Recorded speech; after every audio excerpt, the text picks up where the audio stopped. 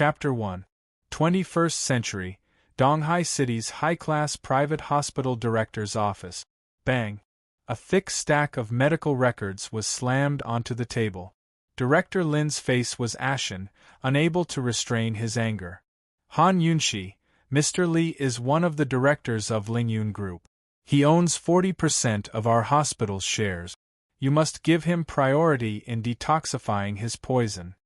Faced with the director's towering rage, Han Yunshi put her hands in the pockets of her white coat, very calm. Director Lin, I'm very sorry. Mr. Li has been afflicted with a slow-acting snake venom. Unless it's an emergency, I don't allow you to cut in line.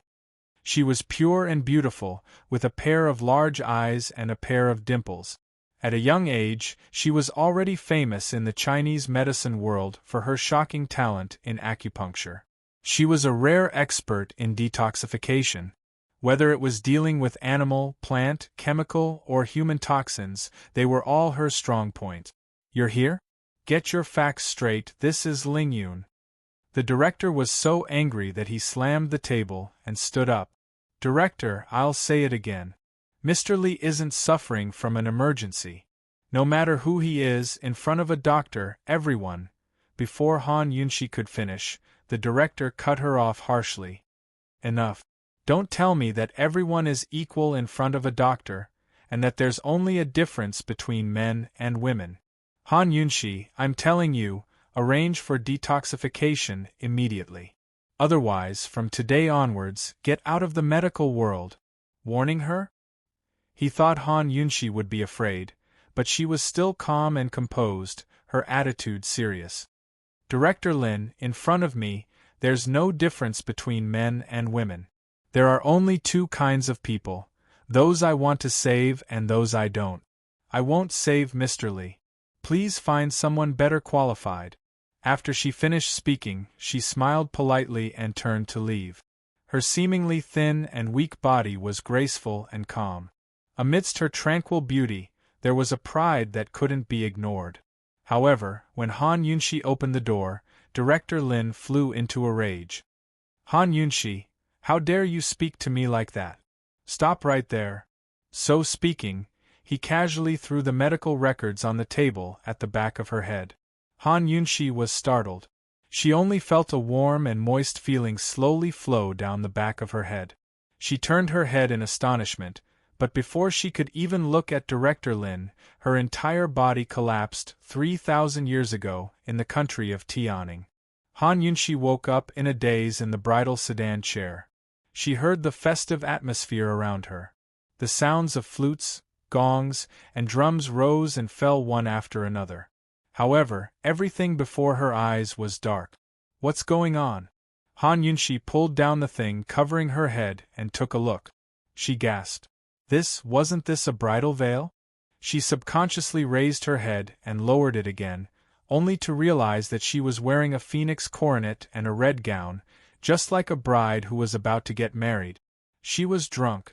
The sedan chair rocked and rocked, giving Han Yunshi a headache. At the same time, unfamiliar memories began to flood her mind. Without a doubt, she had transmigrated and was about to get married as soon as she transmigrated. The original owner was the legitimate daughter of Tianing country's Han family, also known as Han Yunshi. Because her birth mother's medical skills were so good that she saved the empress of the time, the current Empress Dowager, she was betrothed to the 7th imperial prince of the time, the current Duke of Qin, Long Fei Yi. At the time, it was a much-told story, and the Han family's status soared. But no one knew that Han Yunshi had cursed her mother to death as soon as she was born. She even grew up to be an ugly, useless woman who didn't understand medicine. Because of this, the wedding was delayed again and again, becoming a taboo for the Duke of Qin. Unfortunately, the Duke of Qin had angered the Emperor a few days ago. The Emperor issued a decree that the wedding should be held before the end of the month. Today was the day of the wedding.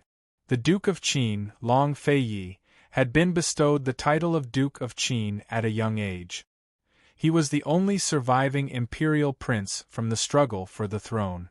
He was only in his early 20s, but in terms of seniority, he was the only imperial uncle. He could be said to be the most powerful person in Tianing country.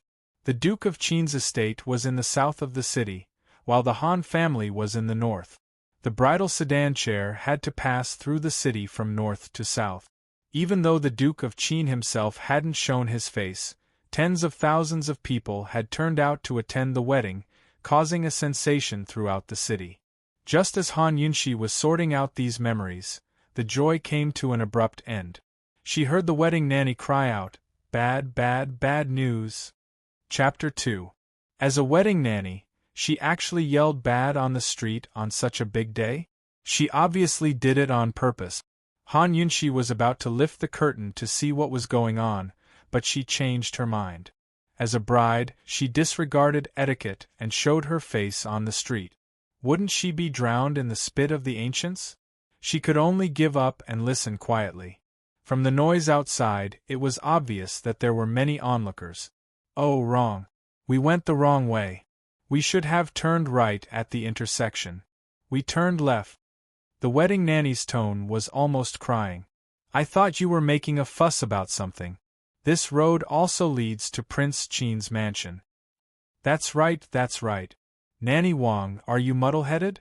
Why are you saying such unlucky things on such a big day? Didn't you also point to turn left? The sedan bearers spoke one after another, but Nanny Wang kept stomping the ground. I'm muddle-headed. This is bad. It'll take at least 2 hours to walk from here. The bride will miss the auspicious hour. As soon as she said this, the crowd fell silent. Auspicious hour was something that many people paid attention to in modern times, let alone in ancient times. After a while, a sedan bearer timidly asked, Then turn right? What are you talking about? The wedding nanny fiercely stomped her feet. The thick rouge on her face cracked because of her anger. The bride can't turn back and she can't walk back. Are you cursing the bride to be divorced? These words made the sedan bearer speechless. Han Yunxi rolled her eyes in the sedan. This matchmaker obviously wanted her to be late on purpose. The Prince Qin's mansion didn't send a welcoming party, and the groom didn't come either. They only sent a wedding nanny. She hadn't even married into the family, but she already gave her a show of strength. If she missed the auspicious hour, wouldn't the Prince Qin's mansion shift the blame to her in the future? Han Yunxi wished she could get out of the sedan and say she didn't want to marry. She wanted to get rid of the groom on the street. However, she was very clear about her situation. There were jackals and wolves in her maternal family, and her in-laws were tigers and leopard. She inherited the identity of a good-for-nothing ugly girl in the Han family. She couldn't act recklessly. She could only take one step at a time. In any case, it was the Empress Dowager who bestowed the marriage and the Emperor who ordered it. She wanted to see what the Duke of Qin's manor would do to her. Matchmaker and the sedan bearers discussed for a long time, but in the end, they could only continue on their journey. The 4 sedan bearers ran as if their lives depended on it, causing Han Yunxi to be thrown off balance. However, in the end, he still missed the auspicious hour and was late by an hour. The Duke of Qin's manor's 3 zhang tall, imposing doors were tightly shut. Even the side doors were all shut. The entrance was crowded with the commoners of the capital, who had long since begun to point and gossip. I heard that Han Yunxi is very ugly. No wonder the Duke of Qin was not even willing to show his face. Even the most beautiful woman in the world wants to marry into the Duke of Qin's mansion. What is Han Yunxi worth? The way I see it, even if you go in, you'll only be left with an empty room. You don't say, he's a big shot. He came an hour late. My legs are sore from waiting. If the Han Yunxi of the past heard these words, wouldn't she cry herself to death? Unfortunately, the Han Yunxi of the present was no longer the cowardly, self-abased, and pitiful wretch from the past. She was indifferent to the pain and itch. While rubbing the lump on her cheek, she looked out through the gap in the curtains. She saw that the Duke of Qin's manor's main door was empty, without any festive decorations. If it weren't for the bridal sedan, no one would know that this family was getting married today. Cold and empty place was undoubtedly telling Han Yunshi that she was not welcome. Even if she delivered herself to the Duke of Qin's manor, he wouldn't want her. Nanny Wang was knocking on the door. She didn't dare to use too much force, just gently knocking. After a while, the main door remained silent, but the side door opened. An old gatekeeper stood inside the door, with no intention of coming out. Nanny Wang hurriedly ran over. She was very professional. She laughed joyfully. "The bride is here. The bride is here." Unexpectedly, the old servant glanced at the bridal sedan and disdainfully said, "The consort dowager ordered that we missed the auspicious hour. Come back tomorrow." After saying that, he closed the door with a bang. Chapter 3. The surroundings were silent at first, and then burst into laughter. This would probably be written down in Tianing Country's history book. To have the bride come back tomorrow was an unprecedented event in the past and in the future. The surrounding onlookers were all cramping with laughter.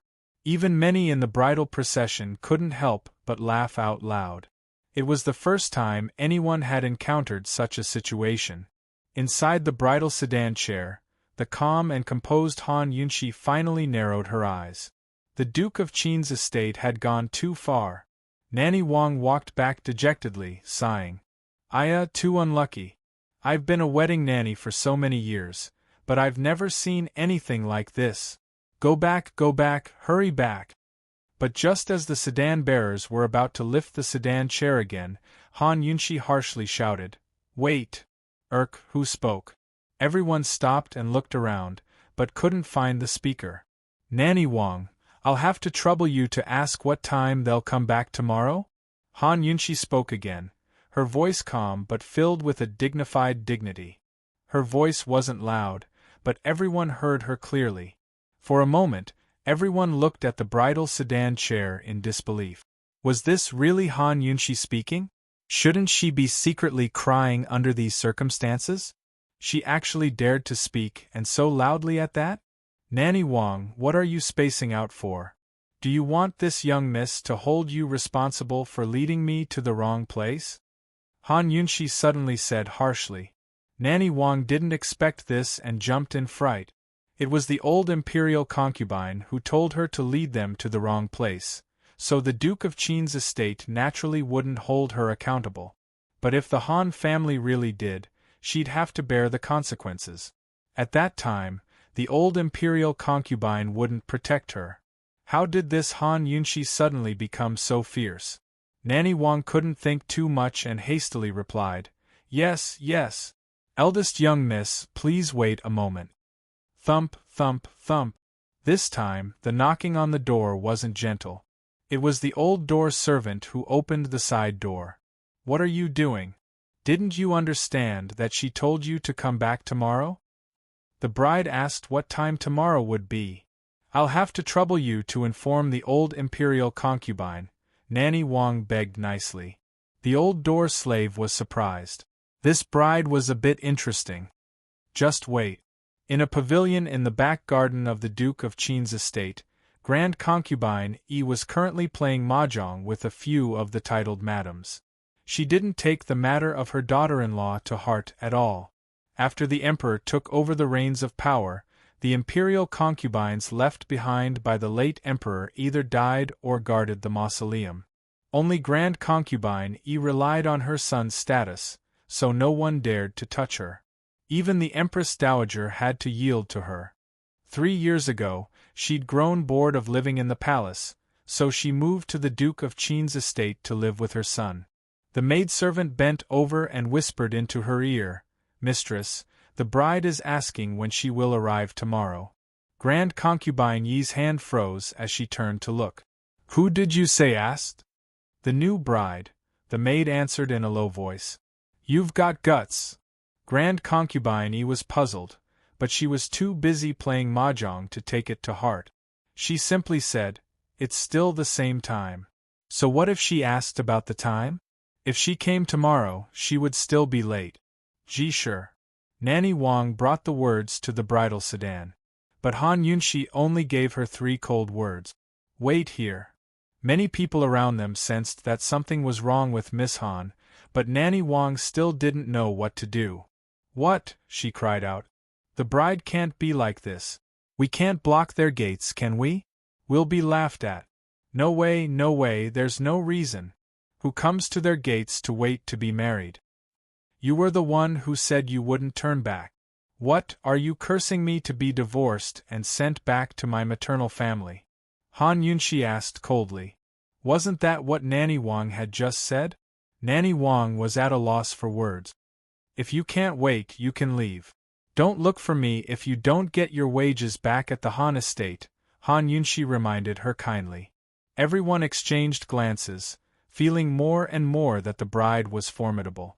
No one dared to leave, but sat down to wait with her.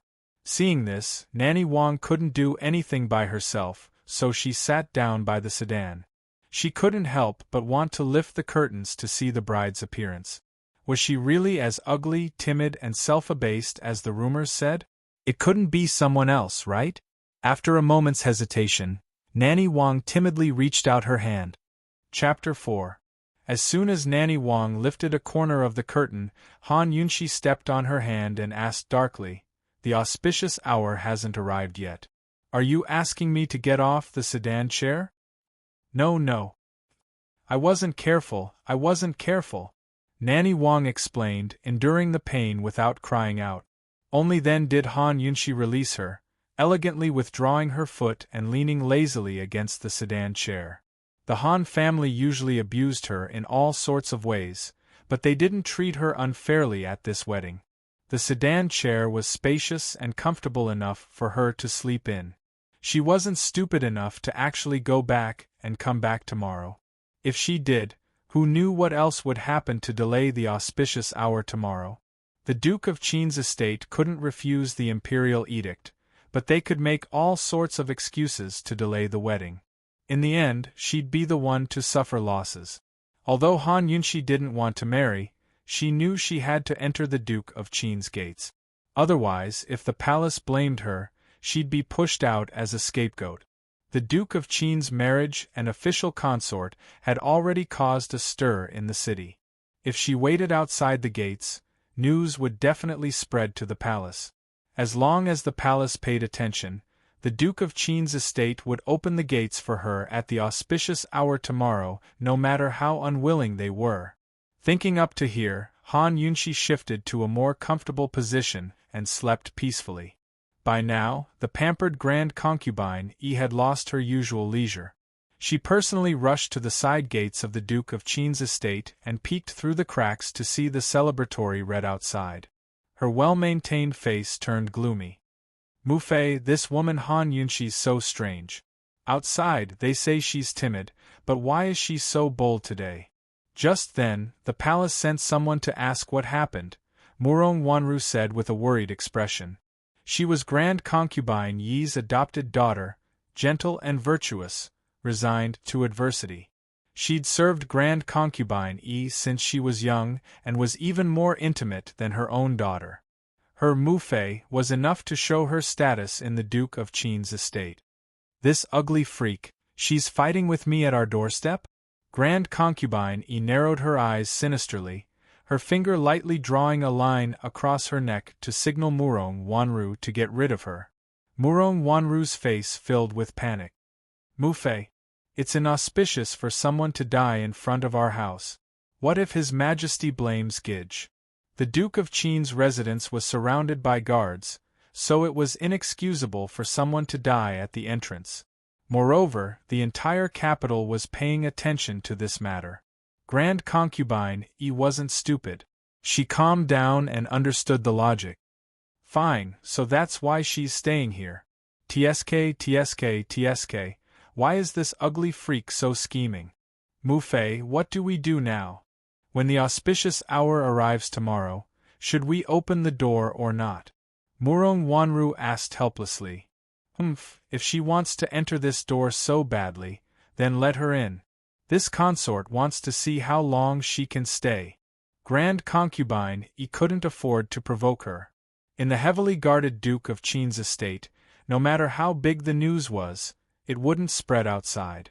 Murong Wanru nodded helplessly, but a smug look flashed through her eyes. She had long hoped for Han Yunshi to enter the gates. Grand concubine, he wanted to betroth her to the Duke of Qin, but she was born lowly and couldn't become official consort. She could only settle for being a concubine, afraid that the position of official consort would be taken away by someone powerful. A disfigured woman like Han Yunshi was only a tool used by the emperor to humiliate the Duke of Qin. She'd only make the Duke of Qin and Mu Fei loathe her and never have a chance to turn things around. As for the official consort personally appointed by the Empress Dowager, even if she died, the position would still be empty. This was the best way to go. Murong Wanru was in a good mood as she took Grand Concubine Yi's hand and carefully walked with her. The Empress Dowager's going to bestow you to Fei. My lifelong wish has been fulfilled. Grand Concubine Yi softly patted Murong Wanru's hand with regret. Mu Fei, Wanru only wants to serve you for the rest of my life. Murong Wanru hastened to express herself. You can serve me for the rest of your life if you're my daughter-in-law. If you're free, go to the Duke of Qin's study more often, understand? Grand Concubine Yi smiled. Murong Wanru's face turned red as she lowered her head. Anyone who saw her would feel pity for her, making Grand Concubine Yi like her even more. Mohu, the Duke of Qin should be back tonight. Otherwise, who's going to kick the sedan door tomorrow? Murong Wanru asked next. That's good. She can keep waiting in the sedan chair. Grand Concubine Yi's tone was as casual as if she was talking about the weather. Chapter 5. It was already dark, but Han Yunshi was still sleeping. God knew how tired she was. However, in the depth of her consciousness she heard a familiar sound. Beep, beep, beep. Han Yunshi instinctively opened her eyes. Wasn't this the warning sound of the detoxification system, the latest scientific research of Lingyun Hospital? In order to keep her, Lingyun Hospital invested a lot of money to develop an intelligent detoxification system. It was equivalent to an intelligent space, which could store all kinds of equipment and herbs she needed to detoxify patients. This system was implanted in her brain and was completely controlled by her consciousness. Han Yunshi didn't expect that her soul would come and bring this treasure with her. Han Yunshi was excited. Finally, God didn't want her to die. The beep sounded like poison, which reminded Han Yunshi that there was poison nearby. Han Yunshi suspected that the tumor on her face was deposited by poison. Now that the detoxification bag reminded her, it must be the case. She closed her eyes and tried to open the detoxification system with her consciousness. She didn't expect it to be so convenient. She took out a few gold needles and medical gauze and checked the stock inside. There were still plenty of gold needles and herbs. Han Yunshi glanced outside and saw that everyone was dozing off. She was sure that no one would disturb her for the time being, so she began to deal with the tumor on her face. She wanted to collect some blood from the tumor and put it in the detoxification system for testing. She didn't expect that she could identify the poison by sniffing it. This kind of poison was commonly known as Great Ball. It was a very common disfiguring poison in ancient times. Any poison master with some ability could detoxify it. She didn't expect that the Han family, a medical family, would let their daughter suffer from this and no one would detoxify her. Someone must have deliberately poisoned her. The Han family, right? She would remember this for the original owner. It was reasonable that doctors didn't treat themselves. Although it was easy to detoxify the poison, it was a little troublesome on Han Yunshi's face. She could only do it in the dark. She drained the poisonous blood, detoxified the poison, applied the medicine, and finally put on the gauze. It took her a full hour to finish everything. After packing up, Han Yunshi covered the bridal veil again and shouted outside, "Nanny Wang, I'm hungry. Get me a bowl of noodles." Nanny Wang waited for a day and saw that Prince Qin's mansion didn't drive her away. She knew clearly the relationship between them. She didn't dare to offend Han Yunshi again and immediately went to buy A big bowl of hot and fragrant soup was served to cover the smell of the medicine. Han Yunxi asked Nanny Wang to leave. Then she took off the veil and ate heartily. At this time, Han Yunxi's future husband, the Duke of Qin, Long Feiyi, was standing on a tall building not far away with his hands behind his back. He was leaning against the railing and watching this scene from afar. His face couldn't be seen, yet his figure was tall, handsome, and lofty like a mountain. He wore black clothes, and he was mysterious, dignified, and emitted an arrogant and domineering aura. He was like a god of the night that stood high above and looked down upon the common people. Your Majesty, the investigation is clear. The woman in the sedan chair is indeed Han Yunxi. Nanny Wang is old concubine's servant. The attendant in black reported respectfully. What's the situation in the palace? His voice was cold and low. It's spread everywhere. Many people are betting in private whether or not she'll be able to enter the gates tomorrow. His personal guard, Chu Shifeng, replied truthfully. Long Feiyi finally turned around. His handsome, cold, and hard features seemed to be carved by heaven, so handsome that both men and gods would be enraged. The light from the lanterns illuminated his frosty face, but couldn't penetrate his deep, dark eyes. They were like a cold pool, a bottomless mystery. Your lordship is also curious whether or not she'll be able to enter, Long Feiyi said as he stepped into the air in the direction away from the Duke of Qin's estate. Chu Shifeng gave a start. Heavens, did he hear wrong? The Duke of Qin was curious too, and the subject was a woman? Was the sun going to rise from the west tomorrow? Chapter 6. Early the next morning, the entrance of the Duke of Qin's residence was packed with people. Han Yunxi definitely didn't know that there were at least 30 big bookmakers inside and outside the palace betting on whether she would be able to enter the Duke of Qin's residence today. There were thousands of people betting on whether she would be able to enter the Duke of Qin's residence today. The joyous music hadn't started, but the hubbub of voices was already lively enough. Han Yunxi didn't even have to worry about oversleeping and being woken up by the noise. She secretly glanced at the sky. There was still some time before the appointed time. It was just enough time for her to wake up and take care of the medicine on her face. A small malignant tumor had met a top detoxifier like her. One night was enough to destroy the corpse and all traces. Han Yunxi tore off the gauze and cleaned up the herb. Her fingertips gently caressed her face. The malignant tumor was now smooth, delicate and warm. It was a pity that she didn't have a mirror. Otherwise, Han Yunxi would be able to see her current appearance. However, she thought that even if she wasn't beautiful, without the malignant tumor, she wouldn't be an ugly girl anymore, right? She took out some golden needles from the detoxification system and hid them in her sleeve. She also took out some poison powder for self-defense. After sorting out the trash, she temporarily stored it in the detoxification system. Everything was clean and tidy. Even if someone smelled the herbs, they wouldn't notice anything strange. Covering the bridal veil, Han Yunxi sat upright in the sedan chair and closed her eyes to rest, waiting for the auspicious time to arrive. As time passed, more and more people gathered. Even though it was the second day of the wedding, the streets of the capital were still empty.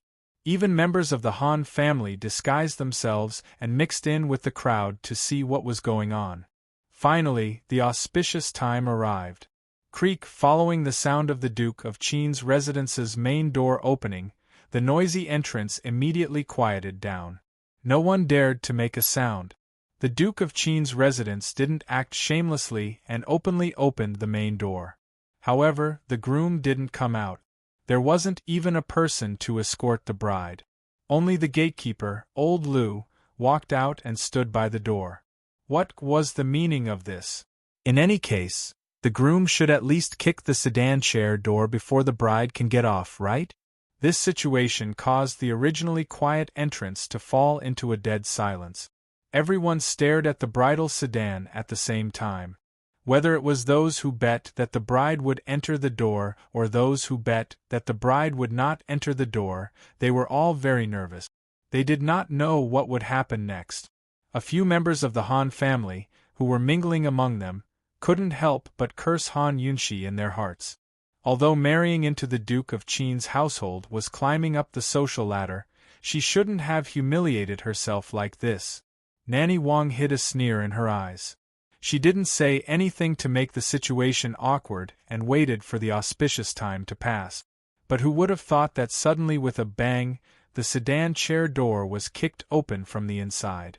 Han Yunshi was wearing a phoenix coronet, a red wedding gown, and a red wedding veil over her head. Natural and unrestrained, she stepped out of the sedan chair. She was not tall. She had been malnourished for a long time and was thin. Her wedding dress did not fit her, but she straightened her back and held her head high. When she stood like this, she had a strength of character that made people unable to take their eyes off her. "It's the auspicious time, why isn't the joyous music blowing?" she asked loudly. As soon as he said this, everyone came back to their senses and understood what had just happened. God! The bride unexpectedly kicked the door and got out of the sedan chair. How could this happen? This was against the rules. You're too shameless. You actually came down by yourself. You can't get married, so you forced yourself to come to the door. You're too cheap. Suddenly, someone in the crowd cursed loudly. The surrounding people echoed. Cheap, shameless, and even the word prostitute was used. Han Yunshi was also a person, a woman. She also felt that she was very shameless. But what else could she do? Was she trapped in the sedan chair and waited for the next auspicious time? Could she wait? The emperor was just angry with the Duke of Qin, so he ordered him to marry a wife. If this matter really got out of hand, what could the emperor do to the Duke of Qin? In the end, all kinds of mistakes would fall on her. If she died, the engagement would naturally be cancelled. A touch of bitterness flashed through her heart. Han Yunshi pulled herself together. Survival was the king's way. In the midst of the cursing, Han Yunshi asked loudly, "This should be done by the Duke of Qin, but he was too busy to come, so I could only do it for him. Are you saying that my cheap behavior was caused by the Duke of Qin?" When these words came out, the entire crowd immediately exploded. Han Yunshi, you're inverting right and wrong, slandering people. The Duke of Qin doesn't want to marry you. That's right. Do you really think the Duke of Qin wants to marry you? Haven't you looked in the mirror since you were young? Don't you know what kind of bird you look like? Han Yunshi stopped and turned to face the source of the voice. Her body was thin and weak, but her voice was full of confidence. The Empress Dowager decreed the marriage, and the Emperor ordered the wedding to be held this month. You said that the Duke of Qin doesn't want to marry me. Then isn't the Duke of Qin going against the Emperor's orders? Who said that? Step forward now.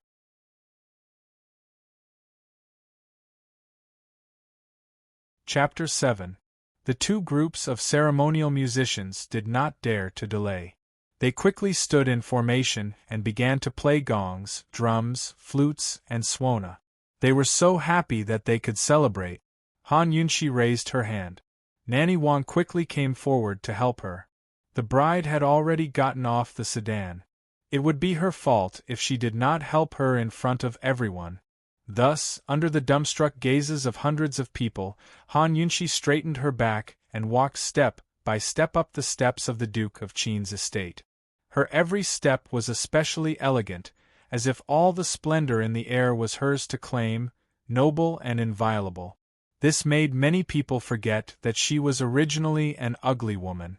Who knew that when Han Yunshi stepped on the last step and just stood firm, a hidden dart suddenly flew from the side. It swept up her bridal veil and hit the ground. Ah, an assassin! There's an assassin! Nanny Wang screamed and ran away. She accidentally rolled down the high stone step. Several guards immediately flew out from both sides of the manor. They looked around but did not find the assassin. For a long time, there was no other movement except for the hidden dart. Everyone was still in a panic. Han Yunshi was also scared. Her heart was beating fast. She knew how to detoxify, but she did not know martial arts. Just now, the hidden dart almost hit her head. So scary. The leader of the guards walked over, picked up the bridal veil, checked the dart, and handed it to the person next to him. Miss Han, here. The leader personally handed the bridal veil over. Han Yunshi patted her chest and calmed down. Then she turned around to take it. Thank you. Who knew that when she turned around, the leader of the guards suddenly widened his eyes. Ah! He screamed and hurriedly stepped back in fear. The tumor was removed. Was she still ugly? The leader of the guards' frightened reaction made Han Yunshi sad. But if she was ugly, then so be it. In any case, she had always relied on her hands to make a living, not her face. With her back to the crowd, Han Yunshi calmly turned around and handed over the bridal veil. Nanny Wang, it's all right. You can come up. Who knew that when she turned around, the crowd behind her all sucked in a cold breath. Nanny Wang's screams were even louder than before. How did you, Han Yunshi did not know how devastatingly beautiful she was when she turned around. Suddenly, someone in the crowd shouted, "Too beautiful! Are you really Han Yunshi? Beautiful?" Before she could regain her senses, there was a commotion below. Didn't they say that Han Yunshi was an ugly girl? What's going on? Rumors are harmful, Han Yunshi, you're even more beautiful. Does His Highness Duke of Qin? Rumors can't be trusted. For a moment, all sorts of voices rose and fell. Even the Han family members were incredulous and suspected that Han Yunshi had been switched out. But even with half of her face covered, this person was the real Han Yunshi. It could only be said that Han Yunshi's devastatingly beautiful features had been hidden away by that tumor for too long. Today, her beauty shocked the entire nation. The clamor at the entrance spread to the main hall of the Duke of Qin's estate. Grand Concubine Yi and Murong Wanru were both stunned by the servant girl's report. They felt like they were sitting on pins and needles. The two of them sat side by side in the main hall, wishing they could go out and see for themselves. By now, Nanny Wang had already covered Han Yunshi with her bridal veil again, and helped her over the high threshold. Just like that, the bride entered the doors. Everyone was still amazed by her beauty and even forgot about the bet. In the crowd, a pretty, well-dressed woman was tugging at the man next to her before angrily turning around. "Big bro, there's definitely something wrong with Han Yunshi's face. I snuck a peek at her before. She's so ugly that I wanted to throw up." The woman was none other than the third young miss of Tianning's General Mu's estate, Mu Luiyue. The man next to her was Tianning Country's most famous young general, Mu Qingwu. He was a handsome man with strong facial lines and deep features. Even without his armor, he was still mighty and handsome. His bright, spirited eyes were filled with light and uprightness. Just then, the hidden dart had been shot by Mu Luiyue. She was one of Tianning's Duke of Qin's die-hard admirers and disliked Han Yunshi as much as any other admirer. Originally, she wanted to humiliate Han Yunshi in front of everyone, but ended up helping her instead. Mu Qingwu was annoyed by the noise and grabbed Mu Luiyue's wrist instead, his tone harsh. "You think this is a place for you to behave atrociously? Get out of here right now." He had no interest in this farce, but was attracted by the bride's courage and insight. He stopped to watch for a while, never expecting that there would be a tough one in the capital city full of spineless people.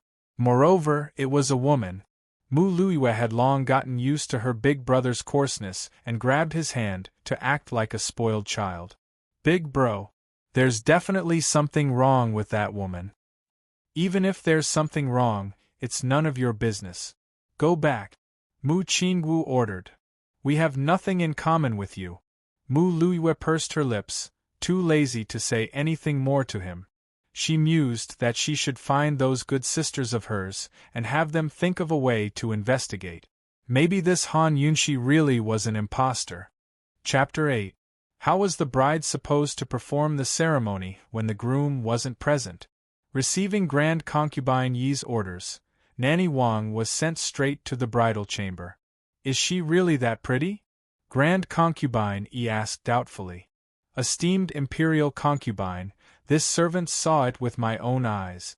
It's absolutely true. I don't know how those rumors spread, but they turned such a beauty into an ugly one. Impossible. Grand concubine sat up straight. I saw her when she was young. There's a big scar on the right side of her face. Esteemed imperial concubine, you'll see it when the bride comes to pay her respects tomorrow. How could this servant dare to deceive you? The Han family's medical skills are exceptional, perhaps they've cured her. Nanny Wang could only explain.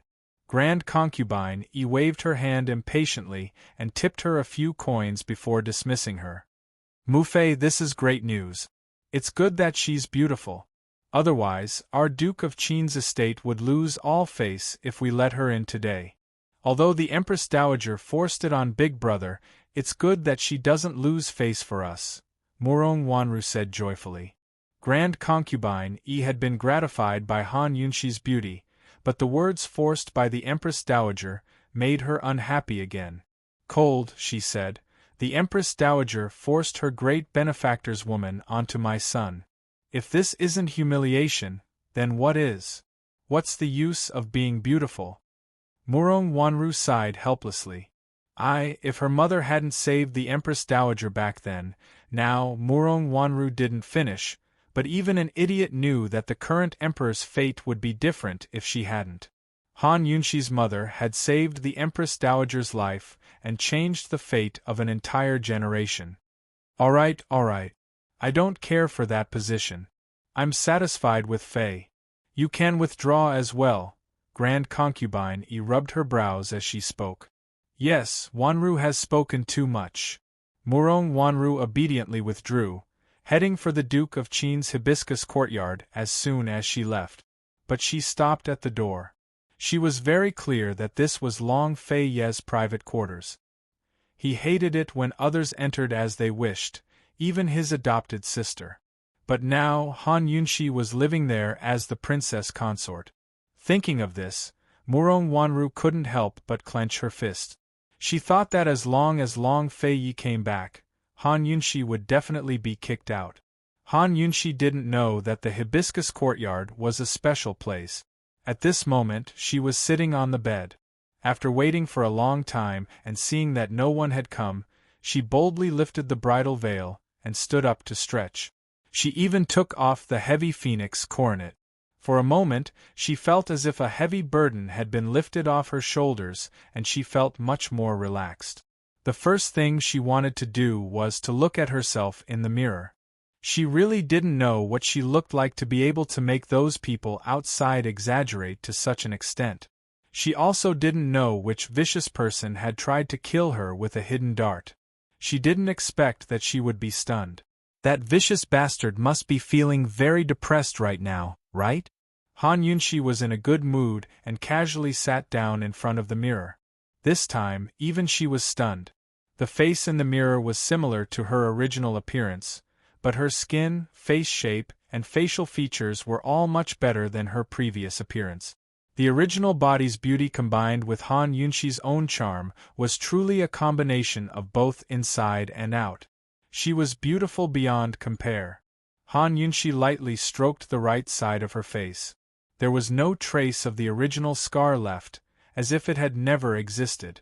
She thought that this face could at least be considered worthy of the Duke of Qin. That guy still hadn't shown himself, so who knew what he looked like? She stood up and walked around, discovering that this room was unusually large. The bedroom wasn't a part of this room. There was no door, and it was separated by heavy hanging curtains. Beyond the hanging curtains there was an even larger space. On the right was the indoor hot spring, and on the left was the study. In front of her was a deep and wide hallway with 2 rows of tall columns and heavy hanging curtains that led directly to the main door. To be exact, this wasn't a bedroom, but a bedroom. How extravagant! Han Yunxi walked around, but when she came back, her legs felt sore. Didn't all large families have many attendants? This room was so big, but she didn't see a single person. She couldn't even find a single person to ask. It really was strange. Han Yunxi sat back on the couch, wondering if the groom would come back tonight. Chapter 9. Han Yunshi waited from dawn to dusk. Not to mention the groom, she didn't even see a shadow of a person. In the dead of the night, she leaned against the pillow and unknowingly fell asleep. Suddenly, she heard a crash. It seemed to be the sound of someone hitting the window. The oil lamp in the bedroom was too small to illuminate the outside. Han Yunshi waited for a long time, but she didn't hear anything else. A trace of uneasiness flitted past her heart. She carefully walked out of the bedroom. "Who is it?" It was dark and quiet outside. No one answered. "Someone came in, right? Who are you?" Han Yunshi asked again as she shone the oil lamp over. At this moment, a beeping sound rang in her head, reminding her that there was poison. What was going on? Could it be that someone had poisoned her? Han Yunshi shivered and immediately turned to return to the bedroom. Unexpectedly, a hand grabbed her ankle at this moment. Before she could finish her scream, her entire body was pulled over. The oil lamp fell to the ground and she fell flat on her face. However, she couldn't care less.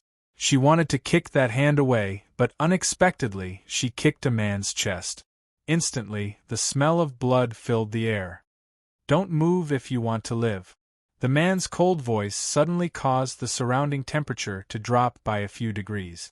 Han Yunshi instantly froze because the cold blade of a sword was pressed against her body. This guy seemed to be injured and poisoned. Was he an assassin? The surroundings were very quiet. She could hear the man's heavy breathing. After seeing that he didn't move, Han Yunshi asked timidly, "Hey, you're here to assassinate the Duke of Qin, right?" The man didn't answer. "The Duke of Qin isn't here. I reckon he won't come for a year or so. Let me go and I'll pretend that I don't know anything, okay?" Han Yunshi probed. Unfortunately, the man still didn't speak.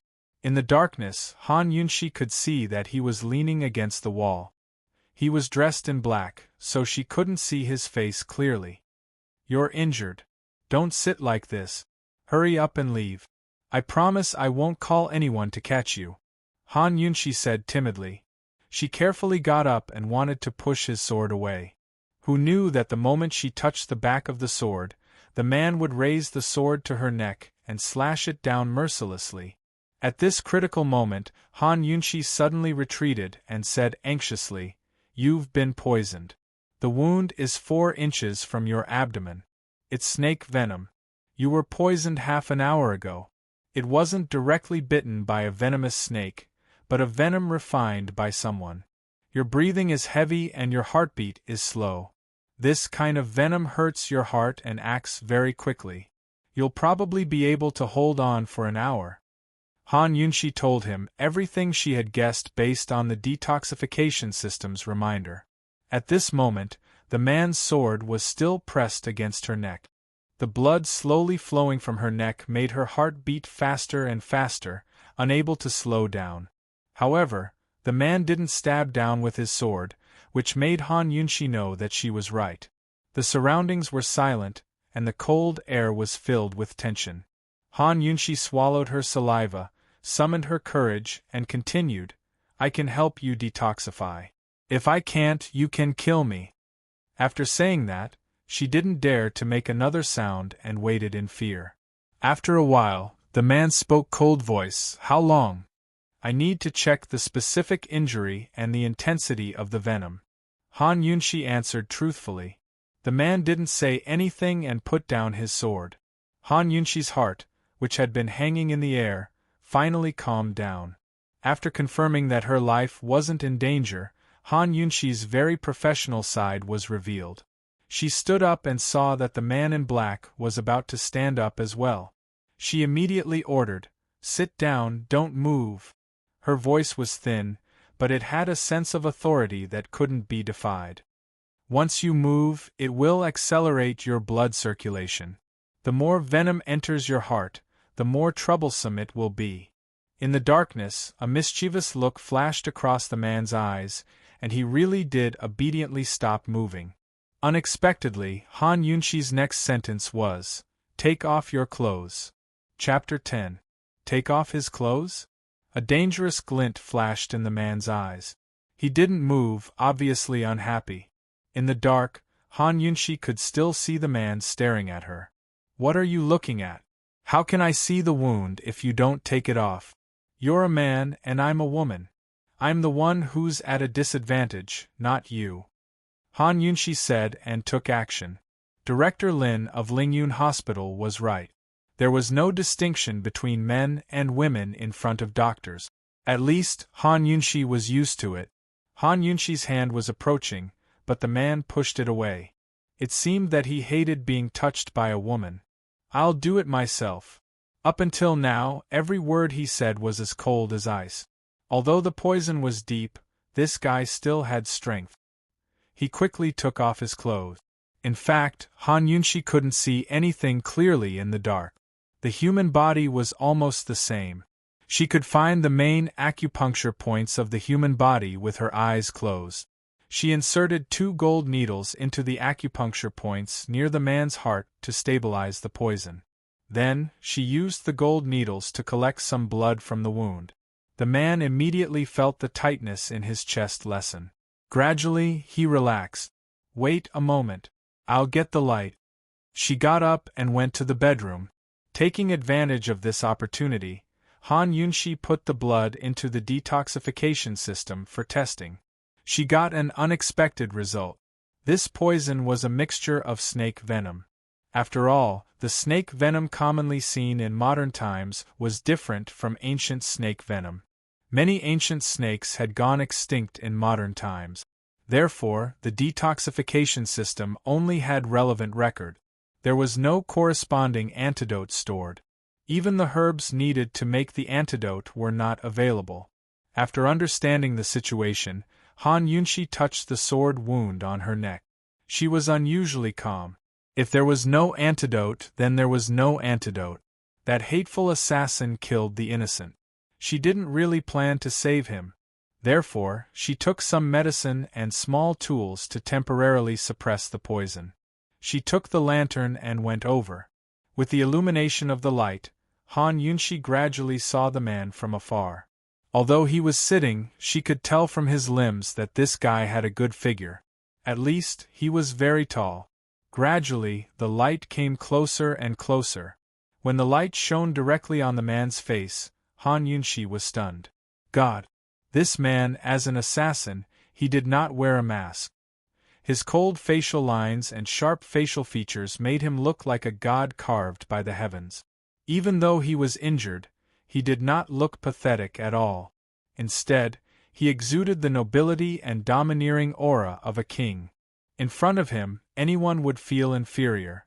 The light illuminated his face, but it couldn't shine into his dark and deep eyes, which seemed to be able to absorb everything in the world. It was a pair of deep, dark eyes that stared coldly at Han Yunshi as if trying to suck her in. Han Yunshi was stunned.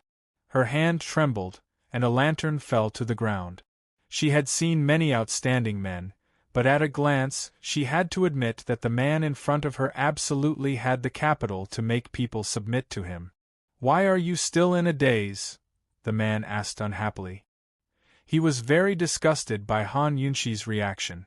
This time, Han Yunshi quickly averted her gaze and regained her calmness. "I haven't eaten. My hands are weak." As she spoke, she picked up the lantern and walked closer. She kept her eyes lowered and did not look at him again. After placing the lantern, she knelt beside him and spread out the medicine, cotton swabs, gauze, and herbs. The man looked at the exquisitely made cotton swabs and universal gauze, and was a little puzzled. "These are..." Han Yunshi pretended not to hear him. She raised her head and prepared to check the wound. However, she, who had always been unable to look away when she saw the wound, was unable to do so this time. This man's figure was explosively good. Under the illumination of the light, his firm and strong chest, and his well-defined abdomen shone with a charming bronze luster. He exuded an irresistible wild aura. It was proven that there was no distinction between men and women in front of doctors. It depended on the situation. Han Yunshi forgot about the wound and unconsciously looked at him from head to toe. Her ears were very, very red. Chapter 11. Han Yunshi's dazed gaze made the man very disgusted. Thus, with a flash of cold light, the man's long sword was placed on her neck again. Hurry up! He was extremely impatient, as cold as an Azura. Han Yunshi regained her senses and scolded herself in her heart. How could she be so useless? Taking a deep breath, she still calmed down. Take the sword away, or else my hand will shake. If something goes wrong, don't blame me. Are you threatening me? The man narrowed his eyes. You can think of it that way. Although this guy was a feast for the eyes, Han Yunshi was not a love-struck fool. She especially cherished her life. When it was a matter of life and death, she really could not concentrate. If Han Yunshi looked up, she would definitely see the man's narrowed eyes. That gaze was enough to cut her into pieces. However, no matter how fierce he was, it was useless. Who asked him to be controlled by others? The long sword was slowly put back. Han Yunshi did not say much. After taking the cotton swab to check the wound, she was serious, focused, and even a little serious. Detoxification was firstly to expel the poison, and secondly to dissolve the poison. Expelling the poison was to find a way to expel the poison from the body, while dissolving the poison was for the poison that could not be expelled. It needed to be dissolved with medicine. Expelling the poison was Han Yunshi's strongest point. There were two ways to expel the poison. The first was acupuncture, and the second was to apply medicine. First, use acupuncture to expel the poison as much as possible, then use medicine to absorb the remaining poison. After a serious examination, Han Yunshi was very sure that this guy's poison could be completely expelled. Unfortunately, she did not have the medicine on hand. She did not say a word, and took out a golden needle to search for the acupuncture point. Different parts of the body had different poisons, and the acupuncture points were also different. If it was an ordinary doctor, it would probably take half a day to find the acupuncture point. But for her, it was as easy as eating a meal. It will hurt. Bear with it. The man did not answer and looked down at her. Han Yunshi, she was obviously an ugly girl. Why was she so beautiful and stunning? She was obviously timid and weak. Where did she get the courage and boldness to remain calm in the face of danger? She was clearly the most useless young miss of the Han family, so where did her exquisite acupuncture skills come from? Han Yunshi didn't know about the man's suspicion. She was seriously looking for an acupoint to insert the needle. Her beautiful eyebrows were slightly knitted. She was focused, professional, careful, and rigorous. Her whole person exuded a majesty that could not be disturbed. The man looked at her and didn't realize that he was stunned. He realized that this woman's serious look didn't seem so annoying. As several golden needles were inserted into his acupoints, the wound began to bleed black blood.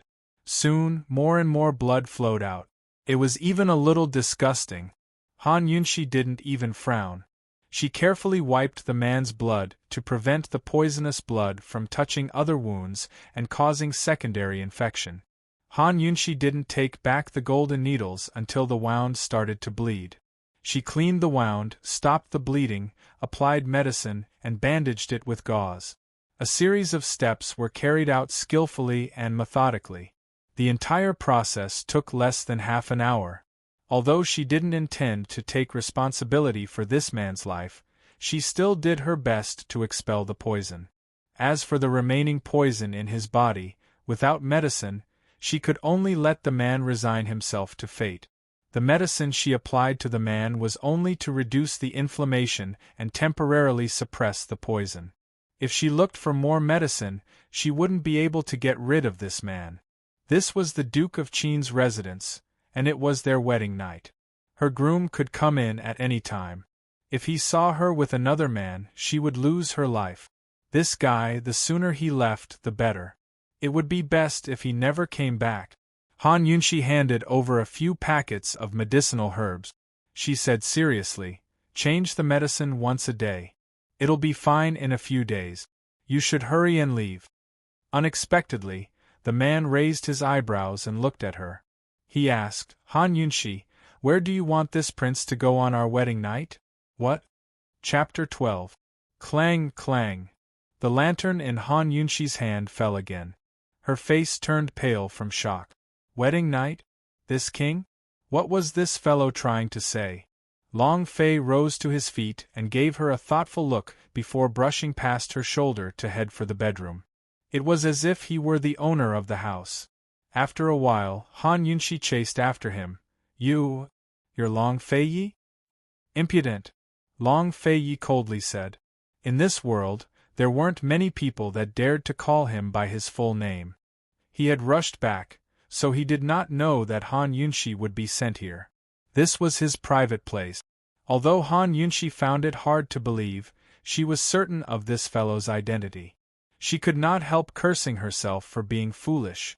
What kind of assassin would not wear a mask? What kind of assassin would have the aura of a king? Han Yunshi was extremely vexed. This matter was troublesome. This fellow still had poison in his body. Even if there was just a little bit of poison left, it could be fatal. This fellow was the king. If he unfortunately died, wouldn't she be buried with him? You're really Han Yunshi? Long Fei Ye's cold eyes seemed to be able to see through her. There were too many suspicious points about this woman. There were countless people that wanted to kill him in this world. It wasn't that he didn't have spies by his side, but if this woman was a spy, he would have already lost his life. Han Yunshi had a depressed expression as she allowed him to look. She thought that this fellow would never be able to see the truth of her transmigration. Answer this king's question, Long Fei Yi ordered. Han Yunshi sighed and walked over to lean against a pillar. Duke of Qin, this question is not important. The important thing right now is that the poison in your body is not completely cured. What did you say? Long Fei Yi was shocked. There's still a part of the poison in your body that can't be removed with gold needles. It needs to be absorbed with medicine, but I don't have that kind of medicine. If you don't believe me, take a deep breath and see if the 2 inches below your heart hurts. Han Yunshi said seriously. Long Fei sucked in a deep breath. That area really did hurt. In a flash, his eyes flashed with killing intent. As expected, you've got guts. Duke of Qin's words are incorrect. I thought you were an assassin, yet you didn't reveal your identity. Even if I killed you, you deserved it, Han Yunshi argued. Serves him right? Long Fei Ye's cold eyes stared straight into Han Yunshi's eyes, but Han Yunshi wasn't afraid. She let him stare at her. This woman had gut. Long Fei Ye's eyes flashed with a touch of admiration that even he didn't notice. He said coldly, now you know. You should tell me what kind of medicine you lack, right? Han Yunshi was suspicious. What kind of unscrupulous thing did this fellow do? He didn't find an imperial physician when he was poisoned, but hid here instead. It looked like his injuries couldn't be made public. Although it went against Han Yunshi's medical principles to loot a burning house, she had to think carefully about the quality of her life after marriage. Everyone knew that even if she could enter the Duke of Qin's estate, she might not be able to live on. Of course, she knew this very well. Thus, she had to have someone to rely on. The strongest person she could rely on was the head of the Duke of Qin's estate, the powerful Duke of Qin, Long Fei Yi of Tianning's imperial clan. Han Yunshi revealed a crafty smile. Your Highness Duke of Qin, actually, the medicine I gave you now can still guarantee that the poison won't flare up within 10 days. So? Long Fei Yi continued to stare at her, his cold eyes penetrating. Han Yunshi put on an innocent and timid expression as she said pitifully, Tomorrow, I'll invite the Grand Imperial Concubine to tea and pay my respects to the palace. I don't know if your Highness will accompany me? On the first day of the wedding, the bride had to invite her elders to tea. As long as this fellow was willing to go with her tomorrow, it meant that he acknowledged her as his Wang Fei. With his approval, she'd have less trouble in the future. And if your lordship isn't willing? Long Fei Yi asked. Han Yunshi lowered her head innocently. Actually, His Highness's poison isn't anything rare. Any imperial physician should be able to treat him. Hey, you're very smart. If he could find an imperial physician, why would Long Fei Yi waste his time here? This woman was indirectly threatening him again. Han Yunshi smiled prettily. Thank you for your highness's praise. Long Fei Yi couldn't help but furrow his brows. He felt like he couldn't do anything about her. Who knew what he was thinking? After a while, he waved his hand. Keep your mouth shut and withdraw. Han Yunshi was overjoyed. She'd succeeded. Yes, many thanks to your highness Duke of Qin. She excitedly withdrew from the bedroom, diligently lowering the curtains for Long Fei Yi. But when she turned around to face the darkness, she realized that tonight was the wedding night. Where was she supposed to retreat to? Chapter 13. That night, Han Yunshi spent the entire night in the study. Fortunately, the weather wasn't too cold, so she could still endure it. When she woke up the next morning, Long Fei Yi was no longer in the bedroom. He wouldn't go back on his word about that matter, right? He didn't seem to have given her a direct answer last night. Han Yunshi became uneasy and hurriedly rushed out. Unexpectedly, Long Fei was drinking tea in the garden outside when he saw her rush out with a flustered expression. Her clothes were in a mess, her hair disheveled, and she wasn't even wearing shoes. He was disgusted and said unhappily, I'll give you an hour. Clean yourself up before coming out. Yes, I promise I won't embarrass your highness. Han Yunshi smiled very flatteringly and hurriedly closed the door.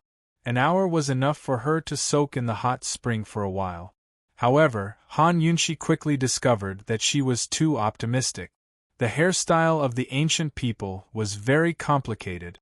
She didn't know how to do it, so it took her a long time to loosen yesterday's bun. Helpless, she could only comb her hair into a Korean princess hairstyle and pull out her bang. She wanted to find some hair accessories, but unfortunately, the dowry jewelry was inferior. Han Yunshi was very clear that if she wore this kind of thing outside, not only would she embarrass herself, but she would also embarrass the Duke of Qin's manor. Forget it. In any case, she couldn't wear it well, so she might as well not wear it. Han Yunshi practically opened the door right on time. She was wearing a very drooping ice blue one-piece dress, which made her white skin look even more radiant. Her simple hairstyle and clothes were very compatible. Although she didn't have any expensive jewelry to add color, she looked elegant and refined, causing people's eyes to light up. A beauty didn't need any extra decorations. Simple was the most beautiful. I've finished tidying up. Your Highness, please check. Han Yunshi was in a good mood. Long Fei Yi looked at her for a long time. Then, without saying a word, he got up and left.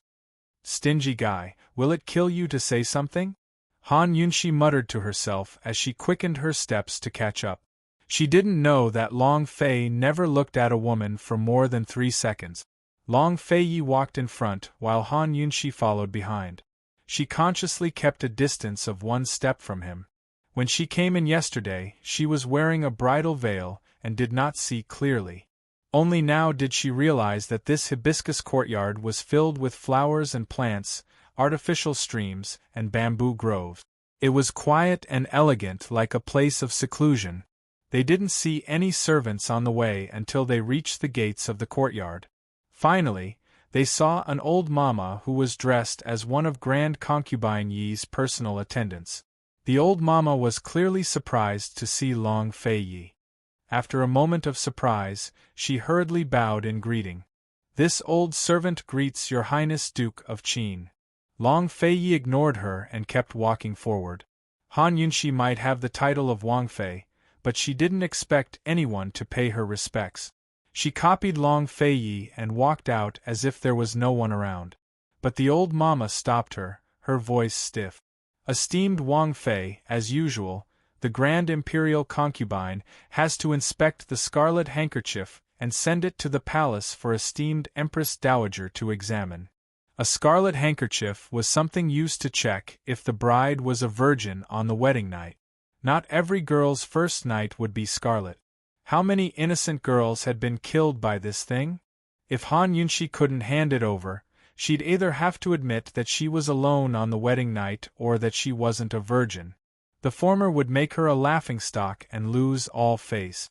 The latter was a capital offense that would implicate the entire Han family. As soon as she entered the palace, each step was as deep as the sea. Each step was filled with danger. It was only the first morning of her marriage, but she was already in trouble. She didn't even sleep on the bed last night, so where did the scarlet handkerchief come from? "Esteemed Wang Fei, please hand the item over to this old servant," the old mama urged. Seeing Long Fei Ye's unmoved back, Han Yunxi felt conflicted. Either way, it was troublesome. Fine, she'd throw caution to the wind. Thus, she lowered her head and feigned shyness. "Your Highness, the item is with you, right?" Chapter 14. The red handkerchief was with the Duke of Qin? The old nanny sucked in a cold breath and looked at the Duke of Qin in disbelief. What kind of joke was this? She didn't know when the Duke of Qin had returned last night, but it was already hard to imagine that he hadn't chased this woman out of Hibiscus Courtyard. He had probably walked out with her to respond to the palace's greetings. How could he have done that with this woman, and even personally brought the red handkerchief? This woman must be lying. But how could she dare to lie in front of the Duke of Qin? Did she want to die? The old nanny's heart was at a loss. She wanted to ask but didn't dare to. She waited in fear for the Duke of Qin's reaction. Who knew that Long Fei Yi would throw down 2 words, "wait," and personally walk back? Was he going to take it? The old nanny covered her mouth in disbelief, and couldn't help but look at Murong Wanru, who was hiding on the side and peeking.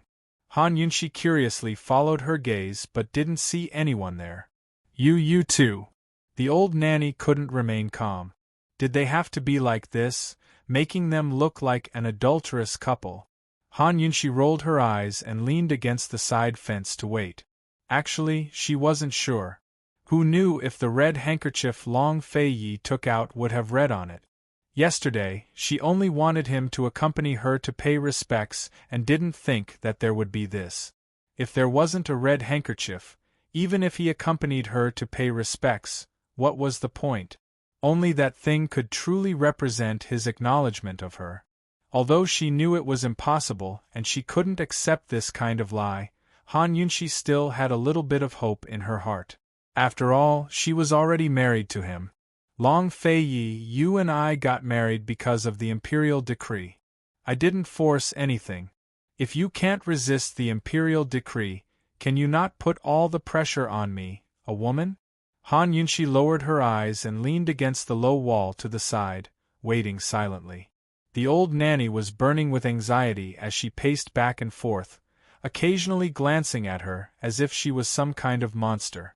Finally, Long Fei Yi returned, but his hands were empty. Or did he decide to tell the truth, so he didn't even take the thing? Han Yunxi tried her best to ignore the bitterness in her heart. She smiled and did not ask anything. Your Highness, where's the handkerchief? The old lady couldn't help but ask nervously. Who knew that Long Fei Yi would say, this prince can bring it over? The old mama was shocked.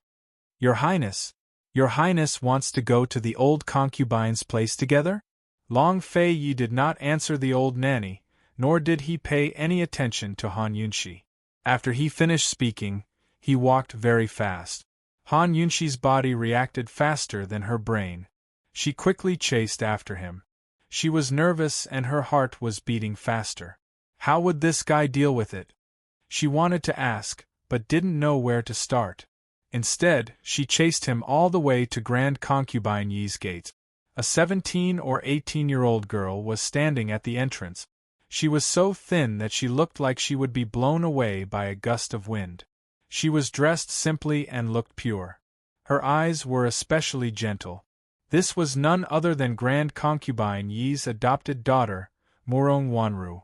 As soon as she saw them, Murong Wanru hurried forward and called out shyly, Big bro, you came too?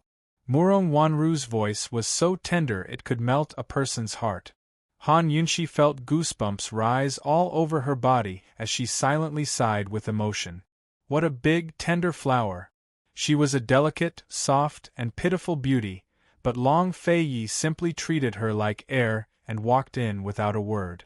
As it turned out, this guy was so cold to everyone. Big bro, Murong Wanru's voice was soft and gentle, tinged with a bit of grievance. Han Yunshi shivered again as goosebumps rose all over her body. But Murong Wanru only looked at her and sized her up. A flash of jealousy flitted past her eyes, but her face was still smiling kindly. "Sister-in-law, you're so beautiful." So speaking, she affectionately took Han Yunshi by the arm and comforted her. "My big bro's just like that, don't mind him. Come, I'll take you inside." Just then, she was the one who'd been treated like air by Long Fei Yi. His words made it sound like she was the host and Han Yunshi was the guest. No matter how good an adopted daughter was, she wasn't surnamed Long. No matter how unfavored a daughter-in-law, she was still the future mistress of the house. Han Yunshi put on a false smile. "Many thanks to Miss Murong. I can go in myself." As he spoke, he pushed her hand away without a trace and walked in with large strides. Chapter 15. Grand Concubine. He was a very leisurely and carefree woman. She loved beauty and was obsessed with cleanliness, so the room was decorated like a greenhouse. The fragrant scent of flowers wafted through the air, making Han Yunshi almost forget that this was a dragon's lair or a tiger's den. Grand Concubine Yi was sitting lazily in the seat of honor. Although she was already 40 years old, she maintained herself well. Her eyes were deep, and her beautiful phoenix eyes exuded a strong charm. She was as noble and languid as a queen. As soon as Han Yunshi entered the room, she stared at her, thinking to herself, "This daughter-in-law really is pretty. She doesn't look as loathsome as before. If that slut Empress Dowager hadn't forced her on Fei, I might even like her." Allowing Grand Concubine Yi to stare, Han Yunshi lowered her head and walked quickly to Long Fei Yi's side. "Fei, when did you come back last night? You didn't even say hello to Mu Fei." "I've been waiting for you all day," Grand Concubine Yi said lazily. "Is something the matter?" Long Fei Yi asked, his tone finally showing some humanity. "Nothing much. I just haven't seen you in a while and missed you," Grand Concubine Yi smiled. Han Yunshi's heart turned cold. Didn't this mother and son pair know that yesterday was their wedding day? Who were they trying to disgust? She'd harbored a bit of hope for Long Fei Yi, but now it was all gone. If it was a blessing, then it wasn't a disaster. If it was a disaster, then so be it. She'd experienced all sorts of things. But Long Fei Yi suddenly took out a white handkerchief from his sleeve and presented it with both hands. A red handkerchief. "May Mu Fei take a look?" Everyone turned to look at the handkerchief. Han Yunshi was the closest to it, so she had the clearest view. She saw that the handkerchief was folded into a thick square, the topmost side clean and pure white without blemish. She only glanced at it before lowering her head in disappointment, preparing to accept Grand Concubine Yi's suspicions. On one side, Murong Wanru saw this and silently exhaled. She just knew that the Duke of Qin would never touch this woman. He'd only come with her to Grand Concubine Yi because they were going to the palace together. With a look from Murong Wanru, the old mama quickly took off the red handkerchief and presented it to Grand Concubine Yi with both hands. Grand Concubine Yi glanced at her before her face fell. "Bride, what's going on?" "His Highness returned last night." "How did you serve him?" As he questioned, he casually picked up the red handkerchief to examine it. Who would have thought that as soon as he picked it up, the snow-white silk handkerchief was immediately stained red. "Ah!" Grand Concubine Yi couldn't help but shriek. When she focused, she saw that it really was blood.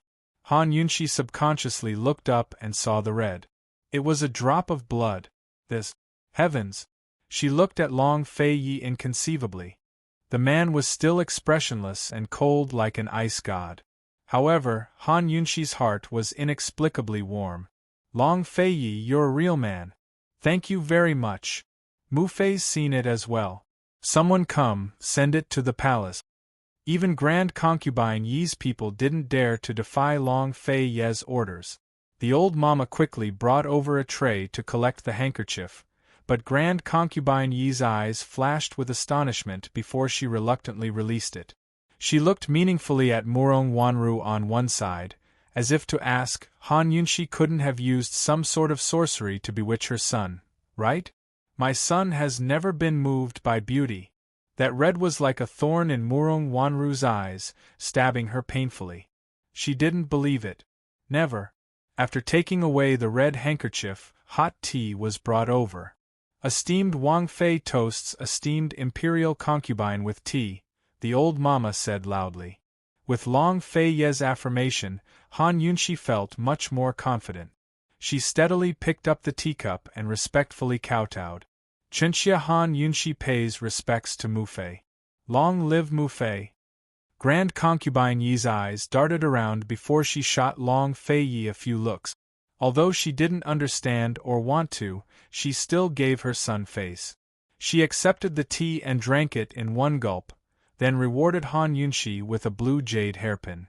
She personally put it on Han Yunshi's neck and said mildly, I don't have much to tell you. You only need to remember one thing. No matter what you say or do, you can't lose face for me or His Highness. Yes, Chenxia will remember it in her heart, Han Yunshi replied seriously. You may rise, Grand Concubine said. She beckoned Nangong Wanru over. Wanru, you're a junior. Offer your sister-in-law a cup of tea. Yes, Murong Wanru's voice was soft and obedient, always tinged with pity, as if someone had bullied her. She picked up the hot tea and walked step by step towards Han Yunshi, hatred flashing through her eyes. Chapter 16. Sister-in-law, drink some tea. Murong Wanru held the teacup with both hands, her frail body slightly bowed. She was as gentle and well-behaved as a little sister. Doot doot doot, doot doot doot. The detox system's urgent warning had been ringing for a long time, almost enough to make Han Yunshi's head explode. There was poison in this tea. Han Yunshi activated the scanning system and quickly confirmed that the tea contained the lowest level of poison, a laxative. What a delicate flower, Murong Wanru. So she was a white lotus. If she drank laxative now, wouldn't she be looking for a latrine in front of everyone when she went to pay respects at the palace? Wouldn't she lose all face? What a great greeting gift. Very good, this doctor will give you an even bigger one in return. When the tea arrived, Han Yunshi quickly reached out to take it and drank it in one big gulp. She was about to put the teacup back when it slipped and shattered on the ground. What's going on? Grand Concubine Yi shouted. It was very inauspicious for a cup to shatter while serving tea. Murong Wanru quickly comforted her. Mu Fei, it's fine. It's fine if it's broken, it's fine if it's broken. So speaking, she quickly crouched down to pick it up, but Han Yunshi followed suit. I'll do it, I'll do it. Don't get hurt. As soon as she finished speaking, the shard in her hand cut Murong Wanru's finger. Aya, you're bleeding. It's all my fault. Han Yunshi was alarmed as she quickly took Murong Wanru's finger and sucked it in her mouth. Han Yunshi had stolen the show of kindness, so how could Murong Wanru accept it? She quickly struggled free. It's just a small wound, it's nothing. Sister-in-law, don't be like this, I can't take it. How is it a small matter? Someone come, hurry and call a doctor over. What if there's a scar? Grand Concubine Yi wasn't happy. She pulled Murong Wanru to the head seat and looked at her wound with a pained expression. How many times have I said it? Leave these things to the servants. What's there to steal? You got hurt, didn't you? No matter how Han Yunshi looked at Murong Wanru and Grand Concubine Yi, they looked like real mother and daughter. She even felt that there were some similarities between their eyebrows, but she didn't take it to heart. After all, people who'd known each other for a long time would naturally resemble each other. Before Grand Concubine Yi could blame Han Yunshi, Murong Wanru spoke up. Mu Fei, don't blame sister-in-law. I was the one who wasn't careful. Han Yunshi's mouth twitched. How was this a white lotus? This was a poisonous lotus. Murong Wanru's words reminded Grand Concubine Yi. She glared at her and said, "You're so careless. You don't have any manners at all. I'll punish you." Unexpectedly, before he could finish his sentence, he heard a loud bang. What was that sound? Everyone was confused. Then, a series of sounds like firecrackers were heard. Bang bang bang bang bang bang, clap clap clap. What a loud fart! And very smelly? Grand concubine E shrieked as she jumped to her feet, covering her nose and distancing herself. Her face was full of disgust. "You're talking nonsense. It stinks. It stinks. Hurry and get out." This time, everyone in the room looked at Murong Wanru. Murong Wanru's face flushed red like a monkey's butt. She only realized after farting and instinctively clamped her buttocks together. But no matter how hard she tried, it was to no avail. Mu-fei-ai, she didn't know how to explain herself before her buttocks slipped out of her control. Another series of spluttering sounds filled the air, drowning out the fragrance of flowers. The misophobic grand concubine, couldn't take it anymore. She was about to throw up as she stomped her feet and shouted, "Someone come, take her out! Don't pollute my room!" Murong Wanru gave a short shriek before another series of spluttering sounds came from beneath her. Heavens! How could this be? She clamped her legs together, wanting to cry but having no tears. She didn't even dare to speak. Seeing everyone's disdainful looks, she was so embarrassed that she wanted to find a hole to crawl into. This was so humiliating, especially in front of the Duke of Qin. How was she supposed to face people in the future? Just what was wrong with her? The two maidservants were about to pull him away, but at this time, there was a sudden bang and he actually defecated. Immediately after, spluttering and spluttering, her pants were soaked. Grand concubine, couldn't take it anymore. She screamed as she ran for her life. The room was filled with a foul stench. With grand concubine gone, everyone else followed suit, leaving only Murong Wanru to continue pooping and crying. Why was it like this? So humiliating. How was she supposed to face people in the future? Who could tell her what was going on? She had clearly drugged Han Yunxi, and it wasn't a laxative that took effect immediately. Sitting in a pool of urine and feces, Murong Wanru didn't know whether to get up or stay down. She didn't know what to do. Who could save her? Han Yunxi followed Long Fei-yi out of the room and couldn't help but burst into laughter. When she turned her head, she saw Long Fei-yi staring at her. Cough, cough, she stopped laughing and covered her nose. "Your Highness, it stinks. Let's hurry to the palace.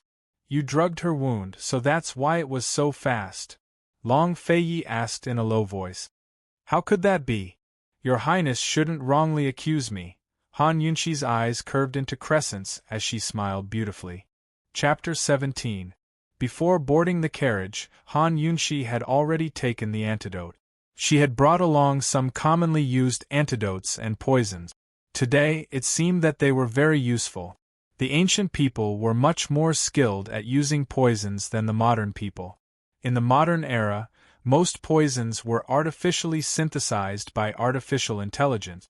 In the ancient era, any flower or grass could be poisoned. Sitting in the carriage with His Highness Duke of Qin, they headed to the palace. He closed his eyes to rest, but Han Yunxi unconsciously stole glances at him. Looking carefully at this man, his features were even more handsome than last night. Especially when he was quiet, he was like a statue of a god, noble and inviolable. A red handkerchief might not mean much to him, but to her it was a matter of a lifetime. Although they had made a deal beforehand, Han Yunxi still felt grateful from the bottom of her heart. Han Yunxi didn't know that countless gambling games had been set up in the palace because of her. Countless people had lost money, so the number of people she had offended was also innumerable. She originally thought that she would only see the Empress Dowager, but she didn't expect to see a room full of people in the palace of heaven and earth. Although the room was silent, pairs of cold eyes filled with contempt, disdain, contempt, and resentment shot towards Han Yunxi like sharp arrows. Looks couldn't kill, but they could scare people to death. Han Yunshi sighed in her heart. What did she do wrong to be so disliked? The Duke of Qin was the imperial uncle and was the Duke of Qin's legal wife. Han Yunshi was the Empress Dowager's daughter-in-law and the Empress's sister-in-law. Not to mention the Emperor's concubines, even the Emperor's children had to pay their respects when they saw her. What were these people looking at? This Wang Fei isn't ugly, so I'll let you look your fill. Under everyone's gaze, Han Yunshi wasn't timid at all. She raised her chin high, noble, and elegant as she walked gracefully beside Long Fei Yi. Her beauty that could cause the downfall of nations and her otherworldly temperament seemed to gather all the elegance in the world on her body. She and Long Fei Yi were a perfect match, as if they were a match made in heaven. As they watched, many people's gazes gradually changed, becoming stunned and envious. A confident woman was always the most beautiful. The room was very large, so it took them a while to reach the high seats and see the Empress Dowager. Only then did Han Yunshi realize how young Grand Concubine Yi was. The Empress Dowager was already a white-haired old woman, while the Empress was over 30 years old. The Empress Dowager was amiable and noble, while the Empress was graceful and luxurious. The two women sitting there exuded an aura enough to intimidate the entire imperial harem. This was the unique aura of power and prestige. A Ken wishes Imperial Mother good health and Imperial Sister-in-law good fortune. Long Fei Yi saluted and paid his respects. Han Yunshi bowed and said, Chenxia wishes Imperial Mother good health and Imperial Sister-in-law good fortune. As long as the two of you can get well, I will be in good health. Quickly rise. Servants, give her a seat. The Empress Dowager was in a good mood and smiled kindly. As soon as he rose, the concubines on either side of him all stood up and bowed in greeting. May your Highness Duke of Qin be at ease and Qin Wang Fei be blessed. The importance of a man was reflected now. A wife's status depended on her husband, right? Han Yunshi was about to sit down when the Empress Dowager said, Yunshi, hurry and come here. Let me take a good look at you. Han Yunshi finally remembered this familiarity. Back then, her mother had saved the Empress Dowager's life, which was why she was betrothed to Long Fei Yi. But, old Granny Empress Dowager, is it appropriate for you to betroth your benefactor's daughter to your enemy's son? Who doesn't know that you and Grand Concubine Yi fought fiercely in the past? Now you want to destroy the Han family because they can't cure the Crown Prince's illness. Repaying kindness with enmity to this extent is already the worst of the worst. Why be so hypocritical? Han Yunshi didn't get too close, but the Empress Dowager pulled her to sit next to her. She looked left and right with delight as she sighed with emotion. Tsk, look at how fresh she looked. How is such a beautiful person ugly? Which evil creature said she was ugly? If they find out, I won't let them off easily. When we met when you were young, there seems to be a scar here, right? The Empress asked thoughtfully. Is that so? How come I don't remember? Moreover, a woman changes 18 times between childhood and womanhood. Her mother was a devastatingly beautiful woman. Otherwise, would I have betrothed her to our Duke of Qin before she was even born? The Empress Dowager said seriously. The Empress tactfully shut her mouth. The Empress Dowager looked towards Long Fei Yi. Duke of Qin, I didn't cheat you, did I? Why did I betroth such a beauty to you? I heard you didn't kick the sedan chair door yesterday? Is that true? Han Yunshi suddenly realized that Long Fei Yi seemed to be in trouble after visiting the palace. Chapter 18. Faced with the Empress Dowager's questioning, Han Yunshi thought that Long Fei Yi would be troubled, but who knew that he would casually reply, I was too busy yesterday, and couldn't get away. It's fine as long as the bride has entered the door. Such a simple explanation, too busy. Was this an explanation? Han Yunshi clearly felt the Empress Dowager's hand stiffen slightly, and the surrounding people immediately quieted down. Han Yunshi thought that a storm was about to descend. But who knew that the Empress Dowager would be silent for a moment, and then she only cast a displeased glance at Long Fei and reproached, "I know you're busy, but don't neglect the bride." Long Fei's expression was the same as before, cold and aloof, and imposing without being angry. The Empress Dowager patted Han Yunshi's hand and said, "In the future, if he neglects you again, don't hesitate to come to the palace to complain. Muhu will uphold justice for you, understand?" Han Yunshi obediently nodded, but her heart was shocked. It was said that even the emperor had to yield to the Duke of Qin. She didn't expect that the Empress Dowager would yield to him like this. This man was too honorable. At this time, the old mama presented a red handkerchief. "Your Highness the Empress Dowager, this is a red handkerchief. Please take a look." The atmosphere that had eased a lot became tense again because of the words, "red handkerchief." Countless eyes gathered, waiting for the Empress Dowager to lift the red handkerchief. To be exact, they were waiting to see Han Yunshi make a fool of herself. So what if Han Yunshi was a beauty? She was forced to marry the Duke of Qin by the Empress Dowager, and it was the Emperor who forced the Duke of Qin to marry her.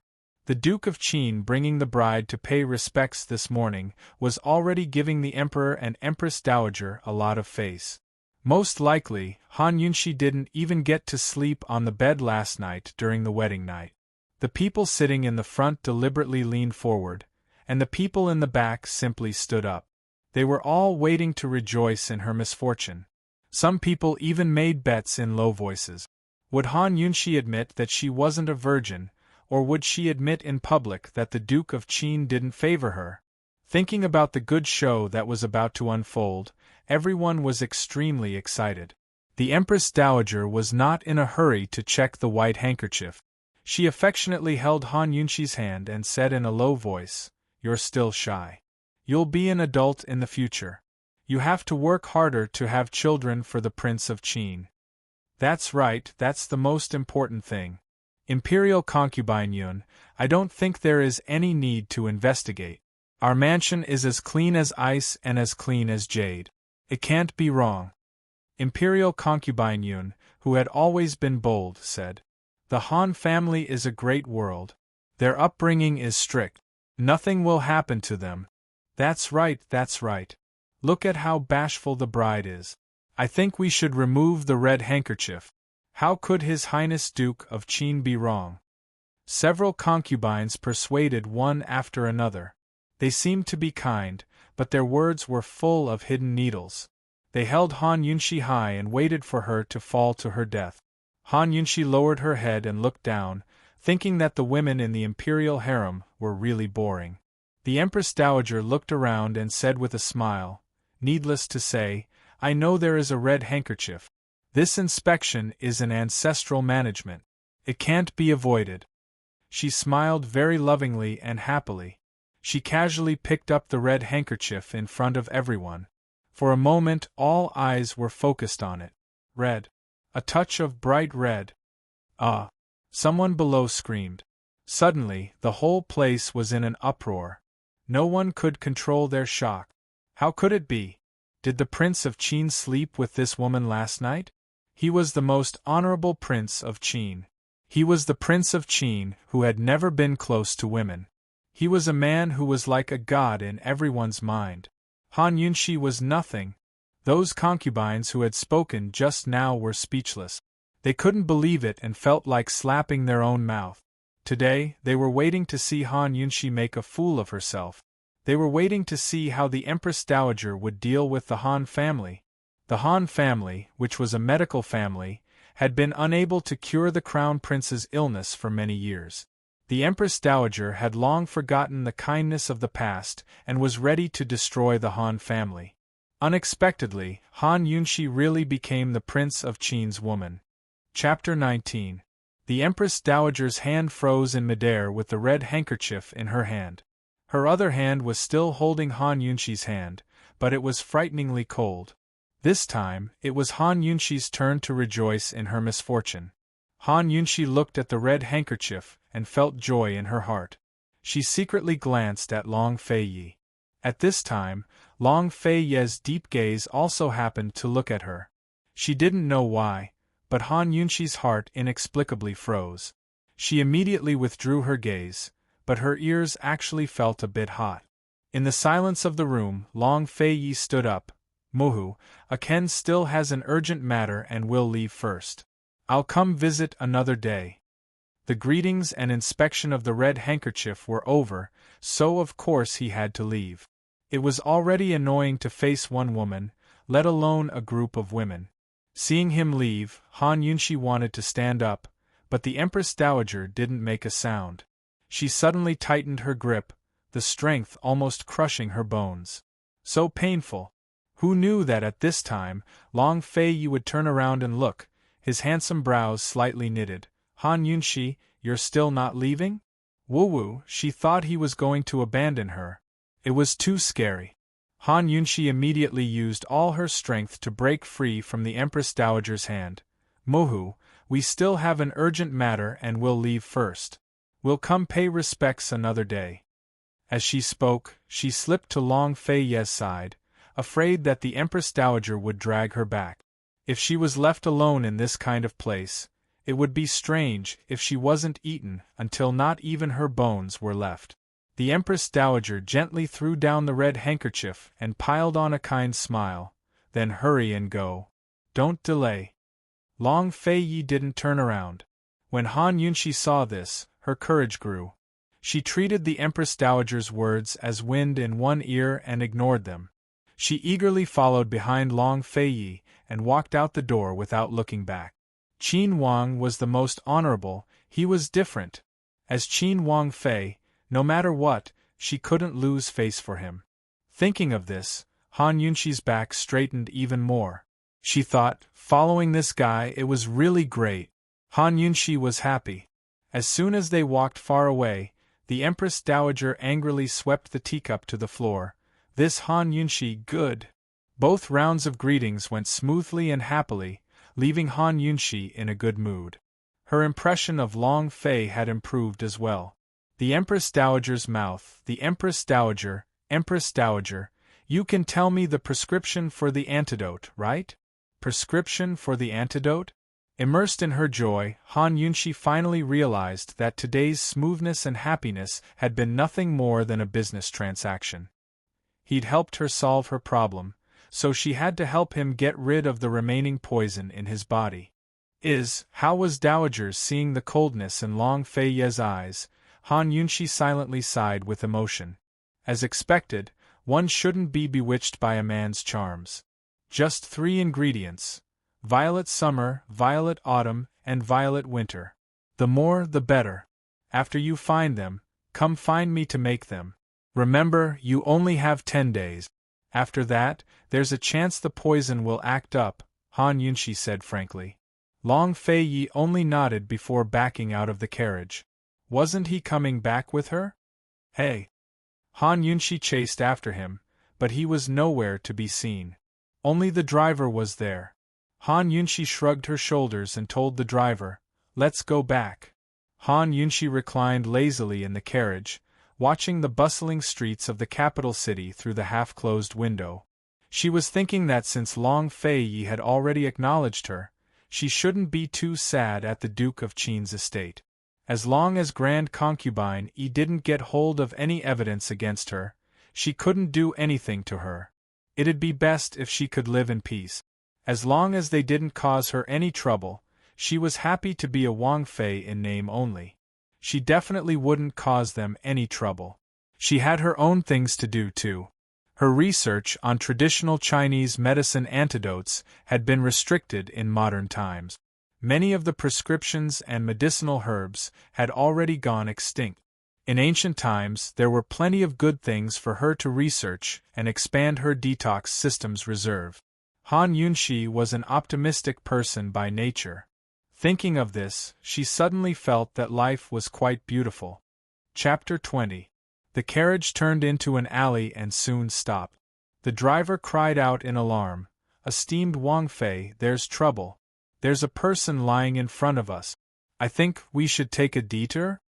Han Yunshi lifted the curtains and saw a young man dressed in blue lying on the ground. She couldn't see his face, but he was trying his best to reach out a hand towards them as if asking for help. Her instincts and sensitivity as a doctor made her immediately jump off the carriage. As a doctor, she understood better than anyone else that life and death could be decided with a single thought. The driver wanted to stop her, but couldn't. "Esteemed Wang Fei, mind your own business. What if it's a bad guy?" The driver shouted. "Esteemed Wang Fei, today's the second day of the wedding. Grand concubine Yi must still be waiting for you. Why don't we?" Unfortunately, the driver was too late. As soon as the blue-robed man drew near, Han Yunshi's mind rang with alarms. There was poison, and highly toxic at that. Han Yunshi immediately flipped the man over. She didn't expect him to be a handsome, clean, cultured, and refined gentleman. Save, the man's face was ghastly white, his lips turning purple. Before he could speak, his vision turned black and he fainted. The driver hurried over and was alarmed at the sight of the man. He blurted out, "Esteemed Wang Fei, this is General Mu's young general, Mu Qingguo." Mu Qingguo? Han Yunshi knew this man. He was Tianing country's most valiant and battle-hardened young general and great General Mu's only successor. He was also the one who dared to speak his mind in court. He was both brave and astute, serious and calm, upright and plain-spoken. Legend had it that he'd led his father into battle 3 times and defeated Northern Li country 3 times. He was both feared and worshipped by Northern Li's generals as a god of war. How could such an outstanding man be poisoned and unconscious here? Han Yunshi couldn't care less. She immediately activated her detox system and tried to save him, but she quickly grew depressed. This man's poison was similar to Long Fei Ye's snake venom. Her detox system only had records of it, but no antidote. Han Yunshi despised her detox system to death. Could someone help her upgrade it? Alright, I'm thinking too much. The detoxification system determined the location of the wound. It was in the abdomen. The poison was very deep and had to be treated immediately. The longer it was delayed, the harder it would be to completely detoxify the poison. Han Yunshi didn't think too much about it as she tore off Mu Qingwu's clothes. When the coachman saw this, he was shocked. "Esteemed Wang Fei, what are you doing? Shut up. Turn around and guard. Don't let anyone come near," Han Yunshi said coldly. Her phoenix eyes flashed with ferocity, and she didn't allow anyone to disobey her. After peeling off Mu Qingwu's shirt, Han Yunshi did not find any wound on his abdomen. However, the detoxification system's scan would not be wrong. Han Yunshi scanned it again, but it was still on the abdomen. She examined it carefully while pressing her abdomen. Soon, she was shocked. It was actually a poisonous needle that had been shot very deep into her abdomen. It was very likely that it had touched her internal organs. To be able to use poison needles like this, not only was he a ruthless person, but he must also be a poison expert. It seemed like Mu Qingwu had been plotted against. Once the poison seeped into the internal organs, it would spread throughout the 5 viscera and 6 bowels. At first, the person would only have a high fever, but no illness could be found. When the 5 viscera and 6 bowels began to fester, even the gods in the heavens would be powerless to reverse the situation. She had to quickly remove the poison needle before the poison seeped into the internal organs. Han Yunshi's technique was strange as she pressed on Mu Qingwu's abdomen several times, but it didn't seem to have any effect. She made a prompt decision and took out a small dagger. After finding the right position, she pressed the blade against Mu Qingwu's abdomen. But who would have thought that at this time, a group of soldiers would rush in from the alley and surround them. The leader was Mu Qingwu's personal bodyguard, Li Changfeng. When he saw the dagger in Han Yunshi's hand, he rushed over and kicked her aside without any explanation. "You dare to murder the young general. Men, capture her." Chapter 21. Murder the young general? Wait, which eye of yours saw me murder your young general? Han Yunshi angrily questioned. Could it be that the bad habit of helping people out of kindness also existed in ancient times? Li Changfeng picked up the dagger on the ground with his foot and grabbed it in his hand. He coldly said, "All of our eyes saw it. Woman, no matter who sent you, prepare to die." The carriage driver, who was already being escorted, was anxious. He wanted to say his identity, but felt that it was inappropriate. He quickly explained, "It's a misunderstanding. A misunderstanding. We just passed by here and saw the young general lying here. My master kindly saved him. He didn't have any evil intentions. The real murderer has already escaped." Li Changfeng raised his eyebrows and scrutinized Han Yunshi. He coldly snorted, "You kindly saved him. Why did you use a dagger? Who are you trying to fool? Someone come, arrest this woman." "I used a dagger to save him. He was poisoned by a needle very deeply. If you don't remove it in time, the consequences are not something that a bodyguard like you can bear." Han Yunshi's tone was serious, intimidating everyone present. Li Changfeng inexplicably hesitated. 4 hours ago, the young general chased a spy all the way to the vicinity and then disappeared. No one knew what happened. Looking at the dagger in his hand, Li Changfeng didn't dare to take the risk. He really couldn't bear the consequences. Enough nonsense. Someone come, escort her back to the general's estate. If there's any misunderstanding, tell it to the Grand General. Li Changfeng picked up Mu Qingwu and hurriedly left. "You'll regret it," Han Yunshi shouted. "That damn thing." Mu Qingwu was poisoned and he still dared to touch him. This would only accelerate the spread of the poison in his internal organs. She would go to the general's estate. She wasn't afraid of them. She didn't do anything wrong and was magnanimous. Could it be that the dignified general's estate could beat her into a confession? However, when she arrived at the general's estate, Han Yunshi found that she had overestimated the Mu family.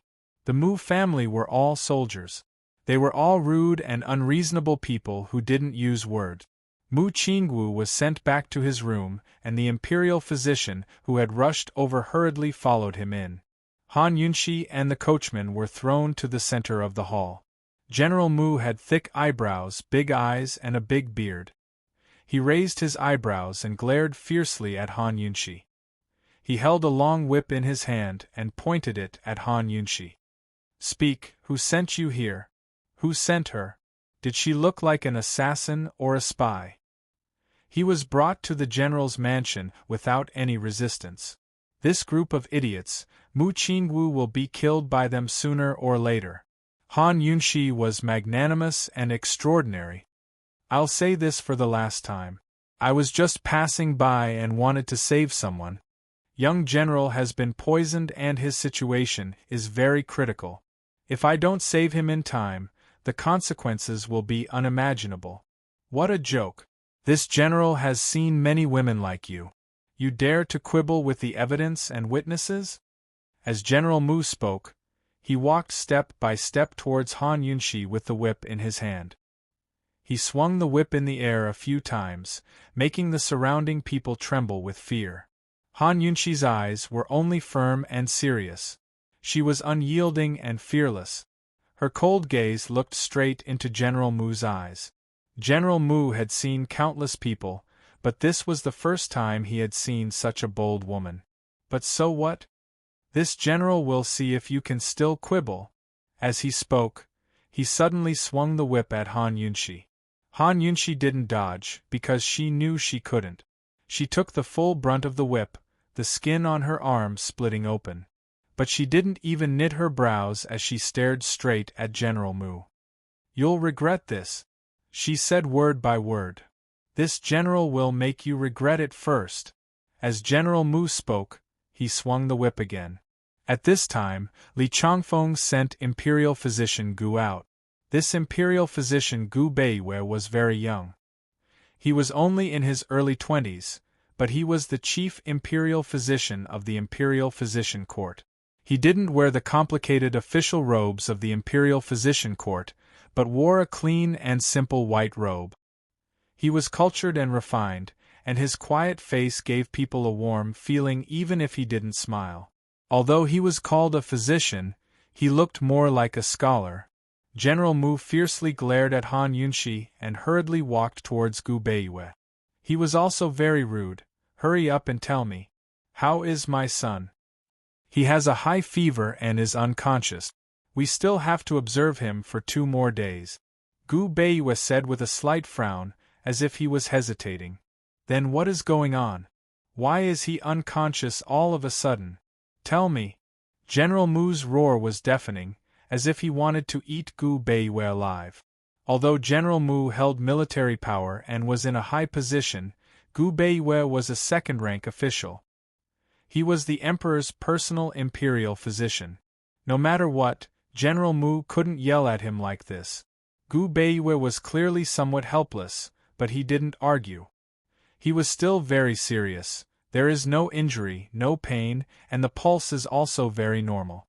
I am also puzzled, so I have to observe him for 2 more days to confirm."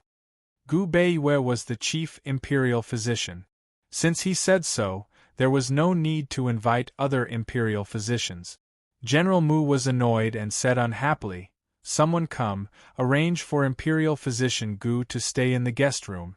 He will be staying here for the next 2 days." At this time, Han Yunshi laughed loudly.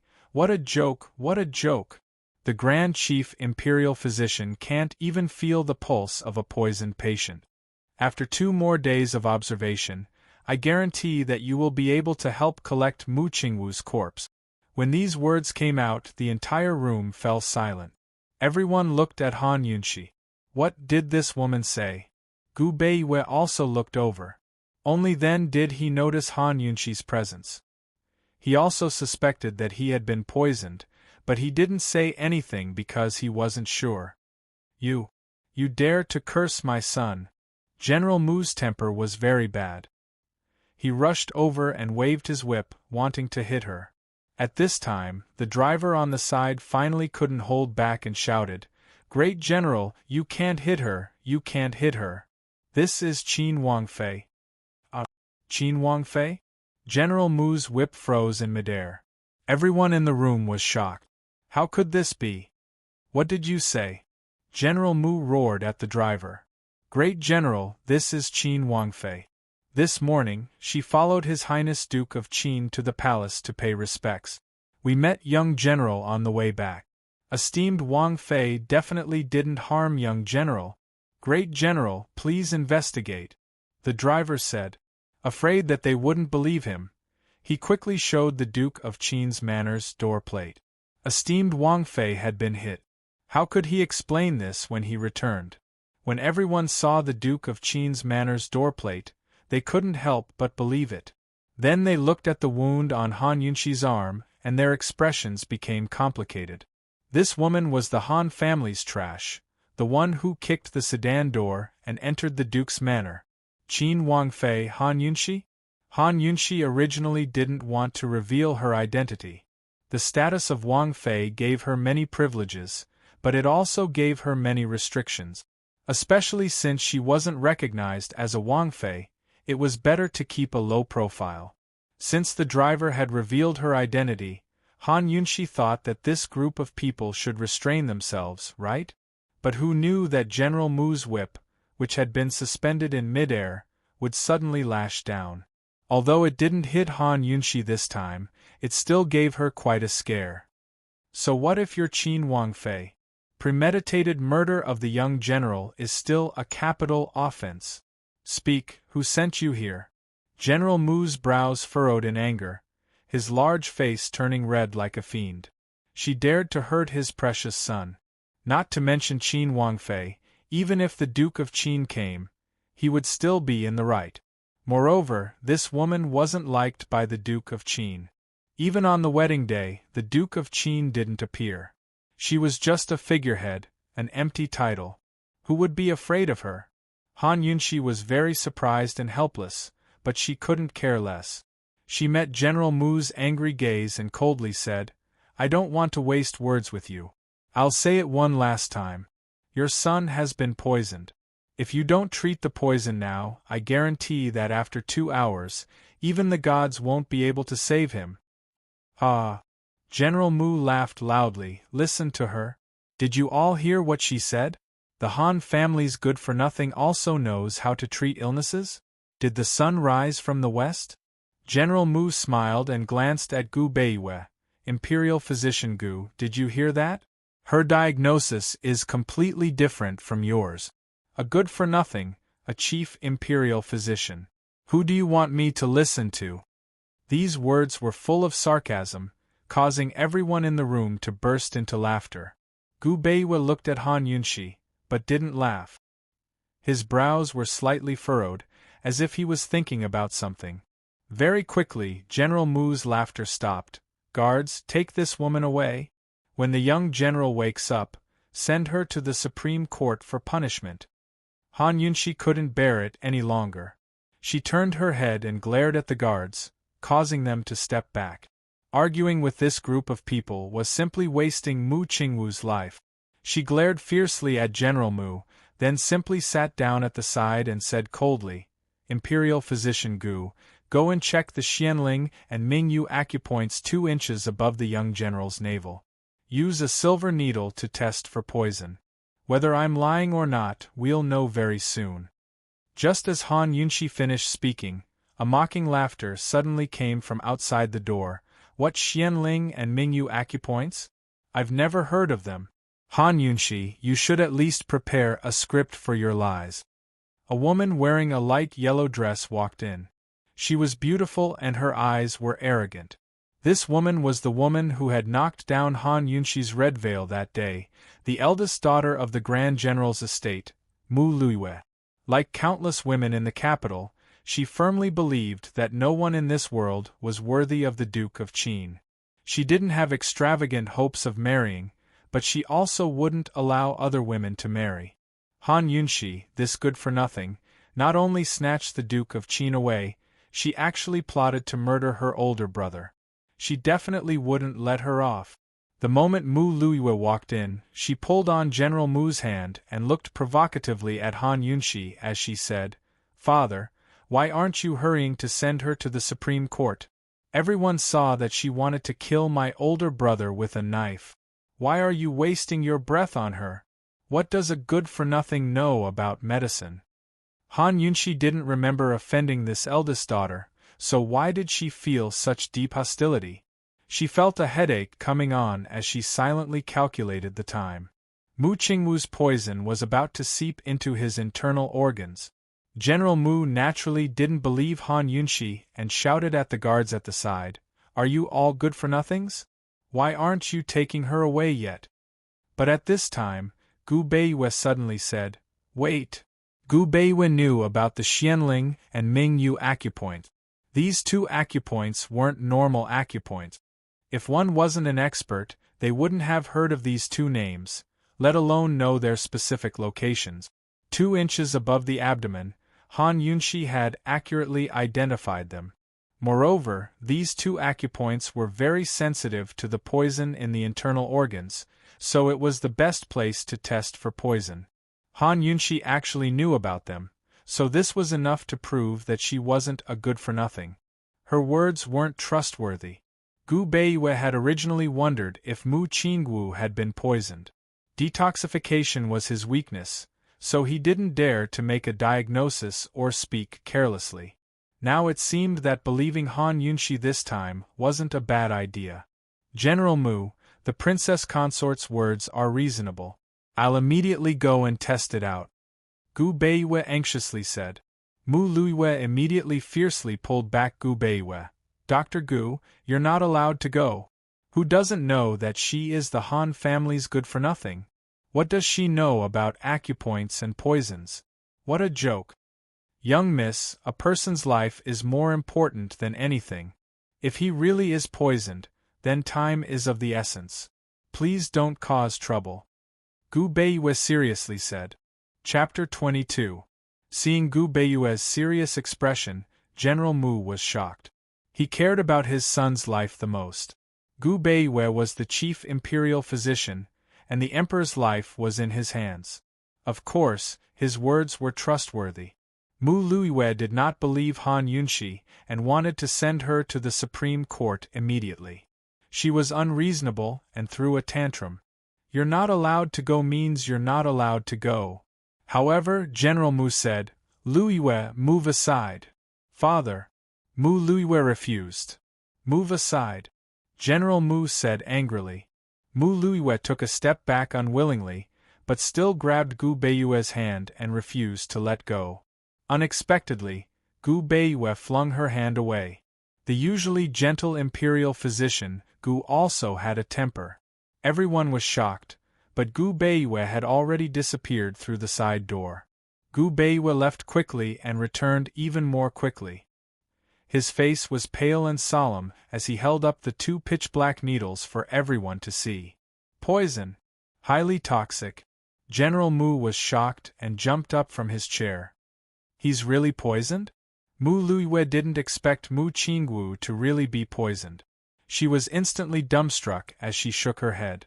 But very quickly she recovered her senses and asked with a face full of doubt, "Han Yunshi, it couldn't have been you who poisoned him, right? Otherwise, how did you know how to detoxify the poison?" Han Yunshi really did not want to see the faces of these idiots. She stood up. "If you delay any longer, I won't detoxify the poison." After such a long delay, she did not have the antidote on hand.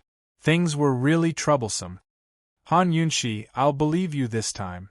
Hurry and come with me." General Mu was worried about his son and was burning with anxiety. He personally led the way. Han Yunshi exhaled and inadvertently saw Imperial Physician Gu's serious brows. Han Yunshi's impression of this guy was not as bad. When no one was paying attention, Han Yunshi had already taken out the medicine and various supplementary items from the detoxification system. Although no one knew where she got these things, they did not have time to ask. Imperial Physician Gu and General Mu, stay. Everyone else leave. Do not disturb me, Han Yunshi said as she undid Mu Qingwu's white undergarment in front of everyone. Everyone tactfully retreated. Only Mu Luiwe was unhappy. Not only did she stand in place, she also blocked Han Yunshi's light.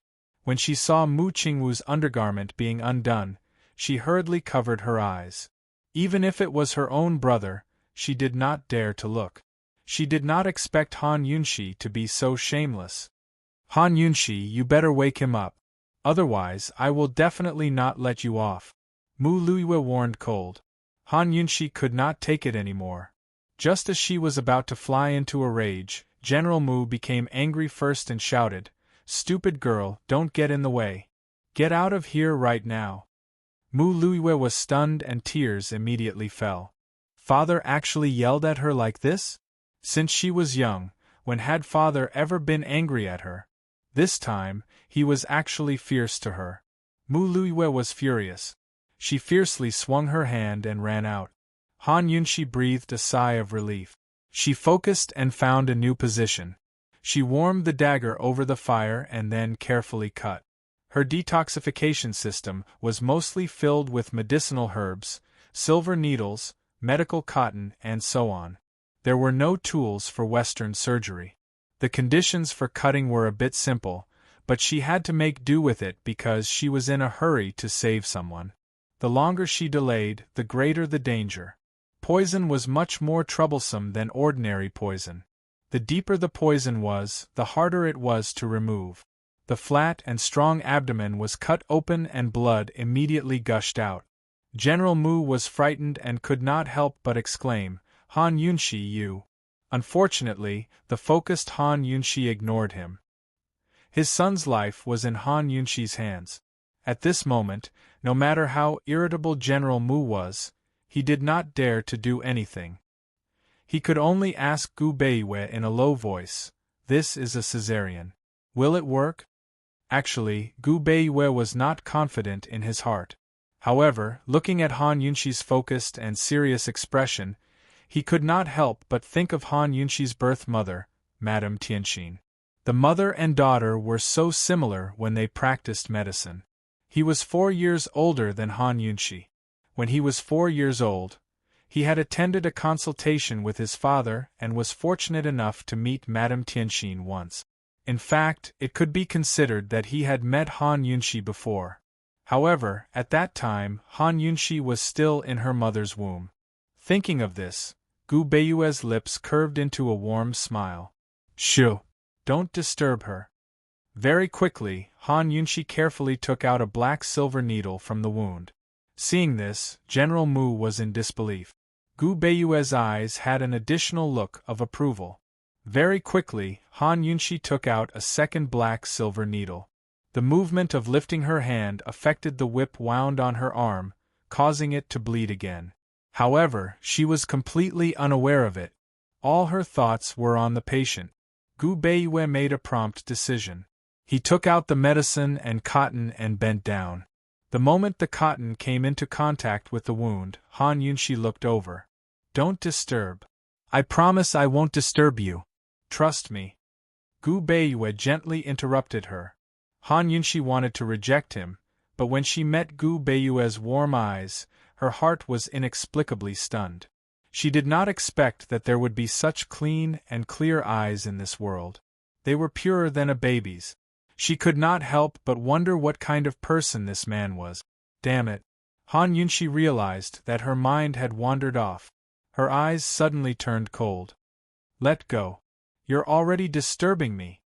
Unexpectedly, not only did Gu Beiyue not let go, but his other hand pulled her head closer and made her look at Mu Qingguo. Continue. I said I won't, so I won't. Han Yunxi was too lazy to argue. She thought that she would push him away as soon as he got in her way. However, who knew that something magical would happen? Even though her arm kept moving, Gu Beiyue could move with it. As he followed, he gently wiped the wound and applied medicine. His movements were not only nimble, but also very meticulous and gentle. The most important thing was that he did not hinder her use of her hand. Although Han Yunxi was expressionless, she admired him in her heart. It seemed that he was not fishing for fame. This technique was not something that ordinary people could practice.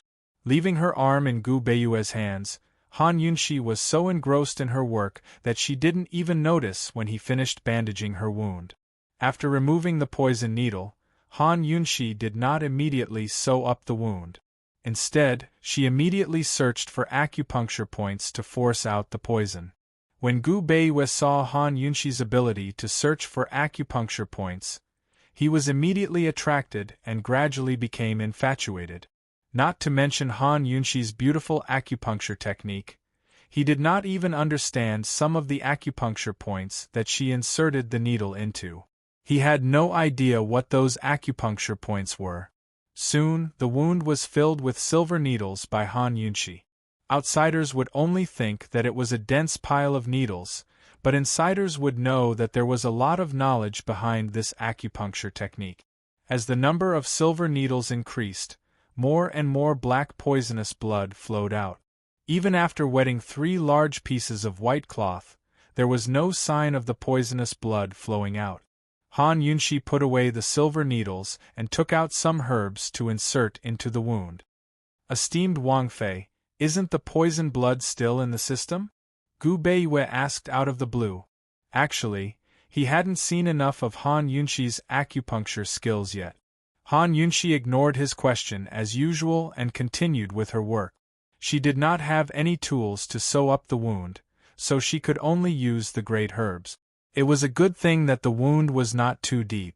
Layer after layer of herbs were inserted into the wound. There were anti-inflammatory, poison-suppressing, blood-stopping, and flesh-binding. Finally, a white gauze was wrapped around the wound. After taking care of the wound, Han Yunxi finally let out a sigh of relief. She wiped away the sweat on her forehead and then answered Gu Beiyue's question. If the blood continues to flow like this, even if he doesn't die from the poison, he will still die from blood loss. This is the most basic common sense, don't you understand? Gu Beiyue's face turned red, but then he smiled faintly and did not explain anything. He had been praised as a genius since he was young, but today, he was washed away by a girl. Han Yunxi was even younger than him. How was she a waste? She was a true genius. General Mu was unhappy and asked coldly, "If you do this, what will happen to the poison in your body?" Fortunately, I made it in time and it did not affect his internal organs. I used medicine to control it. He cannot bleed anymore. For the next few days you must not let him move. Otherwise it will be very troublesome if it affects the wound. As Han Yunshi spoke, she wrote down a prescription and handed it to Gu Beiwei. "Can you get these herbs?" These herbs were not as rare as the ones written for the Qin emperor. She remembered that the ancient books introduced these herbs as common herbs in ancient times. Sure enough, Gu Beiwei took a look and said, "Yes, I can. You can buy these herbs from the shop. The White Kasha Palace has them. Esteemed Wang Fei, please wait a moment. I'll have someone go get them." Han Yunshi's prescription was not for expelling the poison, but for neutralizing it. Mu Qingwu could no longer bleed, so he could only take medicine to neutralize the poison in his body. This method would take longer to take effect, but it was the only way. Han Yunshi would not wait here. If she did not return to the Duke of Qin's estate now, it would be hard to explain herself to Grand Concubine Yi. "I'm not waiting anymore. Get the herbs and make a batch of 3 tails. Decoct the head and tail of the herbs once. Take it on an empty stomach in the morning and night. Take 10 batches in a row," Han Yunshi instructed seriously. The head imperial physician, Gu Beiwei, instantly turned into a little medicine boy. A faint smile rose on his lips without him noticing. But General Mu was not having it. He cried out in alarm, "Han Yunshi, what did you say? You're not waiting anymore?" Han Yunshi's ears were about to go deaf. She turned around and said patiently, "General Mu, the poison has already been neutralized. The remnants of the poison in his body won't affect him much. I promise you that the young general will wake up as soon as his fever completely subsides. The earliest is tomorrow morning, the latest by tomorrow night. This general doesn't care so much. In any case, you're still a suspect before Qingwu wakes up. You're not allowed to go anywhere." General Mu was both domineering and barbaric. Han Yunshi sucked in a cold breath. "General Mu, Grand Concubine Yi is waiting for me to go back and ask questions. Since you want me to stay, I'll have to trouble you to send someone to the Duke of Qin's estate to give Grand Concubine Yi a message and explain everything that happened today. I think Grand Concubine Yi will know whether I was trying to save him out of the goodness of my heart or murder him." Although Han Yunshi disliked Grand Concubine Yi very much, she didn't mind using the old woman to keep up appearances when necessary. She'd already saved Mu Qingwu and was certain that he'd wake up soon. If General Mu went to the Duke of Qin's estate and Mu Qingwu woke up, it'd be hard for him and Grand Concubine Yi to talk. Although she wasn't a favored daughter-in-law, Grand Concubine Yi had already said that she would represent the Duke of Qin's estate in the future. She couldn't lose face for them. Han Yunshi was certain that General Mu wouldn't be able to get anything out of it if things got to Grand Concubine Yi's ears. General Mu might be barbaric, but he wasn't brainless. He was very clear that Grand Concubine Yi was even harder to deal with than the Empress Dowager. He didn't have enough evidence in his hands right now, so he didn't have the upper hand. After some hesitation, General Mu said, "Forget it, I'll trust you this time." Han Yunshi exhaled before personally opening the door. But Mu Luiyue was looking at her with a face full of resentment. "My big brother woke up?" Mu Luiyue asked doubtfully. Han Yunshi didn't even want to look at a woman who pestered her endlessly. She was too lazy to speak, so she walked around Mu Luiyue and completely ignored her. "Han Yunshi, stop right there." Mu Luiyue was furious. Chapter 23. Mu Luiyue had been the treasure of the general manor since she was young. She was also good friends with Princess Chongping and was greatly doted on by the Empress and Empress Dowager. Although she was only a young miss, she was called the second Princess Chongping in the capital. Even the imperial concubines in the palace gave in to her. Han Yunshi, what kind of thing was she? She was only a Qin Wangfei in name, and couldn't even compare to a servant girl in the Duke of Qin's manor. Did she really think she was someone important? Did she really think she could stop just because she was told to? Han Yunxi turned a deaf ear. Mu Luiyue was angry. She quickly chased after Han Yunxi and grabbed her. She didn't know if she did it on purpose or not, but her long fingernails pierced into Han Yunxi's flesh. It was very painful. You woke up my older brother? Mu Luiyue arrogantly asked. General Mu came out and saw the situation. He coldly said, Luiyue, let her go. Your older brother will wake up soon. So you're saying he hasn't woken up yet? Mu Luiyue was in disbelief. Father, do you really believe her? Han Yunxi was in pain from being pulled. She glanced over with a pair of frightening phoenix eyes. Let go. No, before my older brother wakes up, she can't leave. Mu Luiyue refused to let go. Who would have thought that Han Yunxi would reach out and pinch the acupuncture point on her wrist, immediately making her hand weak. Han Yunxi angrily flung her hand away and coldly said, You don't have the qualifications to restrict this Wang Fei's freedom. After saying this, she left without looking back. Mu Luiyue was thrown to the ground. She angrily climbed up to chase after her, but General Mu stopped her. Enough. She wouldn't dare to lie. Mu Luiyue was unwilling to accept this. She was unwilling to let Han Yunxi leave before her brother woke up. She was even more unwilling to accept Han Yunxi's attitude as Qin Wangfei. She chased after her and shouted, Han Yunxi, I'm warning you.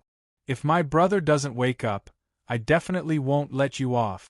Princess Chongping won't let you off either. Princess Chongping. This princess was the apple of the Empress and Empress Dowager's eyes. Her temper was 100 times more spoiled than Mu Luiyue's. Since she was young, she stuck to Mu Qingwu every day. In a sense, she could be considered as Mu Qingwu's childhood sweetheart. Everyone inside and outside the imperial family knew that she would only marry Mu Qingwu.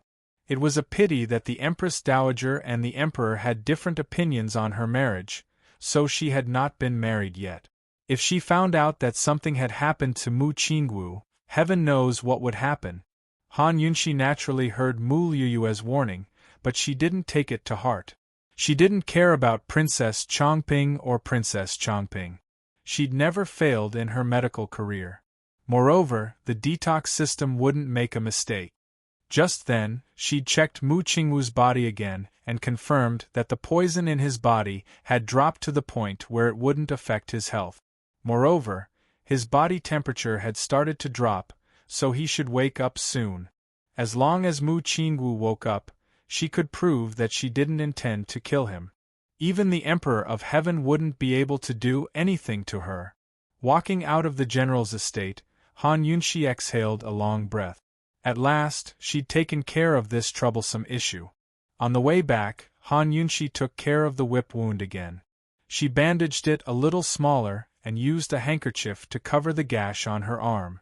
She was supposed to see Grand Concubine Yi and tell her about the situation in the palace, but as soon as she reached the gates, she was told that Grand Concubine Yi had gone to a courtyard in the western suburbs to stay for a few days before coming back. Could it be that she disliked the fact that Murong Wanru had dirtied the room? Thinking up to here, Han Yunxi couldn't help but burst into laughter. Perfect. Without Grand Concubine Yi at the estate, her days would be better. A new broom sweeps clean. A new mother-in-law was even harder to deal with than a new official. Han Yunxi admitted that she wasn't a good daughter-in-law and wished that the old woman would never come back. Murong Wanru happened to see Han Yunxi laughing as soon as she stepped out the door. She was so angry that she almost exploded. After this woman and the Duke of Qin left, Grand Concubine Yi left in a hurry as well. Before she left, she told the steward to change out everything in the room and redecorate it. Just how much did she dislike her? She sat in a pool of urine and feces, yelling until her throat was hoarse, but no one came to help her. In the end, she slipped out of the room with her tail between her legs and ran all the way back to her room. Everyone in the Duke of Qin's estate knew about her public diarrhea. Although they didn't dare to laugh in her face, Murong Wanru knew that the entire estate must be laughing up their sleeves. So angry, so angry. Murong Wanru wanted to cry as soon as she thought of it, but when she saw Han Yunshi, she was even angrier. How could she have known that Han Yunshi's poison skills were so good? She thought that she must have mixed up the wrong medicine. In any case, it was all because of this woman. Seeing Han Yunshi look over, Murong Wanru hid her temper. Mu Fei went to the side courtyard to recuperate. It'll be a few days before she comes back. If sister-in-law misses Mu Fei, I can take you there anytime. Also, if sister-in-law wants to eat anything in the future, you can tell me. I'll tell the kitchens to make it. Why would she need her to take her there? If she wanted to eat, wouldn't she tell them herself? Han Yunshi put on a false smile. Why did this woman always act like she was the master of the house every time she spoke to her? She made it seem like her new daughter-in-law was a guest. Murong Wanru walked down. Sister-in-law, where's my brother? Her possessive tone made it seem like Long Feiyi belonged to her and had nothing to do with Han Yunshi. He didn't come back with me. I don't know where he went. Facing someone she didn't like, Han Yunshi didn't want to say anything more and strode toward the main courtyard. Murong Wanru quickly followed and affectionately took Han Yunshi's hand. Sister-in-law, last night, my brother and you really… Han Yunshi stopped and shook off her hand. Raising her eyebrows, she asked, really? Fake? You have a problem with that? Murong Wanru looked shocked and hurriedly pulled Han Yunshi's hand to ask, Sister-in-law, what are you talking about? Did you misunderstand something about me? Although my brother didn't marry you willingly, you're still a part of his family. I know my brother's personality best. I'm asking because I'm concerned about you. If he neglected you, tell me and I'll make the decision for you. Pretending. She could pretend like this when no one was around. She really was a white lotus. I'm just joking. Why are you so nervous? Han Yunshi asked jokingly. Sister-in-law, you can't make this kind of joke casually. You scared me. I can't be happier for you too. I'm just looking forward to you giving birth to a chubby little boy for my brother soon, Murong Wanru hurriedly explained. Is that so? Haha, I'm also looking forward to you quickly finding a good husband and getting married and having children. Since you're so concerned about me, I'll also worry about your marriage for you. Han Yunshi smiled and hit Murong Wanru's Achilles heel with one sentence. Seeing the stiffness in Murong Wanru's eyes, she was in a good mood. Don't worry. When your brother comes back, I'll discuss it with him. An older brother was like a father. Long Feiyi really did have this power. Sister-in-law, I'm actually… Murong Wanru was about to explain when Han Yunshi stopped her. All right, I'm tired. You can go about your business. They were already quite a distance away when she turned back to add, Miss Murong, last night it was real. Don't worry. Murong Wanru abruptly stopped and finally couldn't hold back. Her delicate and pitiful little face became ferocious and terrifying. She clenched her fists tightly and said coldly, Han Yunshi, there will be a day when you'll be chased out of the Duke of Qin's gates. Han Yunshi originally thought that Long Feiyi had gone to look for medicine and wouldn't be back for a few days. But who knew that at night she had just comfortably soaked in a hot spring and was about to bathe when Long Feiyi came in. Ah, wait a minute. Han Yunshi's lion's roar didn't stop Long Feiyi's footstep. She only saw him appear out of thin air by the hot spring pool. He was also dressed in black, which set off his perfect and refined body. He was like a mysterious cheetah in the night, grave, dignified, and filled with an inviolable domineering aura. Compared to him, Han Yunshi's beauty coming out of the bath could be directly ignored. Han Yunshi was stunned. Her entire body sank down in an instant, and only her head was exposed. She was anxious and angry. Long Feiyi, what do you mean? You get out. Although Han Yunshi was already married to this person, her heart hadn't married yet. There were differences between men and women. Didn't this man understand? Moreover, he didn't intend to take responsibility for her as his wife. In any case, he was still a man. Couldn't he be a bit gentlemanly and avoid taboo? Han Yunshi was so nervous that she was about to die. However, she quickly realized that her nervousness was just wishful thinking. Not only did Long Fei Yi not want to take advantage of her, he didn't even involve himself in this matter. He was indifferent and cold. I have a portion of poison here. Help me concoct the antidote immediately. I need it urgently, he said. It was obvious that he had taken advantage of her objectively. From his cold attitude, Han Yunshi suddenly felt that she was measuring the heart of a gentleman with her own mean measure. It was clearly Long Fei Yi's fault, okay? Han Yunshi finally calmed down. She coughed a few times and said indifferently, "Let's talk about it after I go up. Can you go out first?" Long Fei Yi was expressionless. He didn't say anything else and turned to leave. Han Yunshi heaved a sigh of relief. However, who knew that Long Fei Yi would suddenly turn around again? Han Yunshi reflexively sank into the water. Even her head was submerged. Seeing this, Long Fei remained unperturbed, but a trace of doubt finally appeared in his eyes.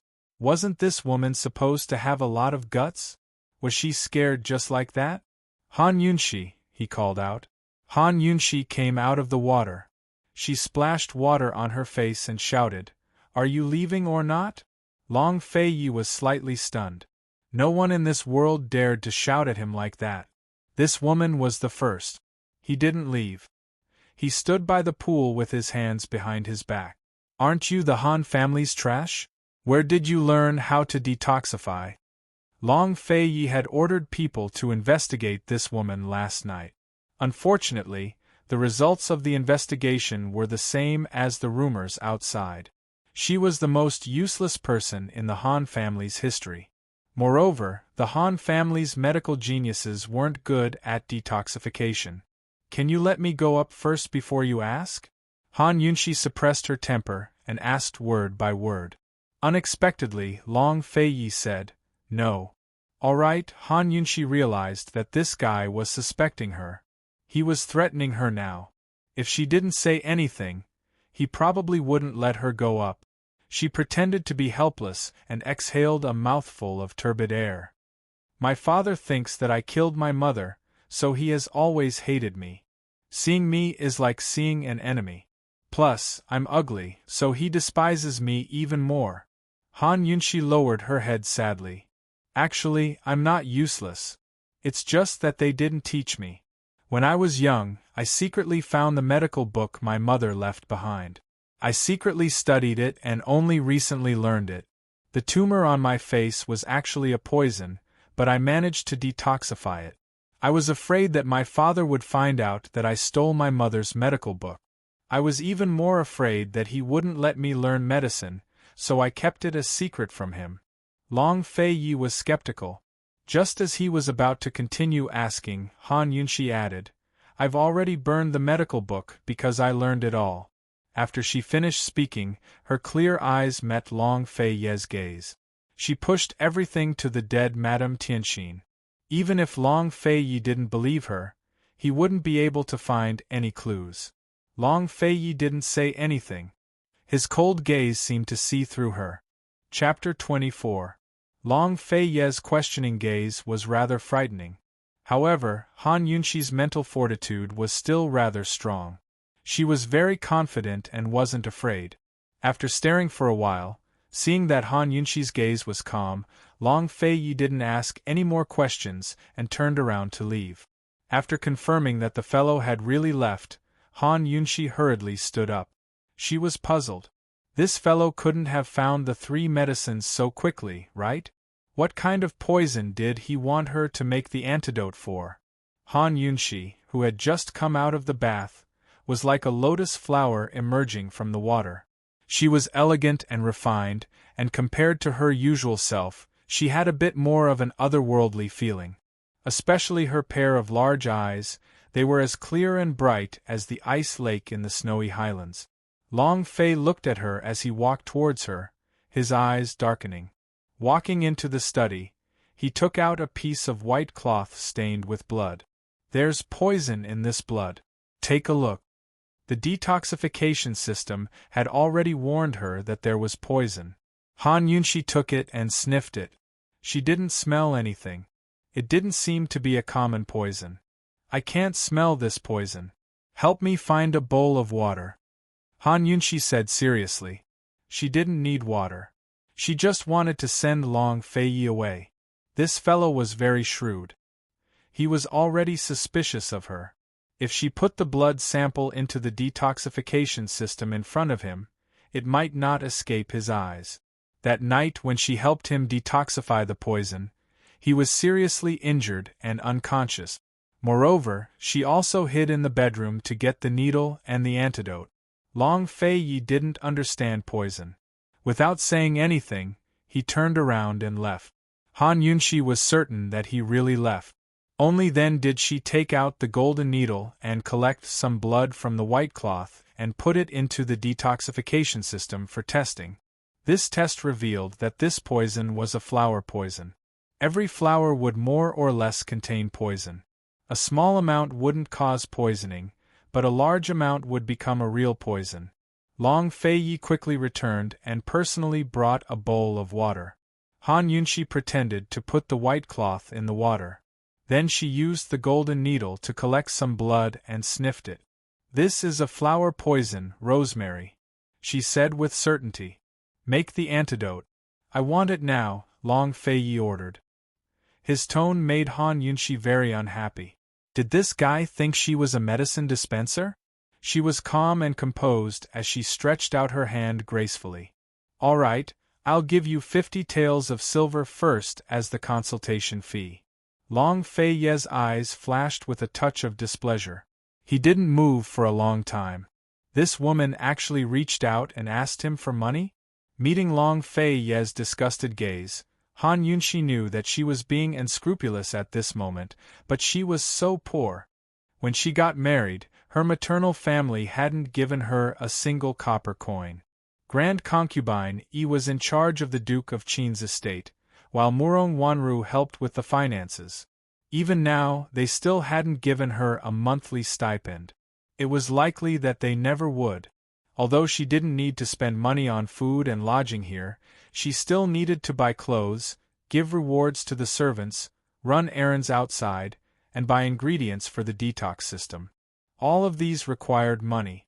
Leaving aside everything else, just giving rewards to the servants was a huge expense. The servants of rich families were the most snobbish, talkative, and arrogant of all. If she wanted to live a more stable life, she had to deal with these people first and keep their mouths shut. Long Feiyi didn't say much, but tossed a pouch of silver onto the table. Judging from the sound, it was more than 50 taels. Han Yunxi accepted it and took out 50 taels. Without hesitation, she pushed the rest of the money back. "Your Highness, I've already said that 50 taels is the consultation fee. It's something I deserve. You can take back the rest." She might be poor, but she wasn't a beggar. She still had to have some backbone. So speaking, she picked up her brush and began to write down the prescription for the antidote. Just like when she was administering the needles, her small face was serious and her eyes were focused. Her petite figure silently emanated an indescribable charm that made people want to draw closer. They wanted to enter her world and see what kind of woman she really was. The displeasure in Long Feiyi's eyes gradually dissipated, to be replaced by a playful look. He silently put away the pouch. After she finished writing down the prescription, Han Yunxi presented it with both hands and asked curiously, "Your Highness, have you found the 3 ingredients yet?" "Not yet." Long Feiyi gave her these 2 words without any further explanation. Han Yunxi was curious. This guy couldn't even take care of his own poison, so why would he care about other people? Just what kind of person had been poisoned by rosemary? Of course Han Yunxi was just curious. She understood that curiosity killed the cat. She assumed that Long Feiyi would leave as soon as he got the prescription, but he actually handed it over to Chu Shifeng and stayed behind himself. If it was anyone else, they'd be searching day and night for the antidote by now. This guy only had 10 days, but he didn't seem to value his life that much. Fine, if he stayed behind, then she'd have to sleep in the study again. But Long Fei-yi simply walked towards the hot springs without looking back. Cold, he ordered, Han Yunshi, get out. Please, it was already the middle of the night. Where did he want her to go? If he put down the curtains, this sleeping quarters could be divided into many rooms. She didn't even mind, so why should a man like him care? Han Yunshi chased after him, and smiled apologetically. Your Highness, how do you plan to settle Chinchilla down? Other concubines all had their own courtyards, but she was the empress of the palace, so she didn't even have a place to stay. I'll find the steward to make arrangements, Long Fei-yi said mildly. Steward, Han Yunshi's mouth twitched.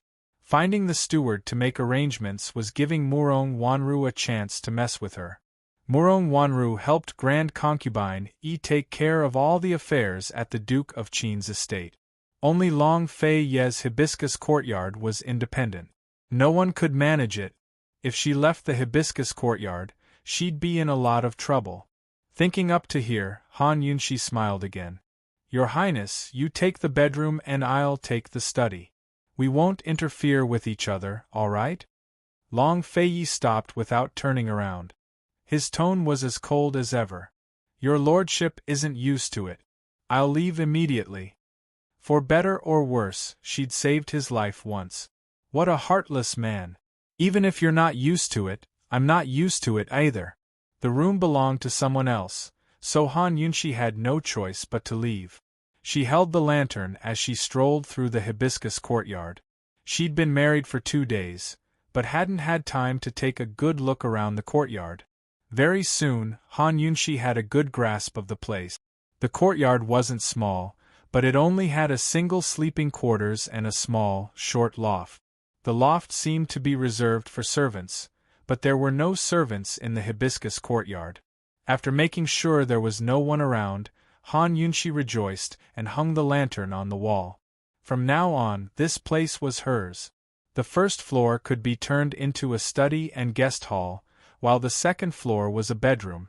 If this was the modern era, it'd be a single duplex. That night, Han Yunshi had long forgotten all about her unhappiness at the general's estate.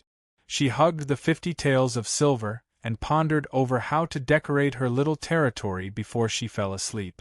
Early next morning, Long Fei-yi had long disappeared without a trace. Han Yunshi wanted to find someone to ask, but there was no one else in the hibiscus courtyard besides herself. First, it'd be best if they didn't meet. That way they wouldn't hate each other. Very good, he'd live his life while she lived hers, free and unfettered. Han Yunshi went over to move her dowry to the loft. Even though they were all old things, they were still treasures when she had nothing. When Han Yunshi was tidying up the things, she found a light purple cloth bag. Looking at it carefully, she realized it was a self-made medicine box. Even though it was small, it had all the essentials. There were many small compartments sewn inside that could be used to store different types of medicinal herbs. There was also a needle case that could store different types of medical needles. The small cloth bag was brand new, with the word Xian embroidered on the bottom right corner of the back. Without a doubt, it was left behind by Madame Tianxin. This should be something that Madame Tianxin left for her. Thinking about how Madame Tianxin was pregnant and had great expectations for the child in her womb, Han Yunshi's eyes couldn't help but turn red. She felt bitter. After painstakingly carrying the child for 10 months, did Madame Tianxin ever think that she, a divine doctor, would die from dystocia? She couldn't even see her child once. She'd placed such high hopes on the child, but did she ever think that the child would be a good-for-nothing and suffer all sorts of humiliation in the Han family? Madame Tianxin, don't worry. The current Yunshi definitely won't disappoint you. Han Yunshi took out a set of acupuncture needles from her detox system, along with a few commonly used medicinal herbs, as well as medical cotton swabs, gauze, and other small items. She placed them all neatly into the small cloth bag. From now on, this would be her medical pouch. The detox system she carried on her person was an invisible space. She could put and take things out as she pleased. But if she did this in front of others, it'd be treated as magic in the modern world. In ancient times, it'd be considered witchcraft. Perfect, this small medical pouch could act as a cover for her. Han Yunshi slung the pouch over her shoulder. From now on, she'd carry it with her wherever she went. After tidying up her things, Han Yunshi went out to buy some necessities. She cleaned up her little room until it was clean and cozy. Originally, she thought she could have a good sleep, but trouble came knocking on her door as soon as she laid down. Mu Qingwu hadn't woken up, so General Mu had personally come to find her. Han Yunshi was extremely shocked. She couldn't believe it no matter what, so she hurried to the guest hall. By now, Murong Wanru had already arrived. She was sitting to the left of the host's seat and talking with General Mu. Seeing her enter, General Mu grew angry. Han Yunshi, you liar! You said Qingwu would wake up, but he still hasn't. Moreover, he's running a high fever. You have to give me an explanation for this, or else I won't let you off. General Mu had asked Gu Beiwei to watch over him these past few days. When this kind of situation occurred, Gu Beiwei was also helpless. He couldn't identify the cause of the illness. Gu Beiwei suggested looking for Han Yunshi again, but General Mu didn't believe Han Yunshi anymore. He found several detoxification experts to examine Mu Qingwu, but the strange thing was that no one could diagnose what was wrong with him. Helpless, General Mu still had to look for Han Yunshi. In any case, he was going to blame Han Yunshi for this matter. Impossible. The poison in his body has already been detoxified. Han Yunshi's face was a bit pale. She absolutely didn't believe that she was mistaken. Murong Wanru also understood what was going on. She hurriedly stood up. Sister-in-law, when did you learn medical skills? How come I didn't know? Murong Wanru, why did she have to touch a sore spot? Han Yunshi was too lazy to pay attention to her. She said very seriously, General Mu, I can guarantee that the poison in his abdomen has already been detoxified. As for why he's unconscious and running a high fever, I didn't see anyone who couldn't diagnose it. I'll go with you. Humph, of course you'll go with me. Han Yunshi, I'm telling you, if Qingwu doesn't wake up, I'll take your life in exchange for his. General Mu's rage soared to the sky. Murong Wanru's face was full of terror. She hurriedly stepped forward to protect Han Yunshi behind her. She said angrily, General Mu, it's just that someone saw my sister-in-law use the knife and didn't wake him up. This doesn't prove anything. Although my sister-in-law doesn't know medical skills, I believe she absolutely wouldn't act recklessly. Su. Murong White Lotus, can you shut up? Chapter 25. Murong Wanru's words infuriated General Mu, who laughed coldly. She really wouldn't mess around, hee. Someone come, take Han Yunshi away. Han Yunshi was willing to go with him to begin with, so there was no need for anyone to take her.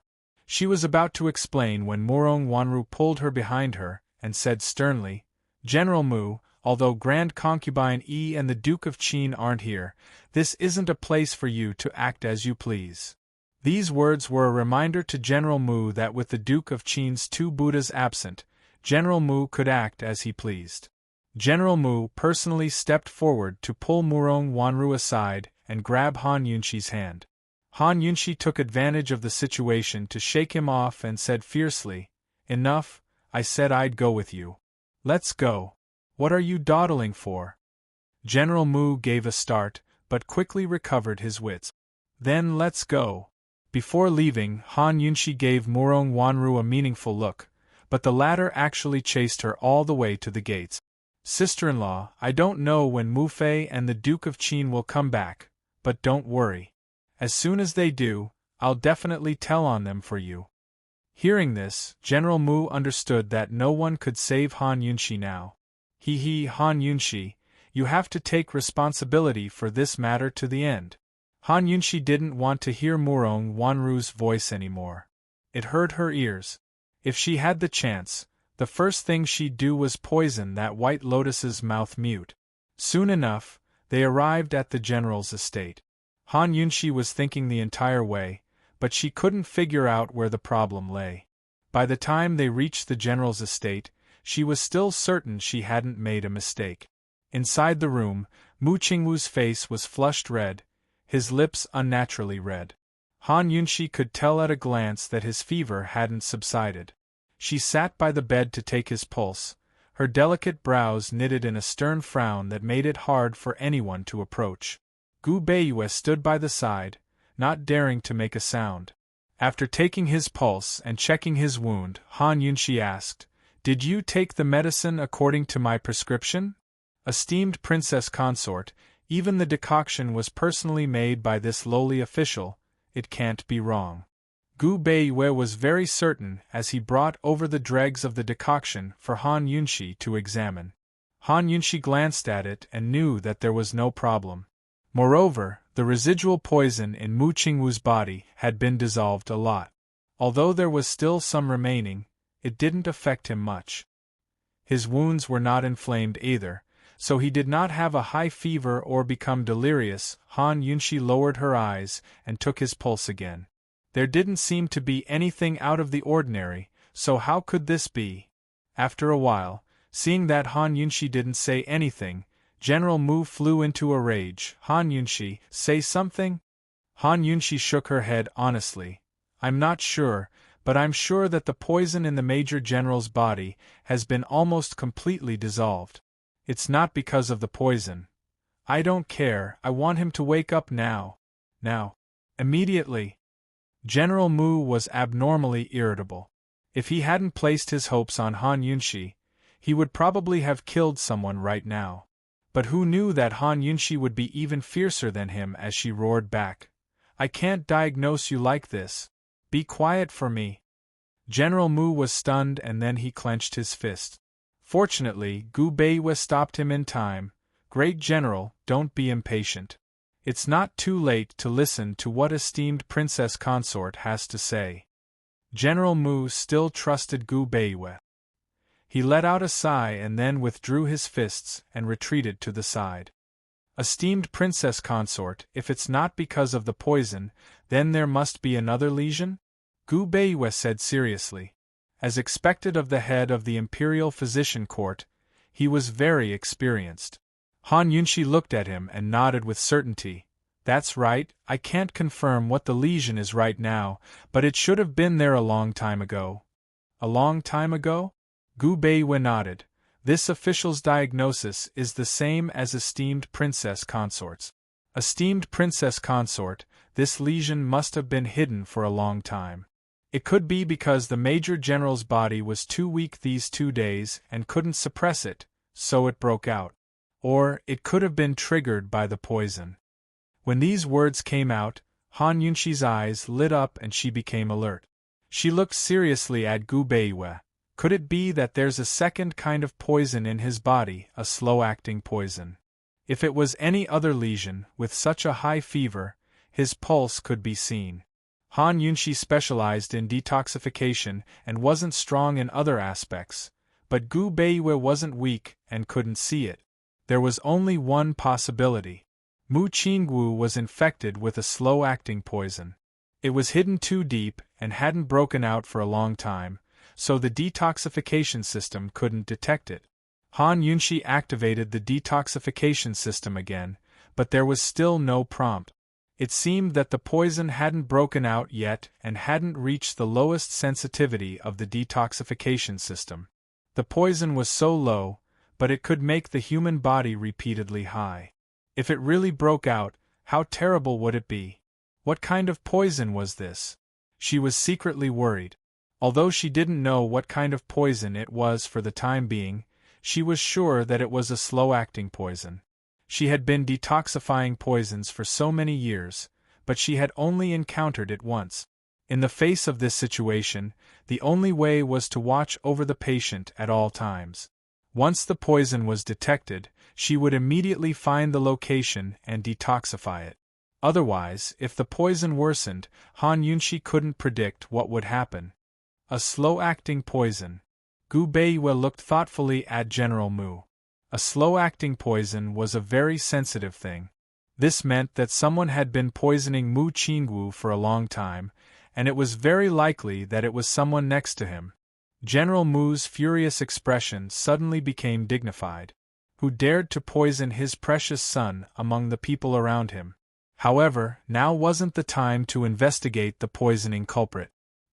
He anxiously asked, Han Yunshi, what should we do now? Wait. Han Yunshi was very decisive. We can only wait for the poison to break out to find a way to detoxify it. General Mu was half convinced and half doubtful. He looked at Gu Beiwe, but Gu Beiwe nodded. We'll listen to the princess consort. Wait, Han Yunshi estimated that the poison would break out within a day, but who would have thought that the next evening, the detoxification system still couldn't detect any signs of poisoning. She used a silver needle to collect a blood sample, but it also didn't detect anything. Imperial physician Gu didn't dare to casually use medicine, so he could only use physical methods to reduce the fever. Fortunately, the fever was repeated, otherwise even if Mu Qingwu woke up, his brain would have been damaged by the fever. Finally, General Mu, who had been comforted by Gu Beiwe, exploded.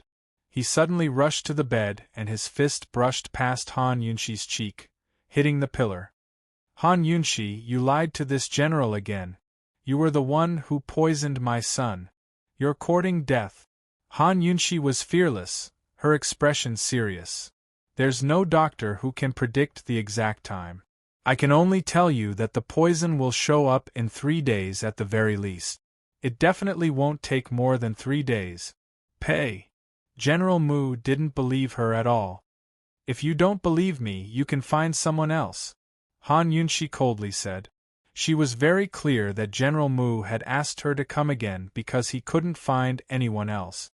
General Mu, at least we've already figured out the illness. There's no harm in waiting for 1 or 2 more days, Gu Beiwe advised. General Mu had been taking deep breaths and seemed to be a little hesitant. But who knew that at this moment, the door was suddenly kicked open. Mu Luiwe angrily stood at the door. Han Yunshi, get out here. You liar, murderer. You won't be able to escape today. It was this annoying girl again. Han Yunshi ignored her nonsense. Who knew that a spoiled and domineering voice would suddenly ring out, Han Yunshi, this princess orders you to come out immediately. If you dare to touch my Qingwu Gij again, this princess won't let you off easily. This was Princess Chongping. Mu Qingwu's most devoted pursuer had actually come as well? It seemed like Mu Luiwe had gone to complain. Han Yunshi worriedly looked towards Gu Beiwe, thinking to herself, this is bad. The hesitant General Mu immediately walked out and respectfully bowed. This humble subject greets Princess Chongping. I didn't know the princess would grace us with her presence, and didn't go out to meet you. Please forgive me. General Mu, forget it. You really do have this princess in your eyes. Qingwu Gij got into such a big trouble, and you didn't even tell me. Princess Chongping said unhappily. Under everyone's gazes, Chongping walked into the room step by step. Gu Beiwe stood up and respectfully bowed. Greetings to your highness. Princess Chongping arrogantly waved her hand, indicating that he could dispense with the formalities. Step by step, she walked towards Han Yunshi. However, Han Yunshi just sat there, not moving. Princess Chongping walked closer. As soon as she saw Mu Qingwu, her arrogant gaze softened. However, it immediately turned malicious and ruthless. She suddenly pushed Han Yunshi. Slut, you actually dared to hurt my Qingwu Gij. Han Yunshi didn't expect this and almost fell to the ground. She was secretly alarmed. What a barbaric woman. Soon after, Mu Qingwu's younger sister, Mu Luiwe, also followed in. She pointed at Han Yunshi and said, Princess, it's this woman. That day, she was the one who tried to stab my brother with a dagger. She even tricked my father into thinking that she could cure my brother. In the end, Wu, my brother still hasn't woken up. Princess Chongping was furious. You piece of trash, you actually dared to treat Qingwu Gij. What do you take him for? A test subject? Guards, take her away. As soon as Princess Chongping's words fell, 2 guards rushed in from outside. Han Yunshi's gaze was fierce and cold. Immediately, the two guards were so intimidated that they didn't dare to move. She coldly said, "Princess Chongping, the patient needs to be left alone. If you have anything to say, please leave." Princess Chongping stared blankly before bursting into laughter. "Did you all hear that? What did she say? Haha, a piece of trash like her dares to say such things. What a joke." At this point, her voice suddenly turned cold. "Han Yunshi, Qin Wu Gij is still unconscious. What right do you have to say such things? You're an assassin, the one who murdered Qin Wu Gij. Guards, what are you all standing around for? Take Han Yunshi to the justice courts and interrogate her properly. Princess Chongping was here today to pick a fight." Han Yunshi was no longer polite. She coldly said, "When has Princess Chongping ever helped the justice courts arrest people? This is against the rules." Princess Chongping was startled. She didn't think that Han Yunshi would dare to speak to her like this. Could it be that the rumors in the palace were true? This cowardly woman had completely changed? If this princess is willing, then it's the justice court's honor," Princess Chongping boldly replied. "Then does Princess Chongping know that you need evidence to arrest people?" Han Yunshi asked again. Princess Chongping didn't hesitate. "Luiyue and Li Chongfeng are witnesses.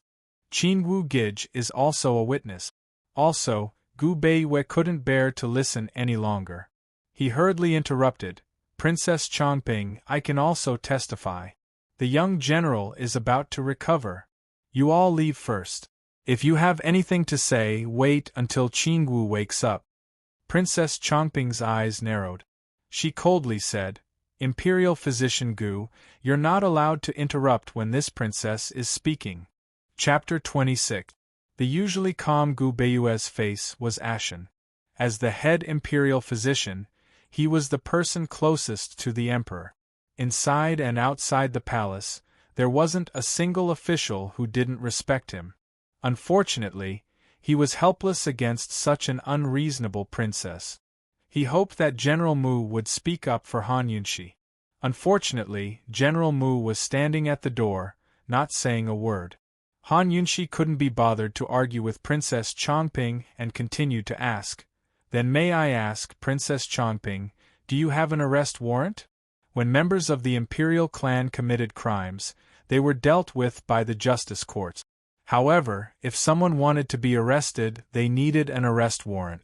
Han Yunshi was a Wangfei and was under the jurisdiction of the Empress Dowager. Therefore, the arrest warrant had to be issued by the Empress Dowager. "Not at the moment," Princess Chongping replied confidently. "So, I'm not considered a criminal for the time being?" Han Yunshi asked patiently. Princess Chongping stammered, not knowing how to answer. Who knew that Han Yunshi would suddenly shout, "Not at the moment. What are you doing here? Get out of here right now." Without an arrest warrant, how could this princess be so arrogant in front of her? Chongping was a princess, but she was also a Qin Wangfei. She was her elder, her imperial aunt. Princess Chongping jumped in fright. She grabbed Han Yunshi's hand and said in disbelief, "Han Yunshi, you've got guts. You dare to be fierce to this princess and speak to this princess like this?" "Why wouldn't I dare?" Han Yunshi coldly retorted, her eyes gloomy. As a physician, what she hated the most was having her treatment interrupted and her patients disturbed. As a woman, what she hated the most were people of the same sex who used their status to think they were a cut above others, bossy and unreasonable. Princess Chongping was frightened by Han Yunshi's gloomy gaze. She hastily shook off her hand and retreated 2 steps. What was going on? She was actually afraid of this woman? Princess Chongping tried her best to ignore the inexplicable fear in her heart. However, she refused to admit that she was here today to deal with Han Yunshi, not to lose face. She flew into a rage out of humiliation. She approached Han Yunshi and yelled, "Han Yunshi, why are you so arrogant? Aren't you just a piece of trash? Aren't you just a woman who delivered herself to my doorstep? Do you really think that you've become a phoenix? Let me tell you, trash will always be trash. A sparrow will always be a sparrow. Even if you really think of yourself as a scallion, others might not necessarily eat you for dipping sauce. Bitch. Bitch. Princess Chongping emphasized these two words, as if she was pointing at Han Yunxi's nose and cursing her. Han Yunxi's face was pale. Her hands were clenched into fists. She almost hit someone. However, she was still calm. She knew that now was not the time to cause trouble, but the time to save people. Her current identity was a doctor. In these 3 days, once the poison in Mu Qingwu's body broke out, he had to be treated in time. No accidents were allowed to happen. She took a deep breath and calmed herself down. Princess Chongping, you said I'm trash because I don't know medicine. Then may I ask, do you know medicine? At these words, Princess Chongping was at a loss for words. Han Yunxi exhaled again. How much patience did she have? For the sake of the patient, she was willing to throw caution to the wind. So, Princess Chongping, I'll have to trouble you to speak more respectfully. Also, this Wang Fei is still your imperial aunt. Is shouting and yelling at your elders something you should have etiquette for? I'll say it one last time. Please leave and don't disturb the patient. An imperial aunt was indeed a princess's senior, but in terms of status, the princess naturally respected her imperial aunt. However, things were different in Tianing. Princess Chongping's imperial uncle was the Duke of Qin, and Han Yunxi was Qin Wangfei. The Duke of Qin wasn't someone ordinary imperial relatives could compare to. Even the emperor had to give him some face. A wife valued her husband. In terms of seniority and status, Han Yunxi had enough qualifications to teach Princess Chongping a lesson. However, Princess Chongping gave a start before bursting into laughter. Imperial aunt? Han Yunxi, you really have no shame. My imperial uncle didn't want you. It was a shameless woman like you who delivered yourself to his door. You dare to call this princess an imperial aunt? You're worse than a prostitute. Prostitute? At these words, everyone present sucked in a cold breath. But before they could recover their wits, Han Yunxi suddenly raised her hand and ruthlessly slapped Princess Chongping across the face. Pah! What a resounding slap! Unbearable, there was no need to endure. Uncle could endure, but aunt couldn't. When faced with someone like Princess Chongping, enduring was useless. Reasoning was also useless. If you could use your hands, then don't use your mouth. Han Yunxi had completely exploded. Princess Chongping was instantly dumbfounded. A large patch of red appeared on her delicate, white cheeks. It was obvious how heavy Han Yunxi's slap had been. Around them, even Mu Luiyue, who'd been watching the show from the sidelines, was dumbfounded. Heavens, Han Yunxi, this woman. She really dared. Very quickly, Princess Chongping regained her wits and started bawling. Like a mad woman, she pounced towards Han Yunxi. You slut, you dare hit this princess? This princess will fight it out with you. Even Imperial Mother hasn't hit me before. Who do you think you are? Han Yunxi, you slut, you prostitute. Han Yunxi accurately grabbed Princess Chongping's hands. Unable to bear it any longer, she sternly interrupted her insults. Enough. Spouting such vulgar words at such a young age. How did your Imperial Mother raise you? How did she become your mother? Hearing these words, Princess Chongping froze. Heavens, this woman hid her and still dared to speak ill of her Imperial Mother? Han Yunxi, you've got dog guts. Princess Chongping roared, fiercely struggling. Unfortunately, she couldn't break free from Han Yunxi's grip. Guards! Guards, capture her! Quickly! Princess Chongping shouted. Her 2 attendants were about to step forward when Han Yunxi glared at them. You dare to capture Qin Wangfei? Have you asked His Highness the Duke of Qin? Who gave you the guts to do that? The Duke of Qin, her husband, this name was a golden shield no matter where it was. The 2 attendants hesitated. Princess Chongping was furious. Han Yunxi, let go of me or I'll tell Imperial Father. Han Yunxi coldly snorted and flung Princess Chongping to the side. Go ahead. I'll sit here and wait for His Highness the Duke of Qin to bring me there. Princess Chongping bumped into a nearby table, tears flowing down her cheeks. Her face was red with anger. How could she dare to go find Imperial Father? Imperial Father had always disapproved of her marrying Mu Qingwu and hated it when she ran over to General Mu's estate. Moreover, if the Duke of Qin found out about this, she might not be able to get away with it. Princess Chongping covered her face and fiercely said, Han Yunshi, you dare to hit me? I definitely won't let you off. So speaking, she stomped her foot and turned to run out of the room.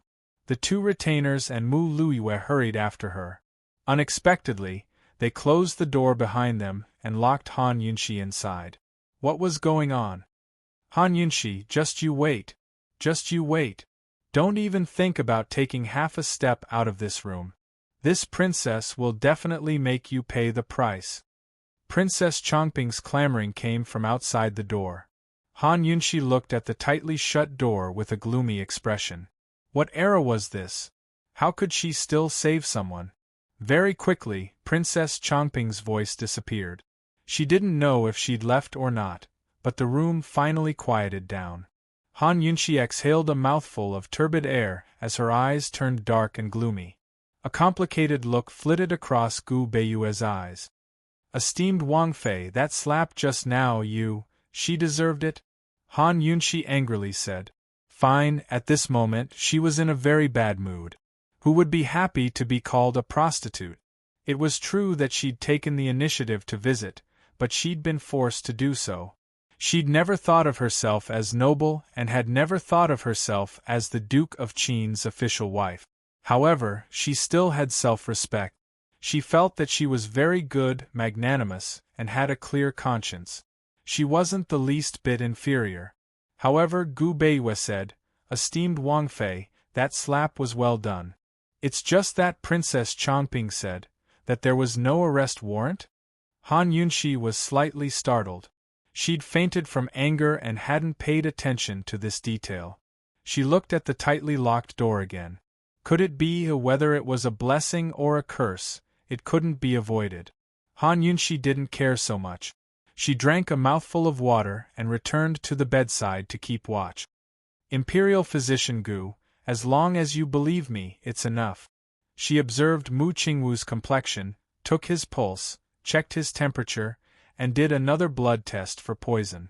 She was very sure that in the next 3 days, the poison would definitely show itself. She told Gu Beiyue everything she knew. However, just as she finished speaking, the door opened. The voice of the Supreme Court's Minister Beigong drifted in.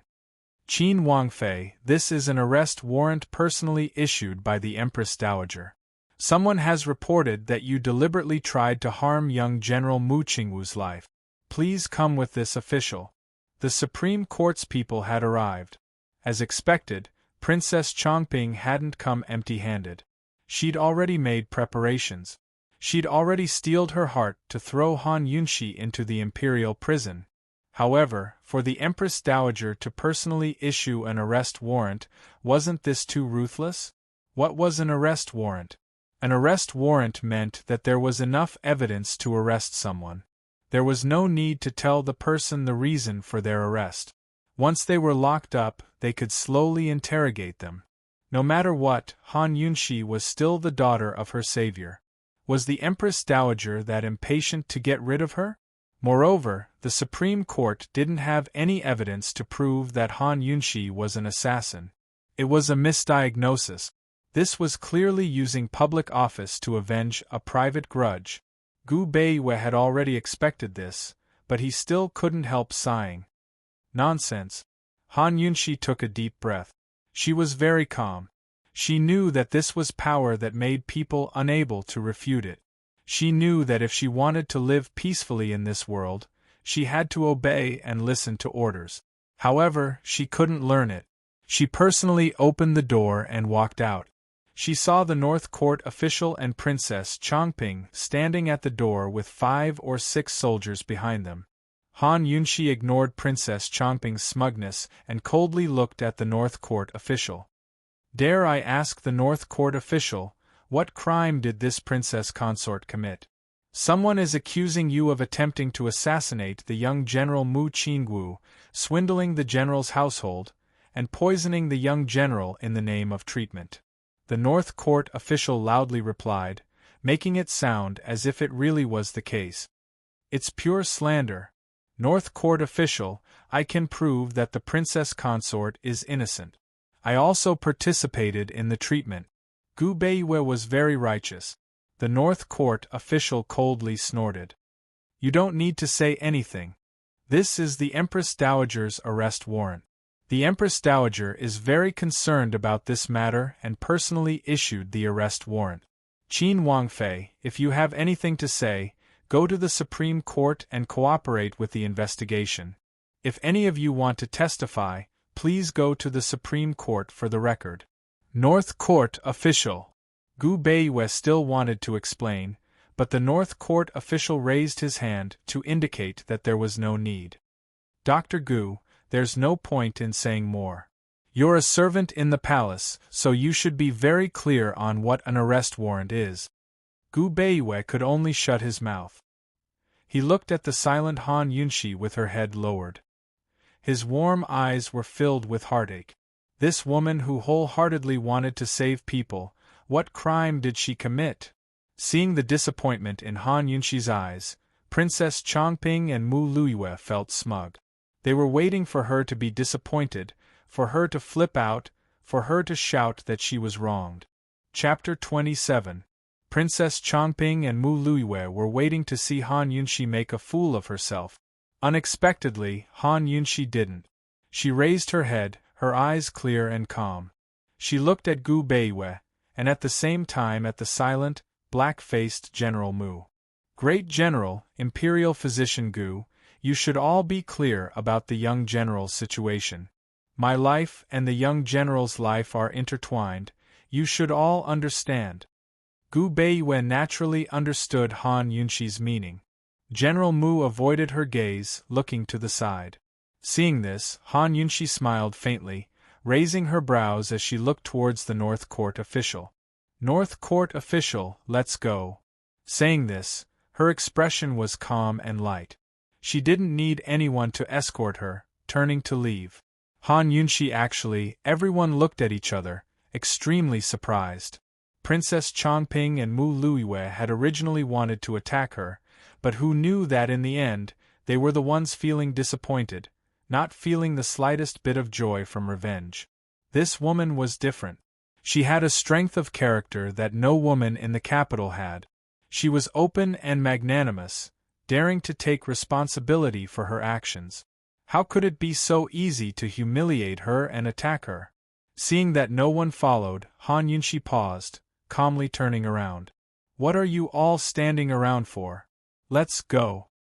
The North Court official and his subordinates looked at each other in disbelief, only recovering after a while. Seeing Han Yunxi's ramrod straight back, the North Court official couldn't help but reveal a look of admiration. He'd arrested many criminals of the Imperial clan, and which one of them hadn't cried and begged? He'd never seen such a proud woman. She wouldn't lose to a man. It was a pity that such a special woman's fate was in the hands of the Empress Dowager. After going to the justice courts, it wouldn't be so easy for Han Yunxi to leave. Once she was taken away, Princess Chongping rolled her eyes at Gu Beiyue. Coldly, she said, General Mu, look at what kind of quack you've invited. Chase him away immediately. I've invited a few godly doctors over.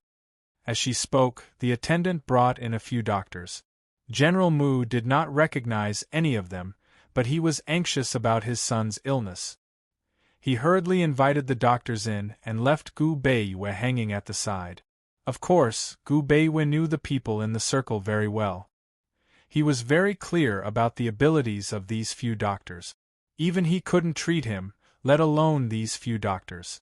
At this time, General Mu and Princess Chongping wouldn't listen to advice. Gu Beiyue hurriedly left. The only person who could save Mu Qingwu was Han Yunxi. Now, the only people who could save Han Yunxi from the Supreme Court were the Duke of Qin's people. Actually, it was not that Gu Beiwei had never thought of entering the palace to meet the emperor, but it was not appropriate for him to report such matters to the emperor. Moreover, the emperor's attitude was not clear. Mu Qingwu's situation was very urgent. If the poison flared up and Han Yunxi wasn't present, then his life would be in danger. It would be strange if General Mu and Princess Chongping didn't accuse Han Yunxi of poisoning him then. Gu Beiwei made a prompt decision to leave the general's estate and head for the Duke of Qin's estate. Unexpectedly, he was told that neither Grand Concubine Yi nor the Duke of Qin were present. Miss Murong, did that Grand Concubine Yi say where she went? Gu Beiwei asked urgently. He knew it wasn't easy to ask about the Duke of Qin's whereabouts. Murong Wanru might not know either, but Grand Concubine Yi should be able to find her, right? Murong Wanru hated it when people called her Miss Murong, but many people in the capital called her that. The surname Murong was a constant reminder that she was only an adopted daughter. No matter how much she hated it, she hid it well. Her lovable face revealed traces of worry. Such a big thing happened as soon as they got married. If Mu Fei knew, she'd definitely be angry.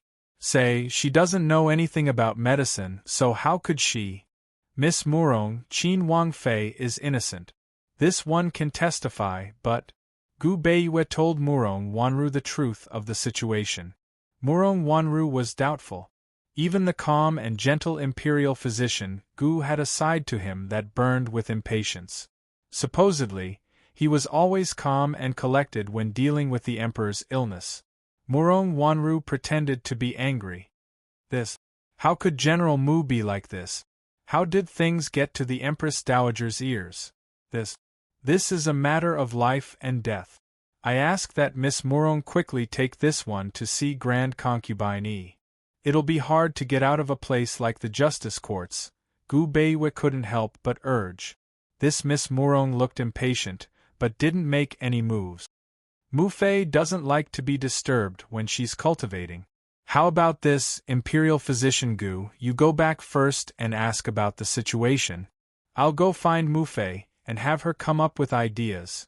Murong Wanru finally expressed her intentions. Gu Beiwei nodded, finally releasing a breath. He was afraid to delay Murong Wanru, so he didn't dare to linger and bid farewell. But Murong Wanru didn't leave immediately.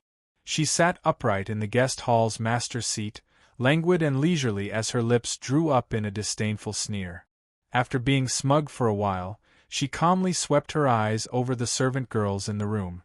Her soft and gentle appearance was replaced by a cold eyebrow. Whoever speaks of today's matters, bear the consequences. The servant girls all trembled as they knelt down. Miss, don't worry. Your servant understands.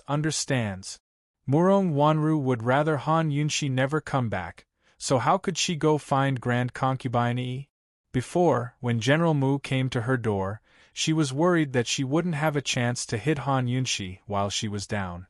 Now things were good, saving her a lot of trouble. After stretching lazily, Murong Wanru went back to her rooms to sleep.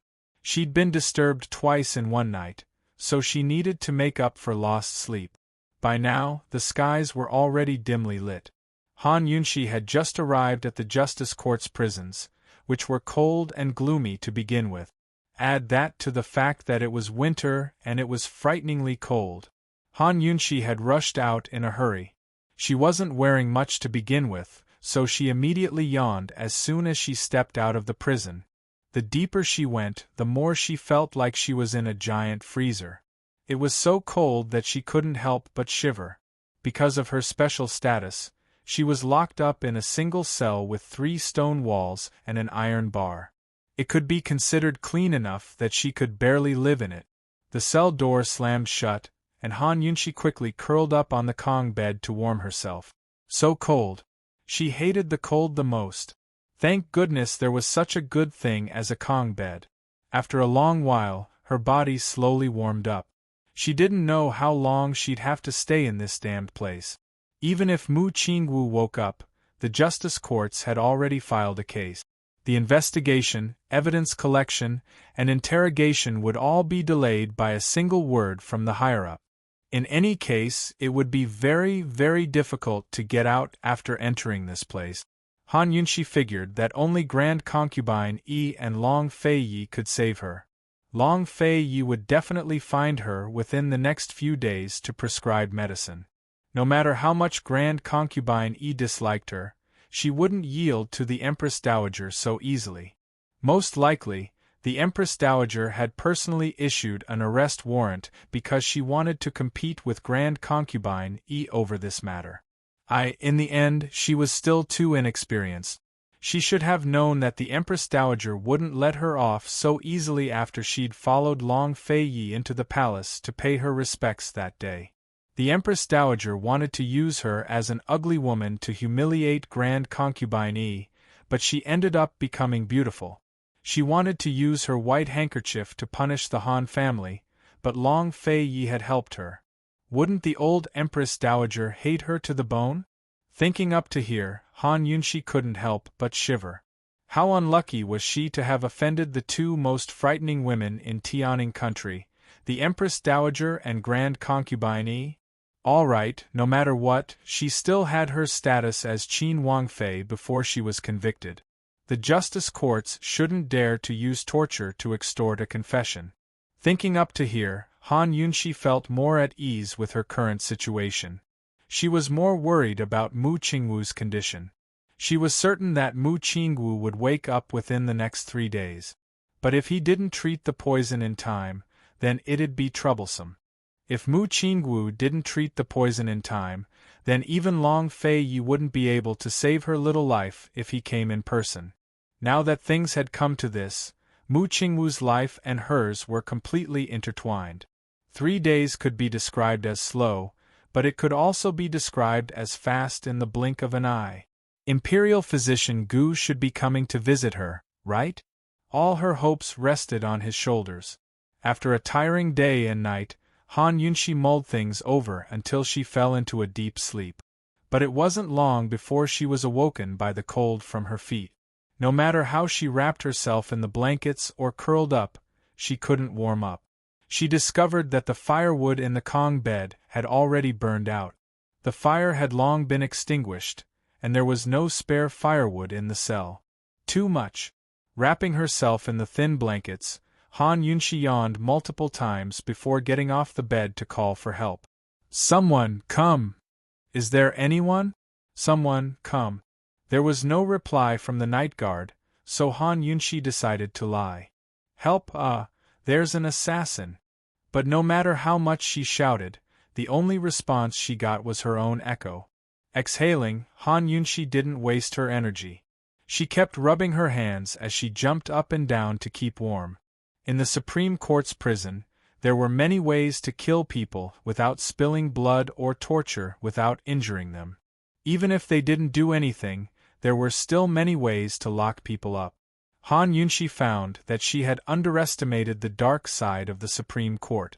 While Han Yunshi was jumping up and down to keep warm, she suddenly heard footsteps. Someone was coming. Han Yunshi was about to turn around, but who would have thought that at this time, she would be met with a bucket of ice water. Han Yunshi was completely soaked from head to toe.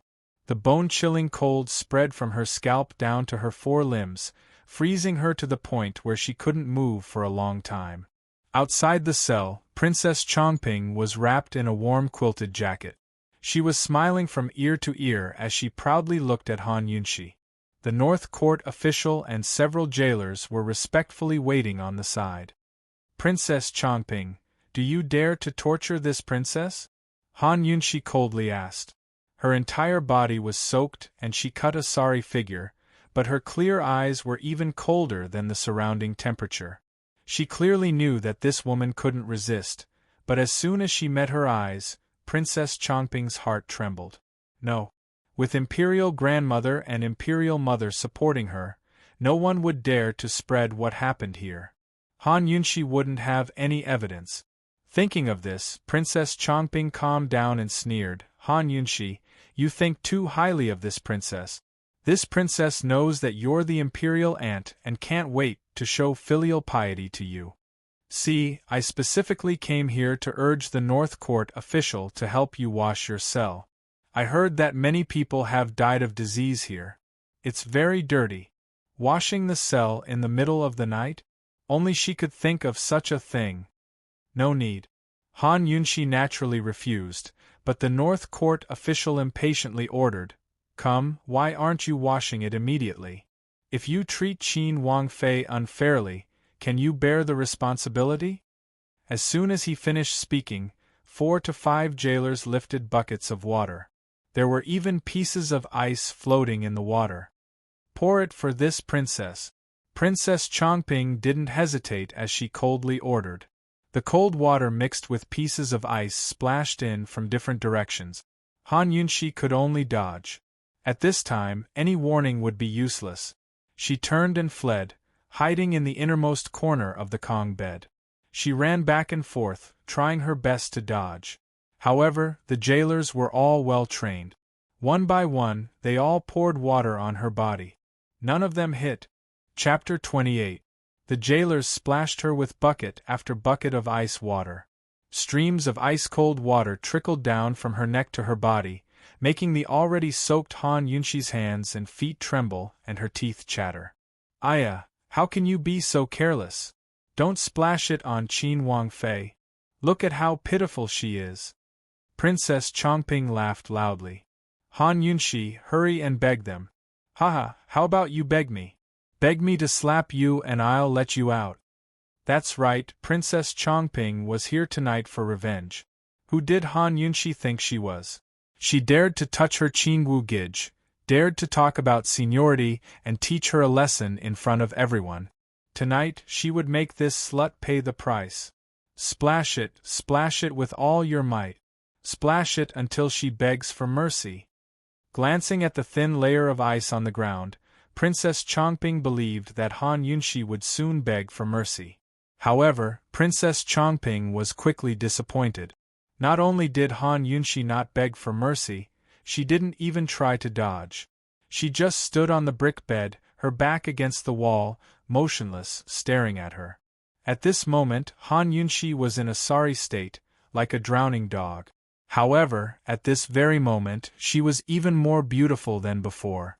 Her purplish lips curled up and her clear eyes were filled with mockery. At this very moment, she was staring at Princess Chongping from a lofty position. "What are you laughing at? You're not allowed to look." Princess Chongping angrily questioned. The one being toyed with was clearly Han Yunshi, but why did she feel humiliated? "Han Yunshi, you're not allowed to look. Close your eyes." "Han Yunshi, I'm telling you, if you don't beg for mercy today, I definitely won't let you off." North Court official, open the door. Princess Chongping was furious. She wanted to go in and personally deal with this slut. "Princess, you can't do this. After all, she's someone from the Duke of Qin's household." The North Court official was still somewhat apprehensive. Otherwise, he would have already tortured Han Yunshi. "She's now a prisoner. I order you to open the door immediately." Princess Chongping huffed, not forgetting to order the jailer to continue pouring water. Han Yunshi coldly watched as Princess Chongping hooted like a mad dog. The contempt in her eyes deepened, driving Princess Chongping to the brink of insanity. "He's of the North Court, how dare you disobey my orders? Why aren't you opening the door?" The North Court official didn't know whether to open the door or not. In the cold weather, he was sweating profusely. In the end, under Princess Chongping's coercion, he could only open the door. A few jailers rushed in first, holding Han Yunshi tightly. Han Yunshi didn't resist, only feeling that it was laughable. Were these people afraid that she would do anything to Princess Chongping? She was so cold that she had no strength left. Princess Chongping crossed her arms and calmly walked over. "Han Yunshi, keep looking. If you have the ability, keep looking." Han Yunshi lowered her head, not moving at all, like a corpse. Princess Chongping was very satisfied with this kind of reaction.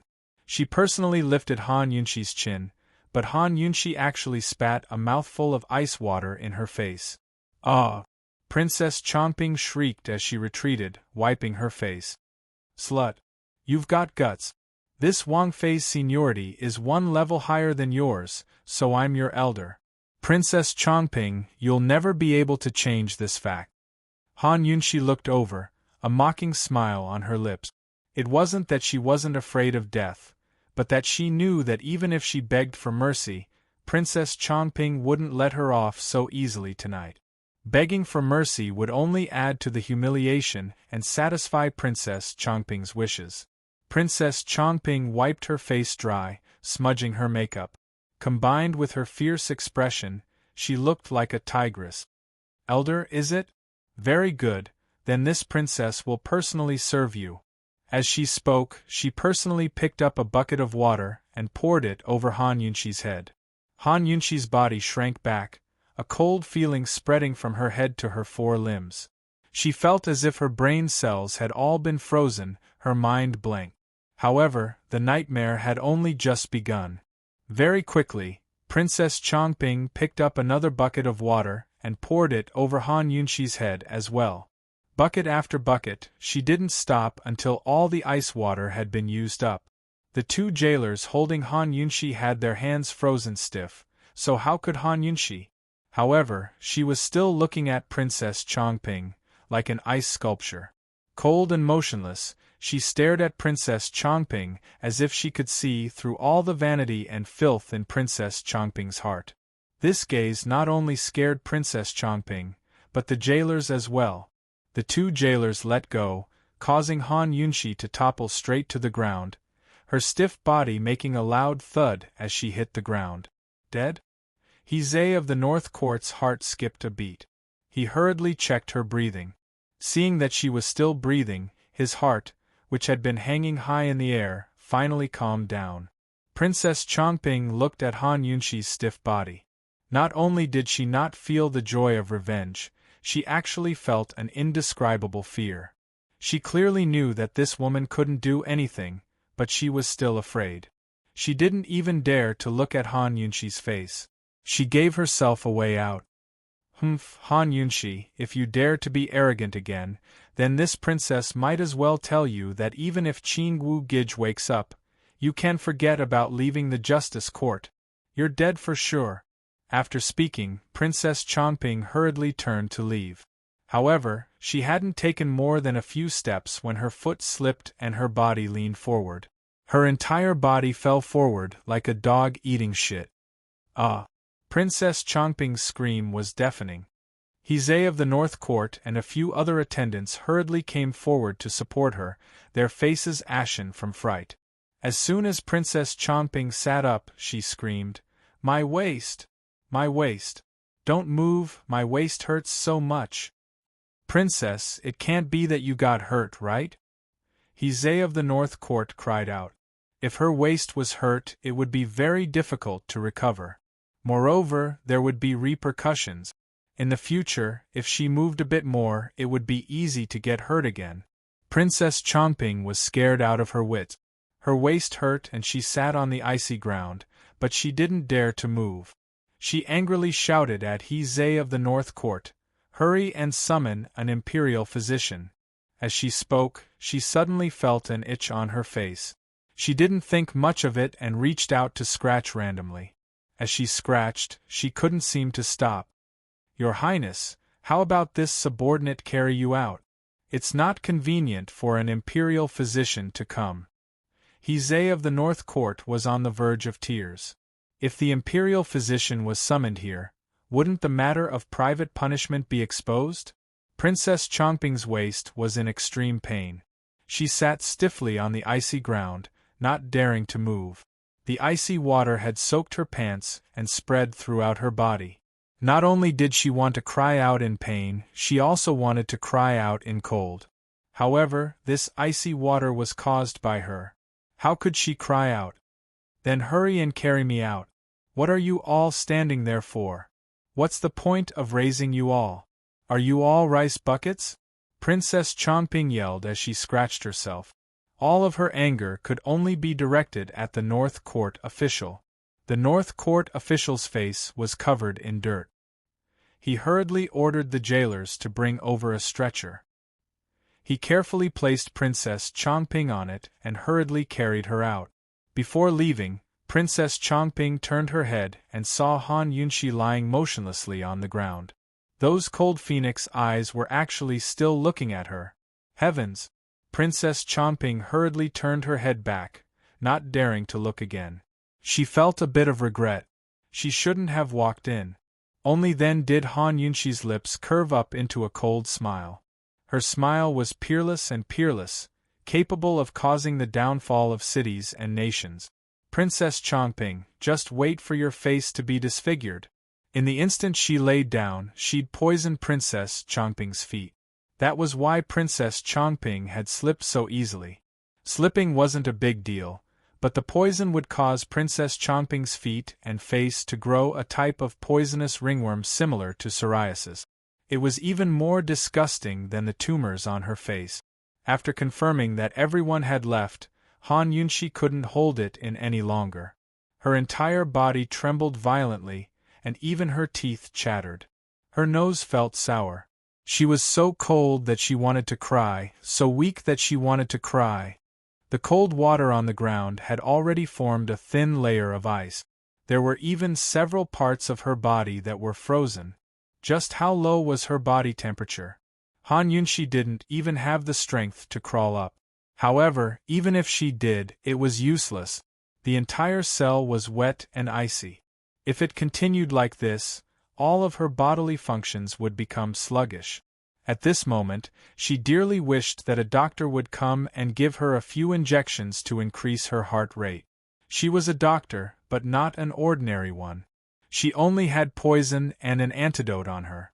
With no other choice, Han Yunxi could only take out a poison pill from her detoxification system. It was a poison of dry heat. It could cause the body to become restless and cause the body's temperature to rise. Although it was very harmful to the body, Han Yunxi had no other choice.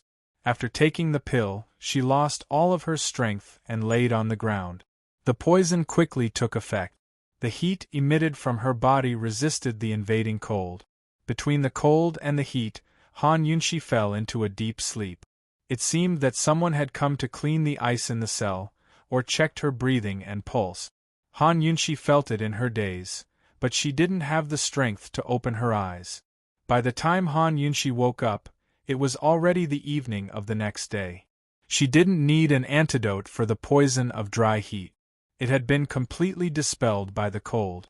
Although she was no longer in danger, she was still shivering from the cold. She really wanted to take another poison pill, but she knew better than anyone that the second one would definitely take her life. Looking around, Han Yunxi found that all the traces from last night had been cleaned up. There was a fire in the stove, and there was a warm meal and clean clothes on the side. What was the meaning of this?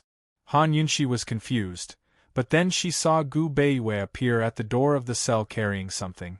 So it was it. The North Palace official was afraid that Gu Beiyue would see the evidence of the lynching, so he destroyed all the traces. He really did a good job on the surface. When the guard leading the way left, Gu Beiyue quickly waved his hand at Han Yunxi. "Princess Consort, quickly come over." He quickly squatted down and opened the soup cup. He carefully poured the hot soup into a bowl and placed it in front of Han Yunxi through the bars. "Princess Consort, quickly drink it while it's hot. This official personally made it. It's cold in here, so this medicinal soup can dispel the cold." Gu Beiyue was a very clean person. His white clothes were pure and he had a handsome temperament. He didn't fit in with this cold and dark cell, but seeing him, Han Yunxi felt an indescribable sense of familiarity. Han Yunxi walked over and saw the sincere concern and pity on Gu Beiyue's handsome face. Then she looked at the steam coming out of the hot soup. Her heart ached and she felt uncomfortable for no reason. Everything from last night had already passed, but she couldn't help feeling wronged. Would a strong heart become weak once there was someone who cared for it? Was this place cold? This place wasn't just cold, it was so cold that it could kill a person. Dispelling the cold? A bowl of hot soup, how could it compare to last night's buckets of ice water? However, this man who she had no relationship with actually made Han Yunxi feel warm with just a few words. Since she was young, no one had ever cared about her, let alone personally making a bowl of soup to dispel the cold. Chapter 29. Gu Beiyue's smile was as warm as an April spring breeze. Han Yunxi suddenly felt that his eyes were especially beautiful, especially when he smiled. He was like a big brother next door, warm and affectionate. Imperial Physician Gu, you're considerate. Han Yunxi accepted the hot soup and drank it all in one gulp. Needless to say, the medicine was quite effective. Soon enough, her body warmed up. Gu Beiyue watched Han Yunxi wolf down her food and her ashen face. He could more or less guess at last night's punishment, but didn't ask any questions. Pity flashed through his eyes as he sighed softly. Visiting hours were limited, so before Han Yunxi could finish, Gu Beiyue said in a low voice, "Esteemed Wang Fei, this official personally went to the Duke of Qin's estate last night. I didn't see Grand Concubine Yi, but I've already had Miss Murong report to her. Presumably, you'll be released on bail very soon. This official will arrange for people to visit you at regular intervals. This way." Gu Beiyue trailed off even more. "This way they won't dare to lynch you." Han Yunxi looked at Gu Beiyue and asked without thinking, "Why? Why was this man doing his best? Actually, he could have stayed out of this. Didn't he know that if he got involved, he'd be suspected of being an accomplice?" Gu Beiyue didn't understand. "What do you mean why? Why are you helping me so much?" "I'm not familiar with you," Han Yunxi said mildly. But Gu Beiyue was very serious. "Esteemed Wang Fei, doctors don't just rely on their medical skills to save people. The young general's life is in your hands." Gu Beiyue's tone softened as he continued, "Moreover, esteemed Wang Fei, this is a human life too." Han Yunxi's heart gave a lurch as she praised him in her heart. She even felt inferior to him. Wouldn't Murong Wanru report to Grand Concubine Yi? Han Yunxi didn't want Gu Beiyue to lose confidence, so she didn't explain much. She asked indifferently, "How's the situation at the great general's residence?" Last night, Princess Chongping invited several divine doctors over, but none of them were of any use. This morning, General Mu invited this lowly official over, but the young general is still the same. This lowly official tried to persuade General Mu, but unfortunately, how is the young general? Han Yunxi was most concerned about this matter. "It's still the same. I'm just afraid. If the poison is suppressed forever, then wouldn't esteemed Wang Fei." Gu Beiyue didn't continue, but Han Yunxi knew what he was worried about. If Mu Qingwu's toxicity never showed, then even Long Fei Yi might not be able to clear her name. After a moment of silence, Han Yunxi asked seriously, "Imperial Physician Gu, even you don't believe me, right?" It wasn't that Gu Beiyue didn't believe her, but it was better to be safe than sorry. "It's already been a day. Within 2 days, the young general's toxicity will show. As long as the poison is cured, he'll wake up. Help me watch over him. Tell me as soon as the poison shows." Han Yunxi's eyes shone with a resolute light. She grabbed Gu Beiyue's hand and said seriously, "I won't joke around with my own life. Only you can help me now." Gu Beiyue unconsciously lowered his head, a little surprised. Seeing Han Yunxi's clear eyes, he smiled faintly. His large, warm hand covered Han Yunxi's cold one as he said seriously, "All right, I'll do my best." Han Yunxi was delighted. If it was anyone else, she'd be worried. Only then did she let go of his hand. Naturally, there was nothing to hold. "Remember, check him frequently. As soon as the poison shows, take his blood and give it to me." "Take blood?" Gu Beiyue didn't quite understand. Han Yunxi took out a golden needle.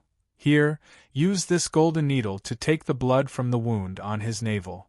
Gu Beiyue naturally knew how to take blood to test for poison, but there were no tools or other drugs in the cell. How could Han Yunxi detect it? Seeing Gu Beiyue's hesitation, Han Yunxi smiled faintly. "Imperial Physician Gu, there are only 2 days left. If I'm acquitted, I'll tell you why. He didn't expect Han Yunshi to still be able to smile in this situation. Gu Beiyue admired her in his heart. He also smiled and stretched out his pinky. Han Yunshi was stunned. Did this guy also play retractor? I'm really curious.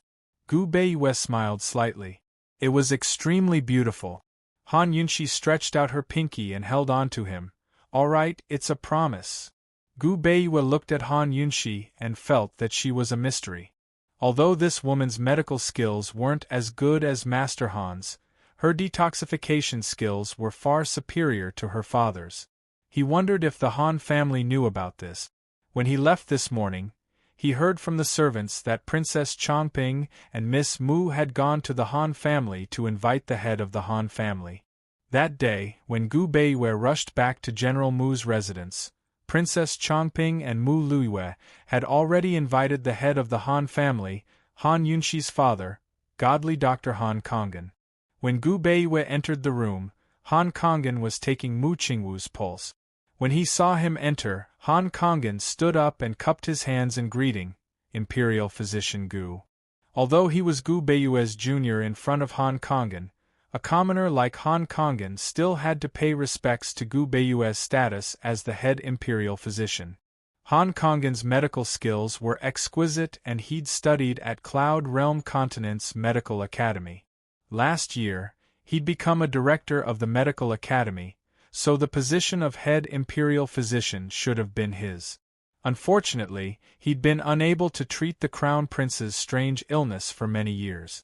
In the end, he couldn't even enter the Imperial Physician courtyard, becoming the Medical Academy director that the Imperial clan disliked the most in history. Gu Beiyue's parents had both died when he was young, so he was brought up by his grandfather. Grandfather Gu was the former head Imperial Physician and director of Cloud Realm Continent's Medical Academy. Gu Beiyue had been gifted since childhood. With his grandfather's careful guidance, he truly deserved the position of head Imperial Physician. Uncle Han is treating me as an outsider. Gu Beiyue cupped his hands in return. He was a modest gentleman, neither servile nor overbearing, cultured and refined. Han Kongan didn't stand on ceremony and sat down asking, "You came at the right time.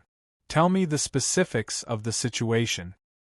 "Uncle Han, why don't you tell me your views first so that my words won't affect your judgment?" Gu Beiyue looked refined and modest, but his words always had the effect of deflecting 1,000 caddies with 4 tails. Since he'd said this, Han Kongan didn't press the issue. He stroked his goatee and said seriously, "I've heard General Mu explain the general situation, but I think there's room for discussion about the poisoning." Gu Beiyue didn't express his opinion, but asked mildly, "How do you want to discuss it?" Han Kongan's eyes flashed with doubt as he probed, "I heard that Yunshi was the one who diagnosed the poisoning? Actually, before Princess Chongping invited him over, the Empress Dowager had already sent someone to greet him. Although she didn't tell him what to do, he knew everything in his heart. Han Yunshi was already in jail. As long as Mu Qingwu was unconscious for a day, Han Yunshi wouldn't be able to clear herself of suspicion and would have to stay in jail for a day. This was exactly what the Empress Dowager wanted to see.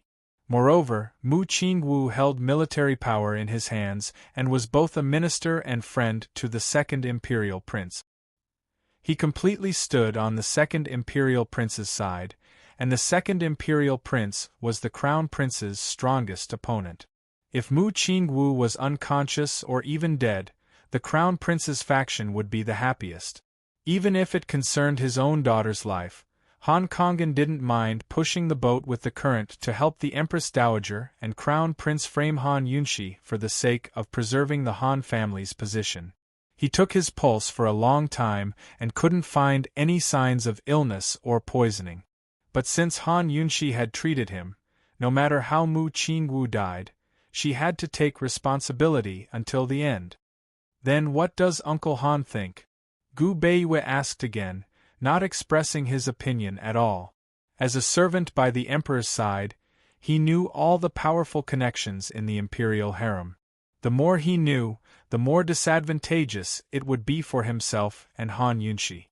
Han Kangen was an old fox and didn't express his opinion. He reprimanded, "Ai, this girl has been ignorant and incompetent since she was young. What does she know? I heard that she was the one who used the knife to detoxify the wound?" Han Kangen had examined the wound and found that it had healed very well. It wasn't something an ordinary person could do. If Princess Chongping hadn't said it, he wouldn't have believed that it was Han Yunshi's doing. How did she do it? She was trash who couldn't even differentiate between medicinal ingredients. Since Uncle Han has examined the wound, you should know that the young general's illness isn't directly related to the wound, right? Gu Beiyue countered. Han Kangen stroked his goatee and hesitated for a moment before saying indifferently, "This might not be so. After all, we still can't diagnose the illness." In that instant, a trace of caution flashed through Gu Beiyue's gentle eyes. The wound on Mu Qingwu's body was very important. It was treated by Han Yunshi. If they could prove that the wound wasn't related to the current illness, then Han Yunshi would be innocent.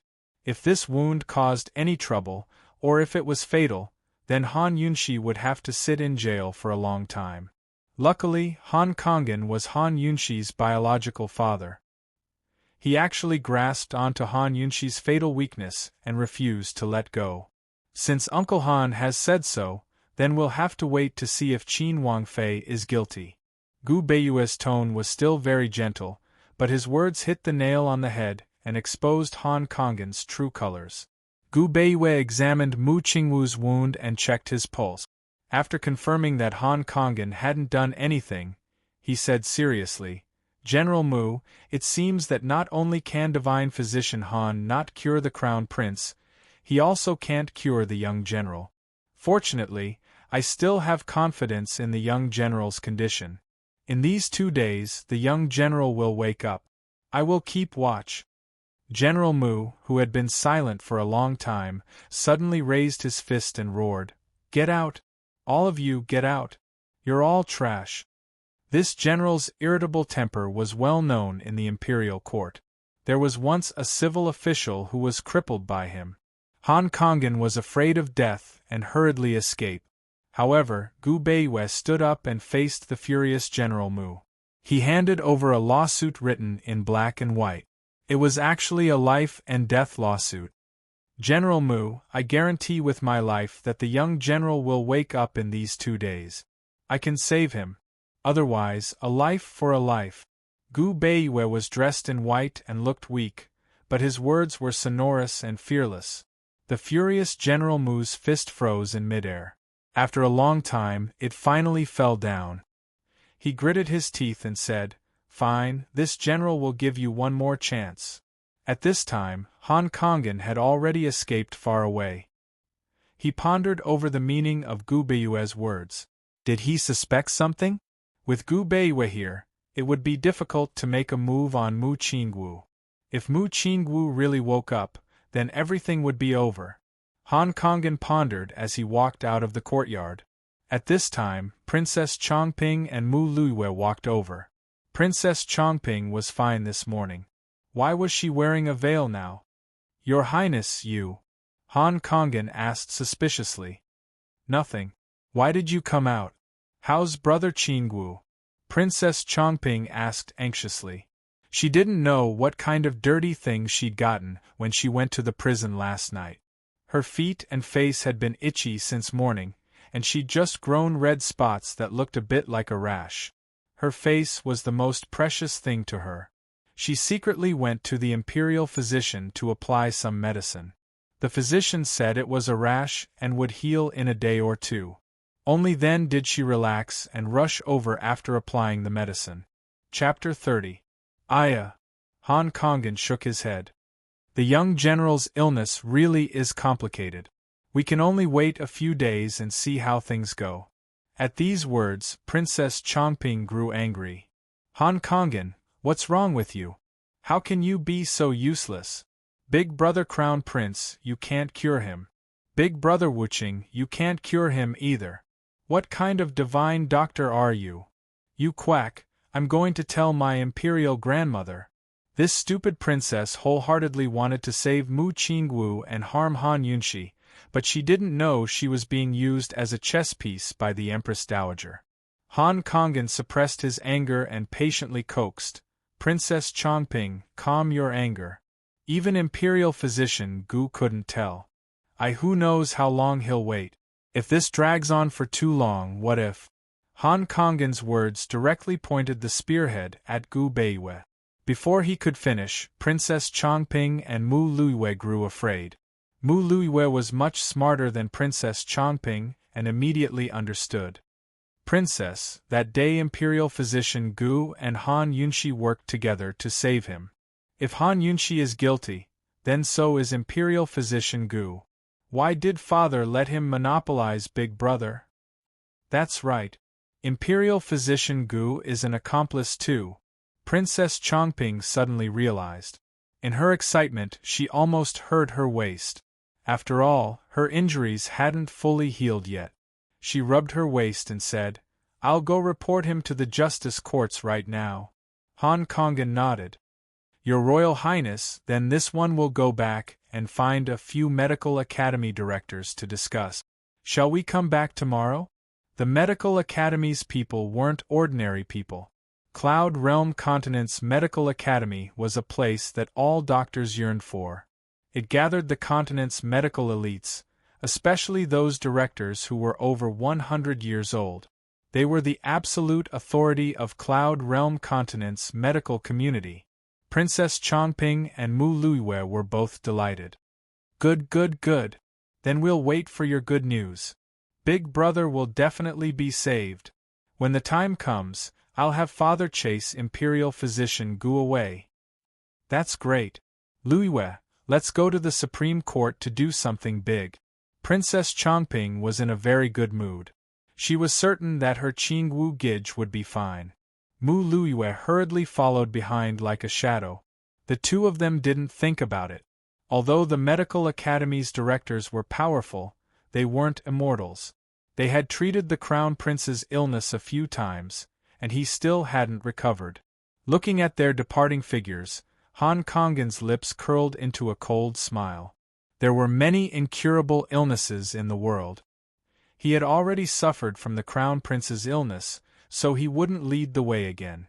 As long as they replaced Gu Beiwei and found an imperial physician, wouldn't it be easy to make Mu Qingwu unconscious and kill Mu Qingwu?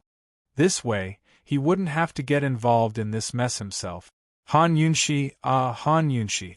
You caused your mother's death and embarrassed the Han family in front of the Empress Dowager and the Duke of Qin's estate.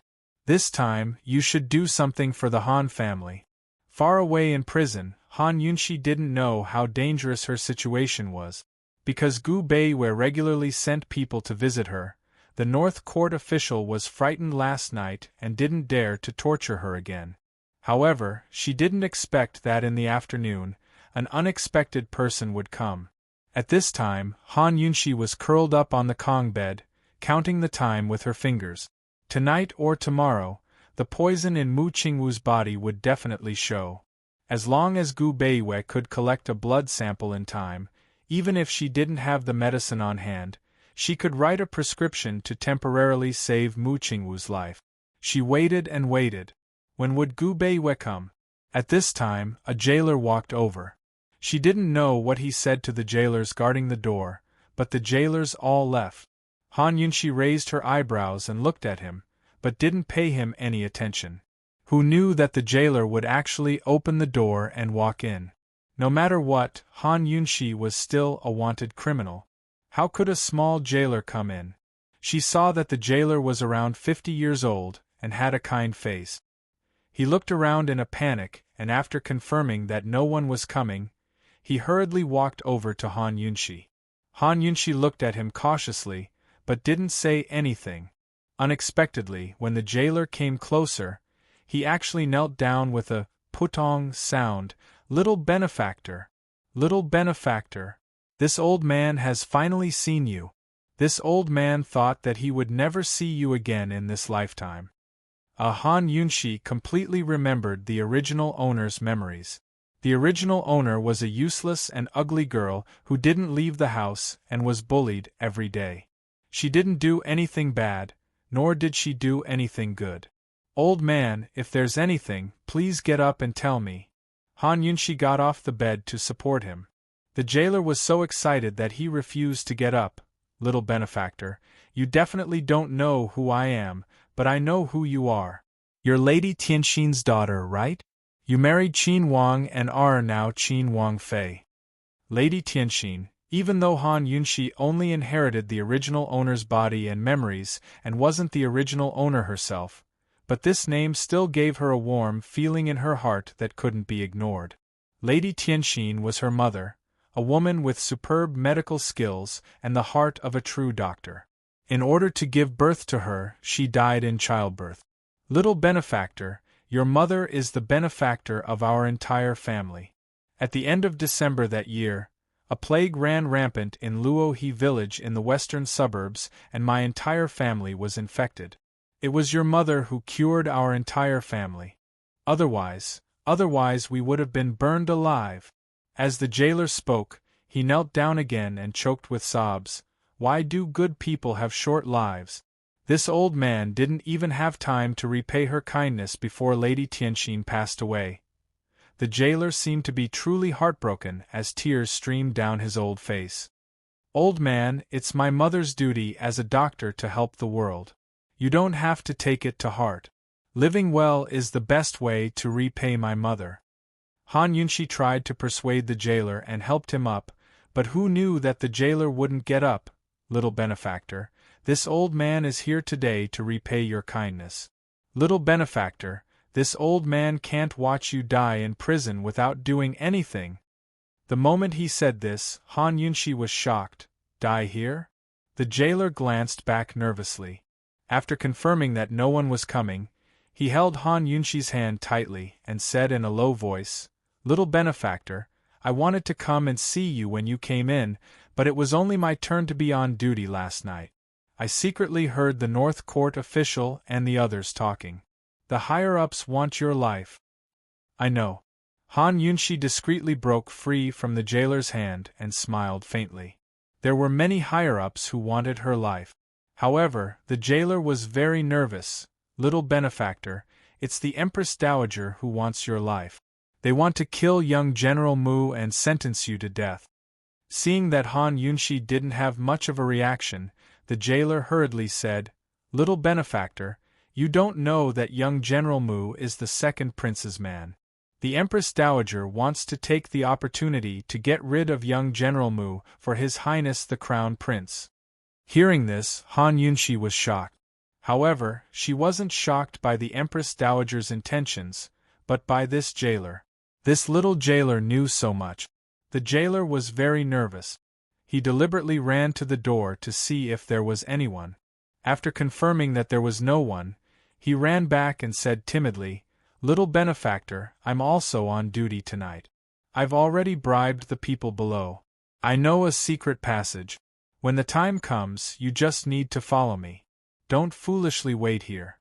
I've already heard them say that as soon as young General Mu dies tomorrow, they'll immediately kill you and say that you committed suicide to escape punishment.